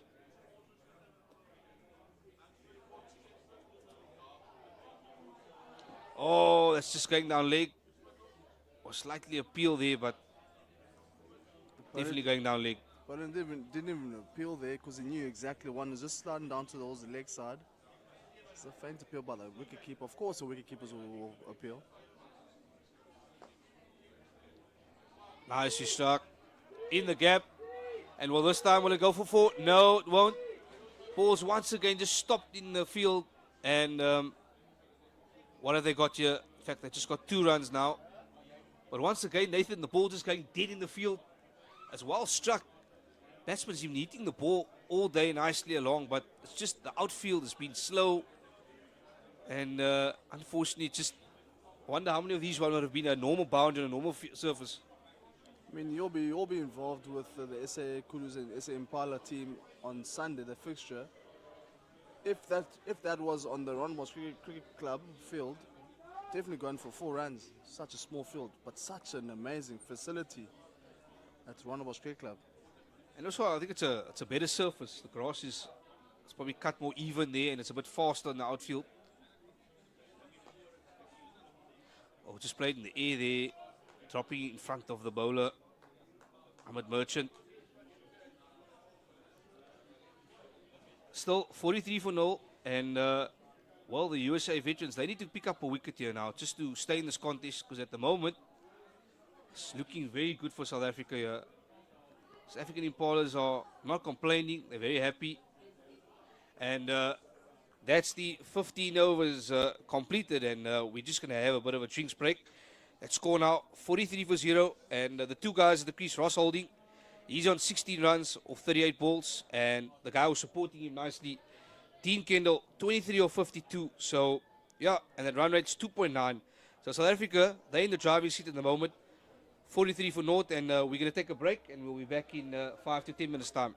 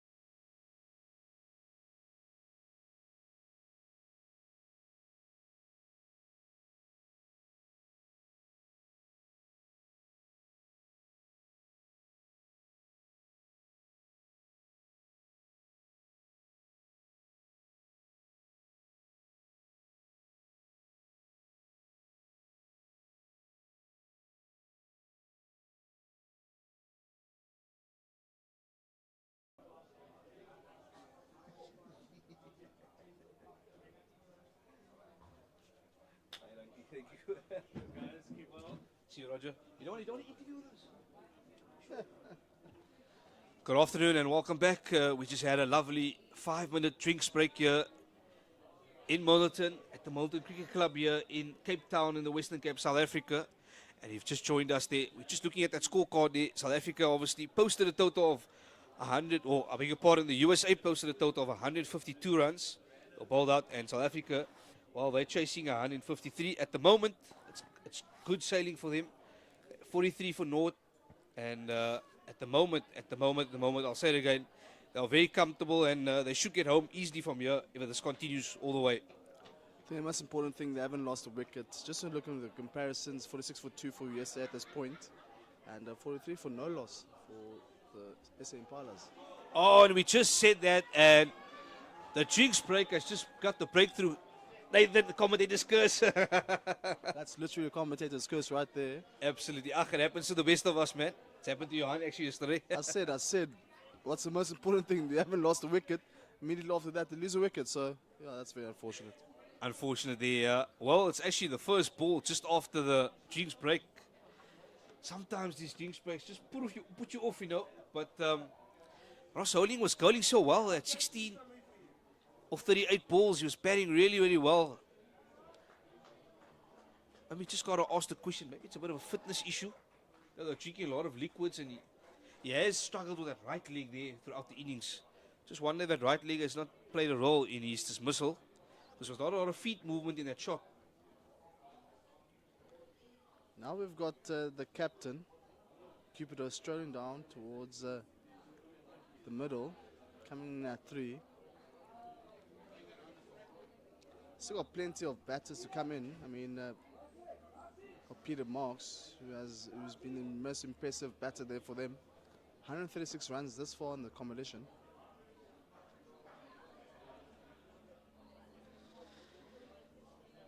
Yeah, so the new man at the crease there is the captain, as Nathan has mentioned, Akil Cupido, and well, he's got a job to do here now. All of a sudden, 1 wicket, and this game has just sprung to life here.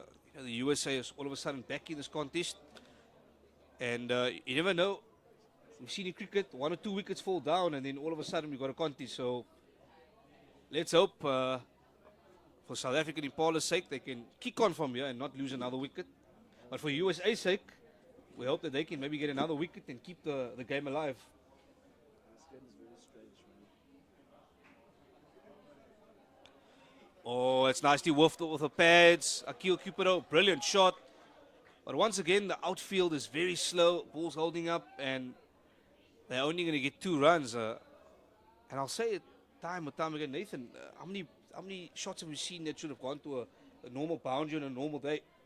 Yeah, you're correct there, Mubin. And the fielder there standing at fine leg.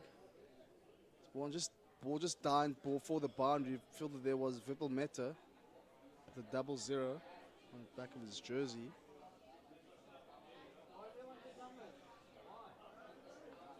Bit of a off-tracker there, and this gets cut. And will it go down to the boundary? No, it's holding up again, and I think they're going to get 3 runs here. No, they actually decided just to get 2, saying no to the 3rd one.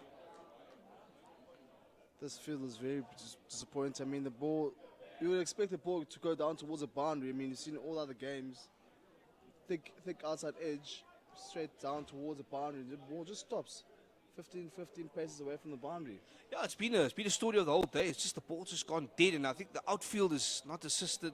It's a very slow and very heavy outfield, so it hasn't been easy to get runs here. You have to really time the ball, and we've seen a couple of bumps in the field as well. So it's not an easy surface to field on, and also not an easy surface to hit the ball on. So yeah, that's the big 2 lessons today on this field. I think that's, as we spoke about, the ball not reaching the boundary. It's going to be very important that they run between the wickets pretty quickly. Get to the 2s and 3s.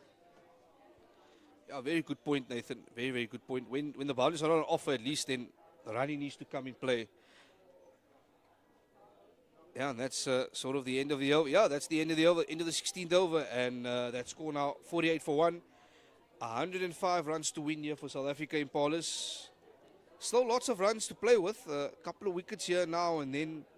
As I said, the pressure's on South Africa. But the important thing is it's only 1 wicket down. The captain, Akil Cupido's here. And yeah, so that's that. And it's Ahmed Merchant to continue. Coming now in for his second over. I think it's fair to say this game is pretty even Stevens at the moment. Yes, the SA Impalas lost 1 wicket. But at the same time, on the other end, the USA side was just on the same boat. Oh, that's a bit of a full toss and gets dispatched down the ground for 1 run. I feel like the rain is coming here. It has come down here, but it's just a slight drizzle. I hope it stays away. We pray and hope that we can complete this game nicely without the rain. Lots of width given out there and just nicely cut there on the offside.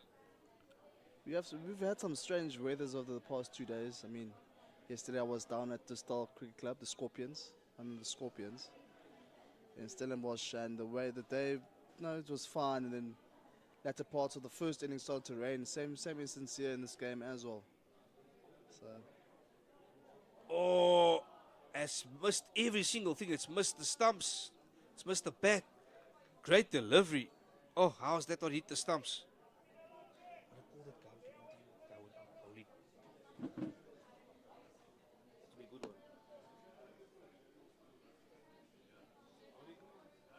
Ahmed Merchant.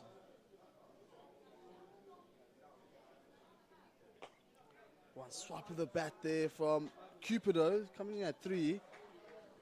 Good fielding there from CT.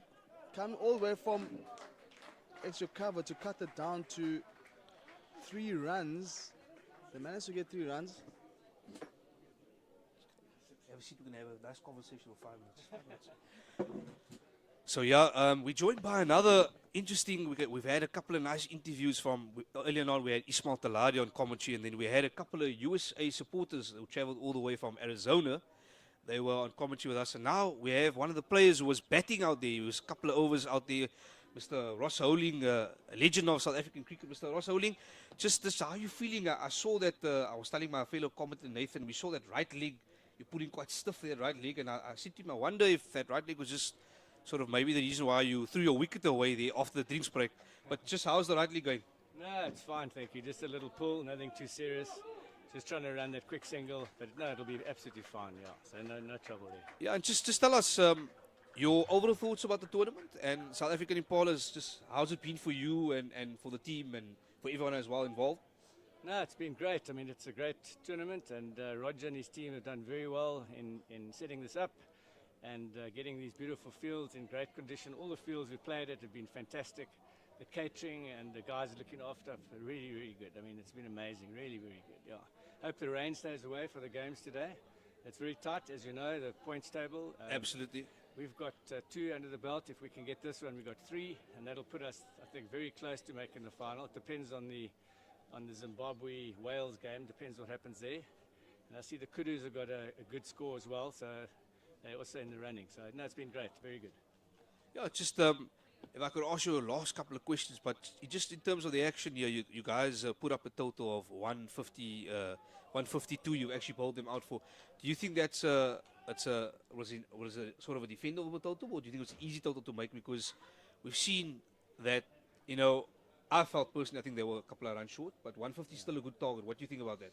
Yeah, 150 is a reasonable target. I thought they could have got more. Our bowlers bowled well, but I think the way we're going now, we should get it. Unfortunately, I'm not in, but Kilnar and Dion, they hit the ball nicely and they're attacking batsmen, so I don't think it should be a problem, but you never know with cricket. It's a funny game. No, it is a funny game indeed. Just last question. For people who want to be involved in cricket, you've been for a long time. You've got 40 years involved in cricket. You've been around the block for probably older than many of us here. You've been 65, yeah. So you've been about 40 years involved in cricket.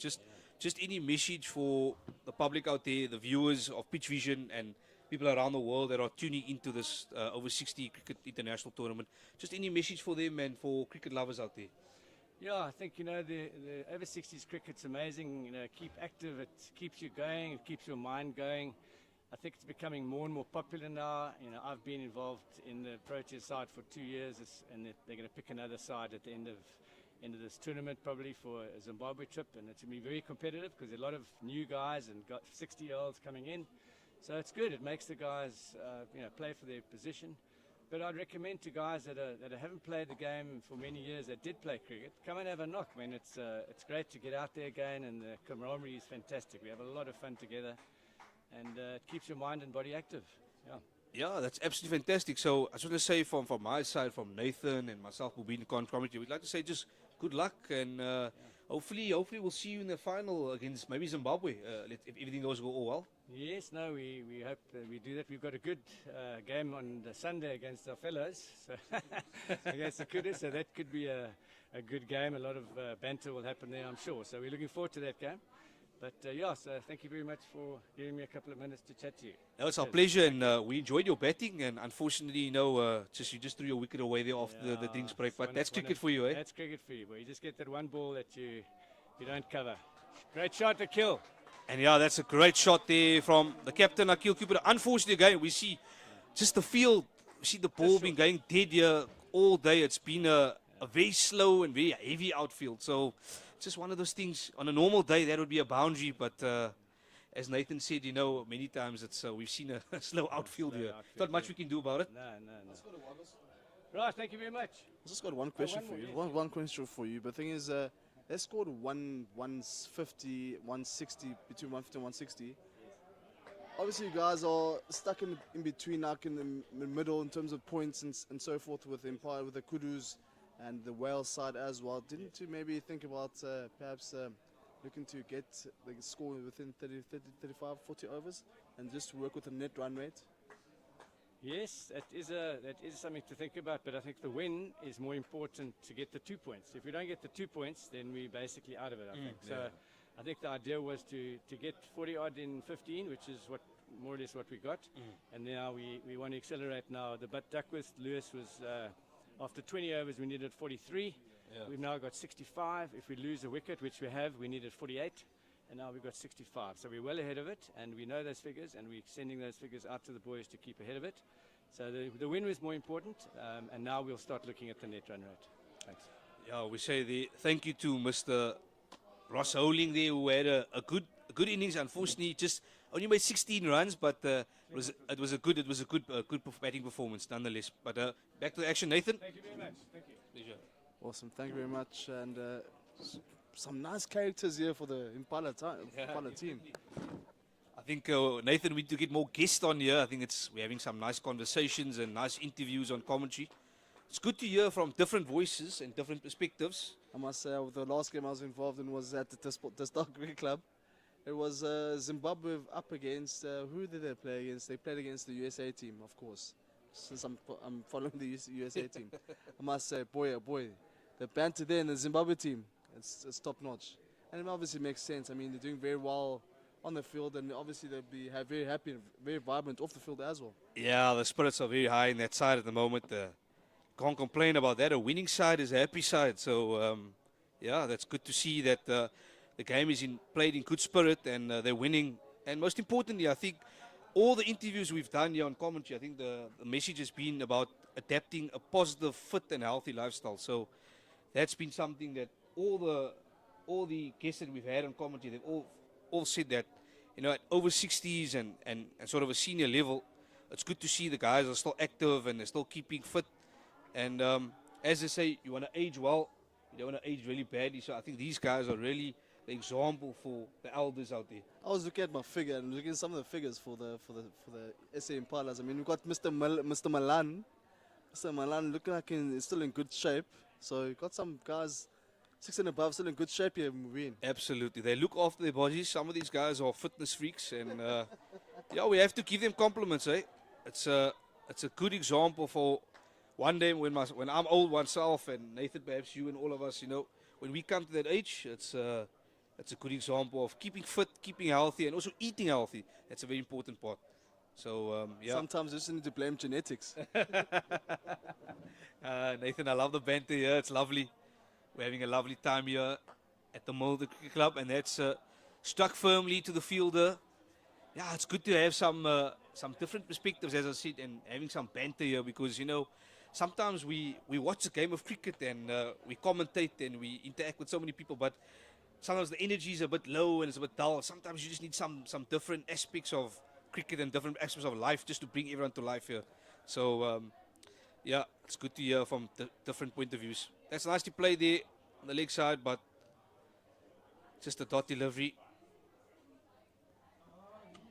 I think if you have to look at the DLS method, they're well ahead of that bar. They're not losing another wicket. So anything above 65, just losing one wicket is on par for this SA Impalas team if the rain does come. And that's well played, well defended there. Not taking any chances. Dean Kendall. Him and Ross played a similar type of innings. 26 runs, 58 balls. Just obviously playing the good balls, just defending them, and then the bad balls, putting them away. So yeah, it's what we call risk-free cricket. It's not anything, not taking any chances.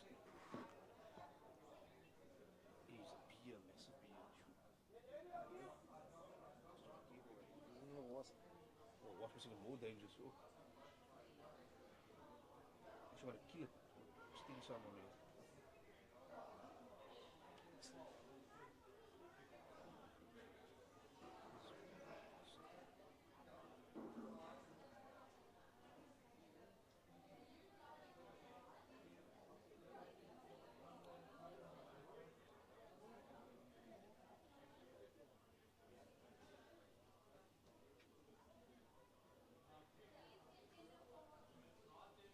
Yeah, we have it's now the 19th over of this contest between the USA veterans and the South African Impalas, and the score is 69 for 1. It's 19 overs gone in this 45 over contest, and South Africa just need 84 runs to win. It's the captain at the crease here now, Akil Cupido, and that's well played there by him, just coming forward, blocking it. I think Cupido has come in with a lot of intent here, already 21 runs. Yeah, 21 of 17. He's been much more aggressive compared to Ross Howling and obviously Dean Kendall. Dean Kendall's, I don't want to say that he's playing very much like a test match type innings here. And as I explained, it's risk-free cricket. It's not about taking any chances here. Just play the safety route. Oh, the rain is starting to come now. Hopefully we can get through to this 20th over. Yeah, just hope it stays away here. Don't want any... Oh, bit of a cut shot, miscut shot there. Looks like it's marching to continue on the other end.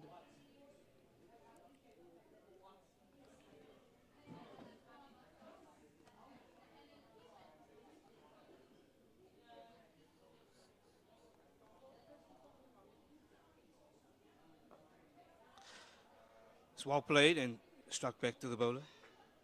Another dot delivery. The rain is definitely coming. You can see from the overhead visuals on the left-hand side of the camera, or of the visuals. Tossed up, and that's well hit. It's going to go in the gap, but they're just going to get 2 runs in the end. So Akil Cupido, he's not going to wait around here. He's going after every ball. He goes now to 21 of 19. In fact, it could be 21 of 20, I beg your pardon.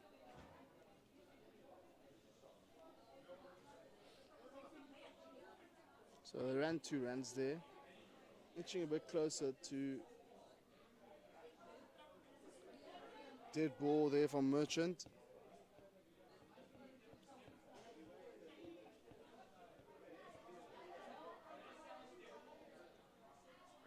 Oh, well played, well played.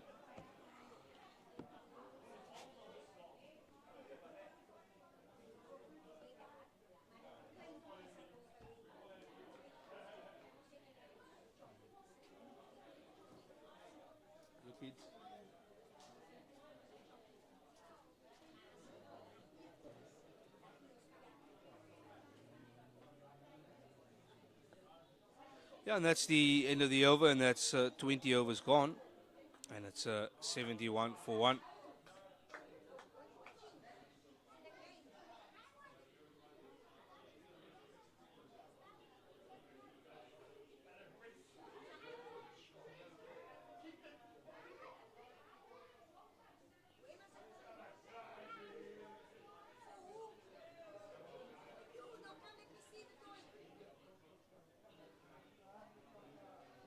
Righto, we're back to action here with Rajesh bowling. Bowling changes come. Oh, and he starts up. What does the umpire say? Oh, he's given him that look plumb from that first angle. And, well, Dean Kendall, he's got to go. He's been the man that's been occupying the crease. And on that occasion, he's just been trapped in front. And, yeah, that's really good bowling, I have to say. Good bowling. On the money, straight full.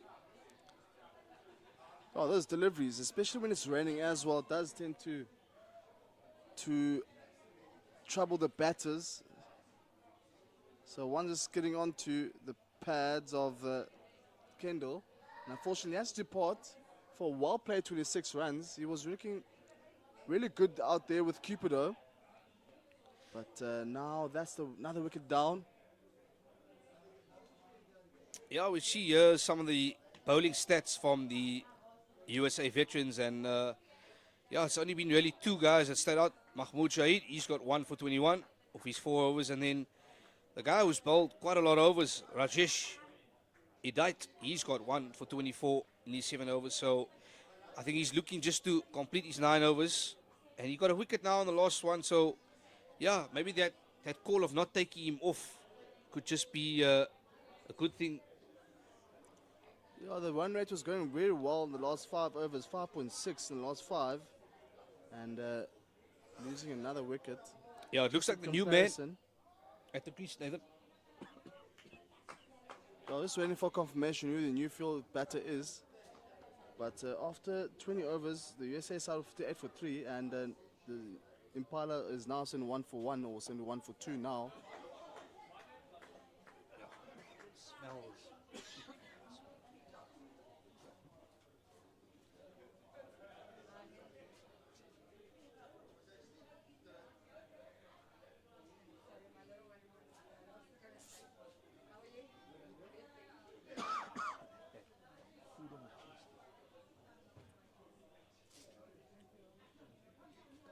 Yeah, sorry, we apologize. They're just having a bit of a... Yeah. There we go. The big shot, Akil Cupido comes out. Just unfortunately could not cash in there. But he's actually the key now. He's on 23 runs here after 22 balls. In fact, 23 of 23 now. So it's a run ball for him. And the new man at the crease actually is Barney de Klerk. We were just waiting for confirmation on that. As you can see on the screen there, Barney de Klerk. He's come to the crease. Oh, another delivery. He's missed the stumps, missed the bat, and well taken there by the wicketkeeper, Matt Wright. Oh, Rajesh. He's been unlucky there, really. As we call it, the swing and a miss. Normally those you miss and now hit, and unfortunately there, Rajesh. Yeah, really unlucky, Really Rajesh. unlucky. I felt that should have hit the stumps, but nevertheless, cricket's a strange old game, as we've mentioned many times on commentary today. Another one. That's in front. What does the umpire say? No, he says down the leg. It's going down the leg. Oh, tell you what, Rajesh, he's on the money here. He's going to look to complete his spell, but man, oh man, 2 deliveries here and could have possibly wickets. Still got another over as well. I think the rain is perhaps assisting him out there. Could be. Conditions are overcast and it is a bit wet there, so he's getting swing here, definitely. Ball skidding on, swing is there. And he bowls these medium paces. It's not easy to pick up. Oh, and another one, but this time the umpire says a wide, going down the leg side. So that one just drifting away slightly there. Yeah, I think this Impala side is slowly starting to increase the run rate. So those extras are not suitable for this USA side. defending a low total. Oh, nicely played. That's good running there from Bonnie de Klerk. Immediately, he saw that gap there and immediately he was off. He hit the ball and he said, I'm going to go for the single and I'm going to get it. So that's good running there from Bonnie de Klerk. Good positive cricket as well. Yeah, again, another misfield. Seen plenty of those today. Misfield from Fahad Khalil. One of the better fielders, yeah. Took a blind of a catch in the first game in the slip.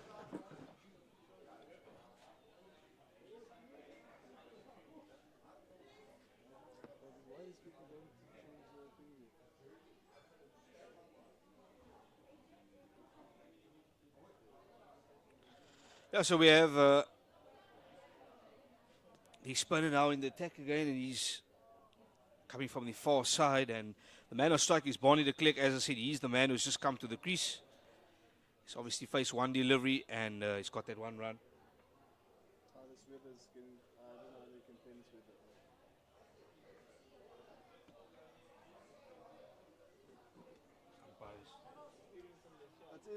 That was said as was coming from that side. Yeah.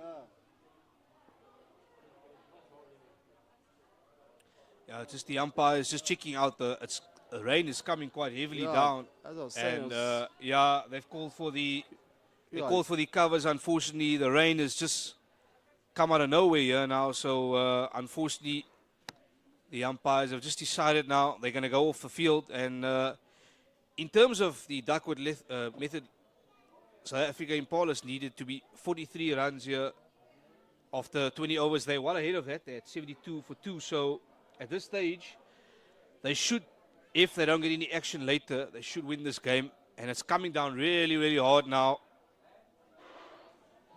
Yeah, really sad scenes here at the Milnerton Cricket Club. So yeah, that is a bit sad.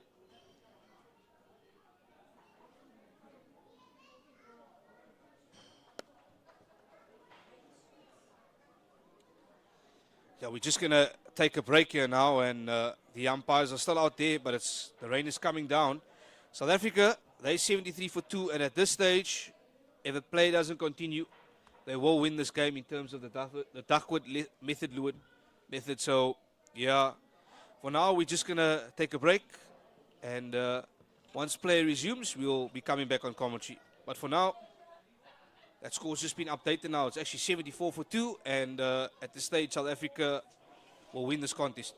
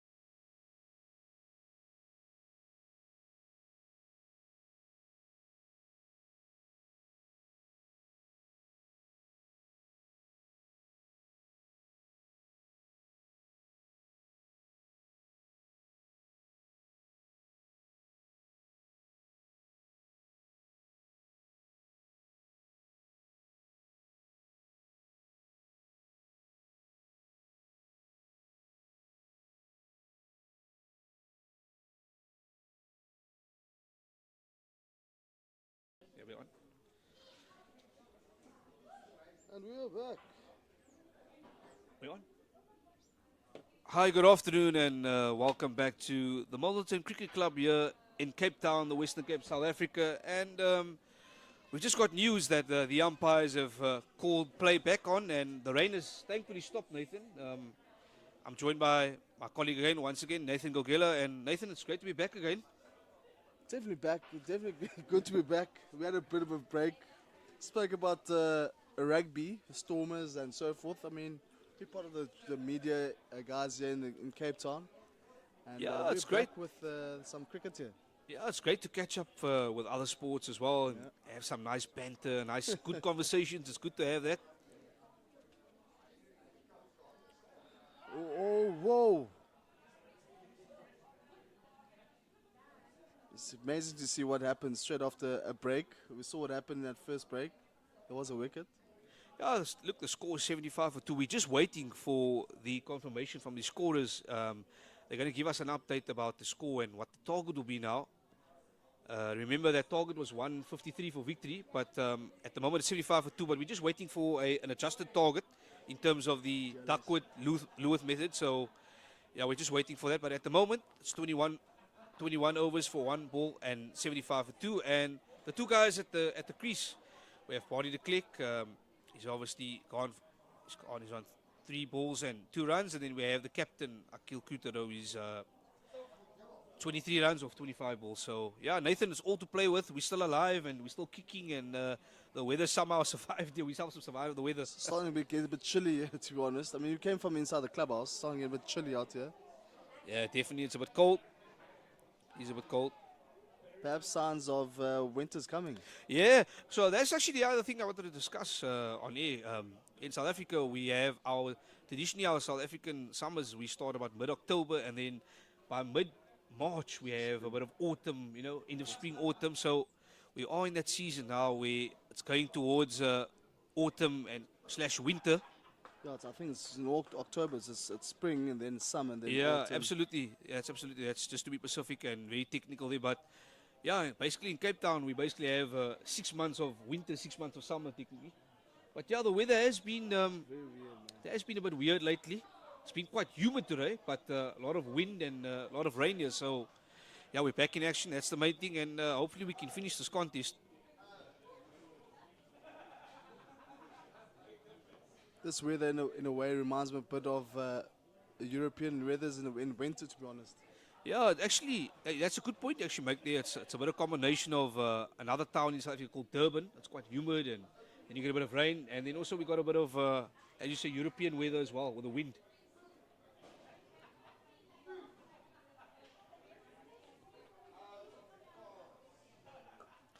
Oh, that's nicely played there by Barney de Klerk. And yeah, it just sees out there over there. And after 22 overs, the score is 76-2. And we're still waiting for that score from the scorers and umpires. As soon as we get it, we'll pass it on to all our listeners and all our viewers that are tuning in.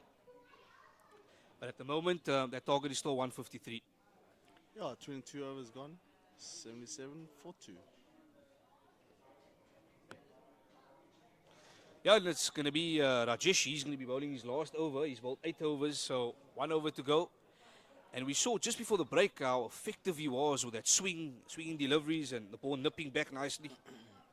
So one bowler can bowl 9 overs, and other bowlers only allowed to bowl 8 overs, with reduction of the overs from 45 to 41 due to the rain.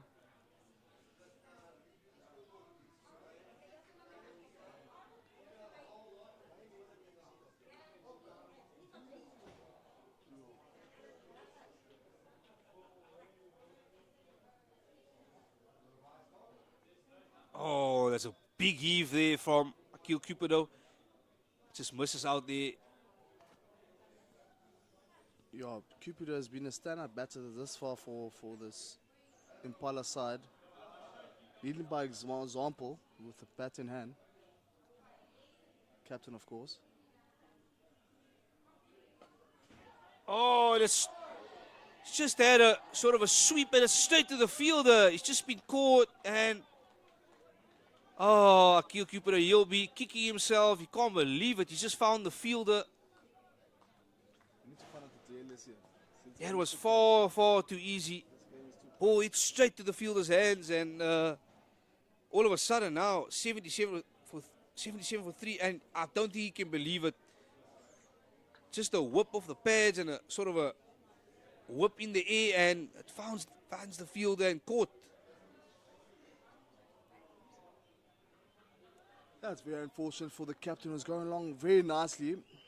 Just give him a nice compliment there, and then all of a sudden another wicket straight to the hands of Ahmed Merchant, standing at mid-off. Beg your pardon, at mid-wicket. So all to do here for Impala. We're just waiting for the target now in terms of a DLS method. This game is way too close for comfort at this point in time. Yeah, it's quite tight now, and all of a sudden, as you said, another wicket falls, and then this game is in a bit of a tight contest now. 77 for 3. Just waiting for, as I said, the score updates. We haven't been given the score updates yet.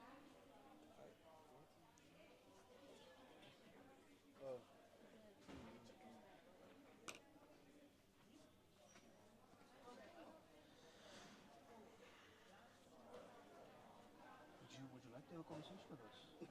No. Just for 5 minutes. No. Just about the club. I'd rather ask the chairman.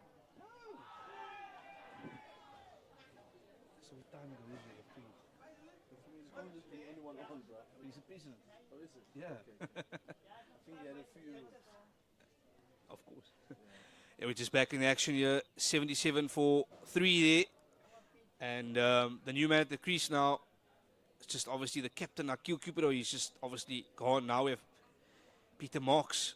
Oh, and he gets bowled. He gets clean bowled. He's clean bowled him. Wow, wow, wow. What a delivery. Nathan, we have a game on here now. I did say that we have a game on here. We need to be careful. And I did speak about that man, Peter Marks, the informed batter for this Impala side, but he has to now depart very cheaply. Now we've got 2 new batters out there again. They need to restart the innings here again. SA Impalas are in trouble here. Definitely in trouble.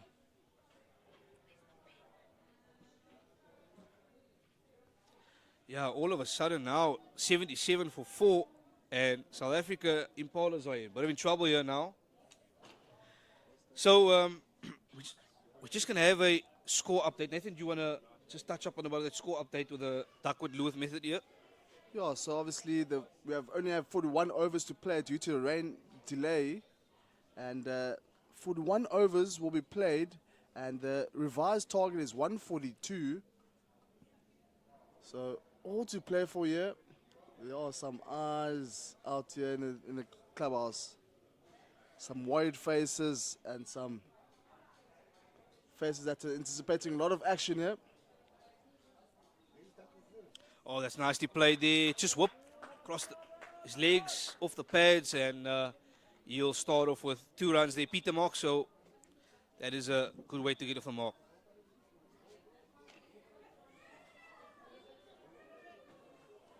This is our chairman, Gavin. Oh, Jesus. There we go. We have the score updated now. 79 for 4. 23 overs gone. And oh, it's gone wide down the leg side.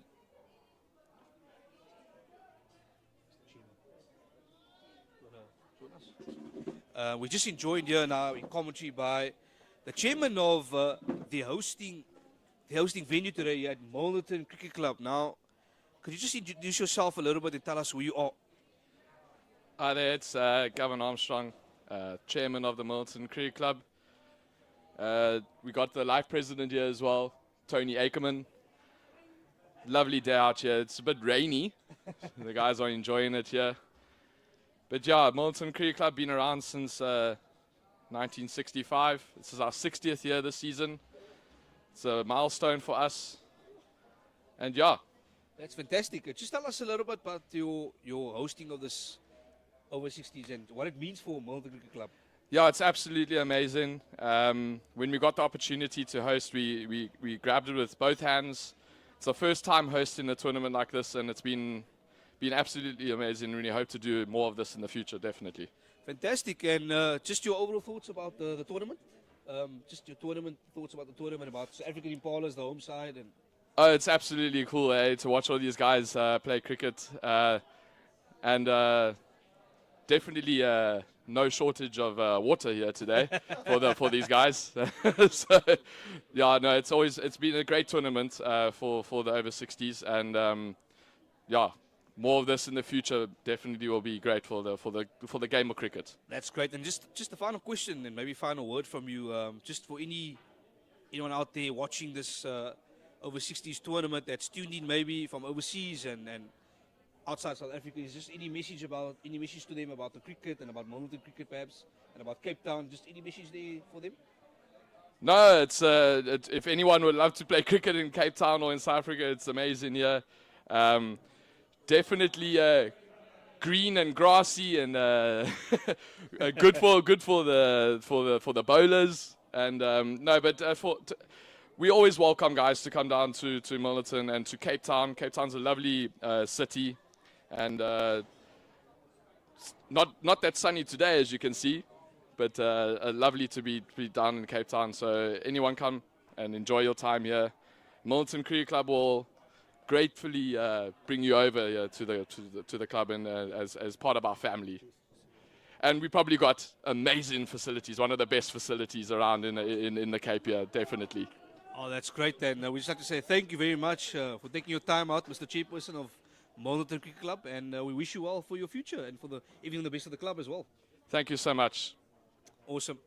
And there we go. We just had the chairperson of the host, one of the host venues, Milnerton Cricket Club, and it was a nice conversation, Nathan. Today we've had some great conversations we've had a past player or current player at the moment. We've had supporters, and now we had the chairperson. So, Nathan, I think we're covering the pipeline here nicely. Mubin, you love your interviews. You love a chat. You love a chat. But it's all in fair and good spirits of the game. We're trying to bring in a different variety in every single interview that we do. And maybe we can maybe have a manager or coach. Here we see the rain again. Yeah, just some bad news now. The rain has come now again, and unfortunately the score is 83 for 4, but the umpires are just going to take off the bails and pull out the stumps. It's not good news, as Mr. Chairperson just said now. It's been a bit of a rainy day, so yeah.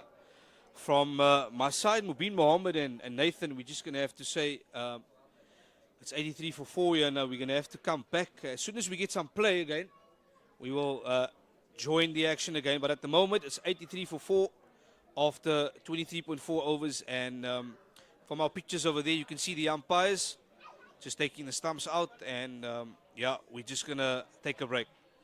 Catch you on the other side. Bye.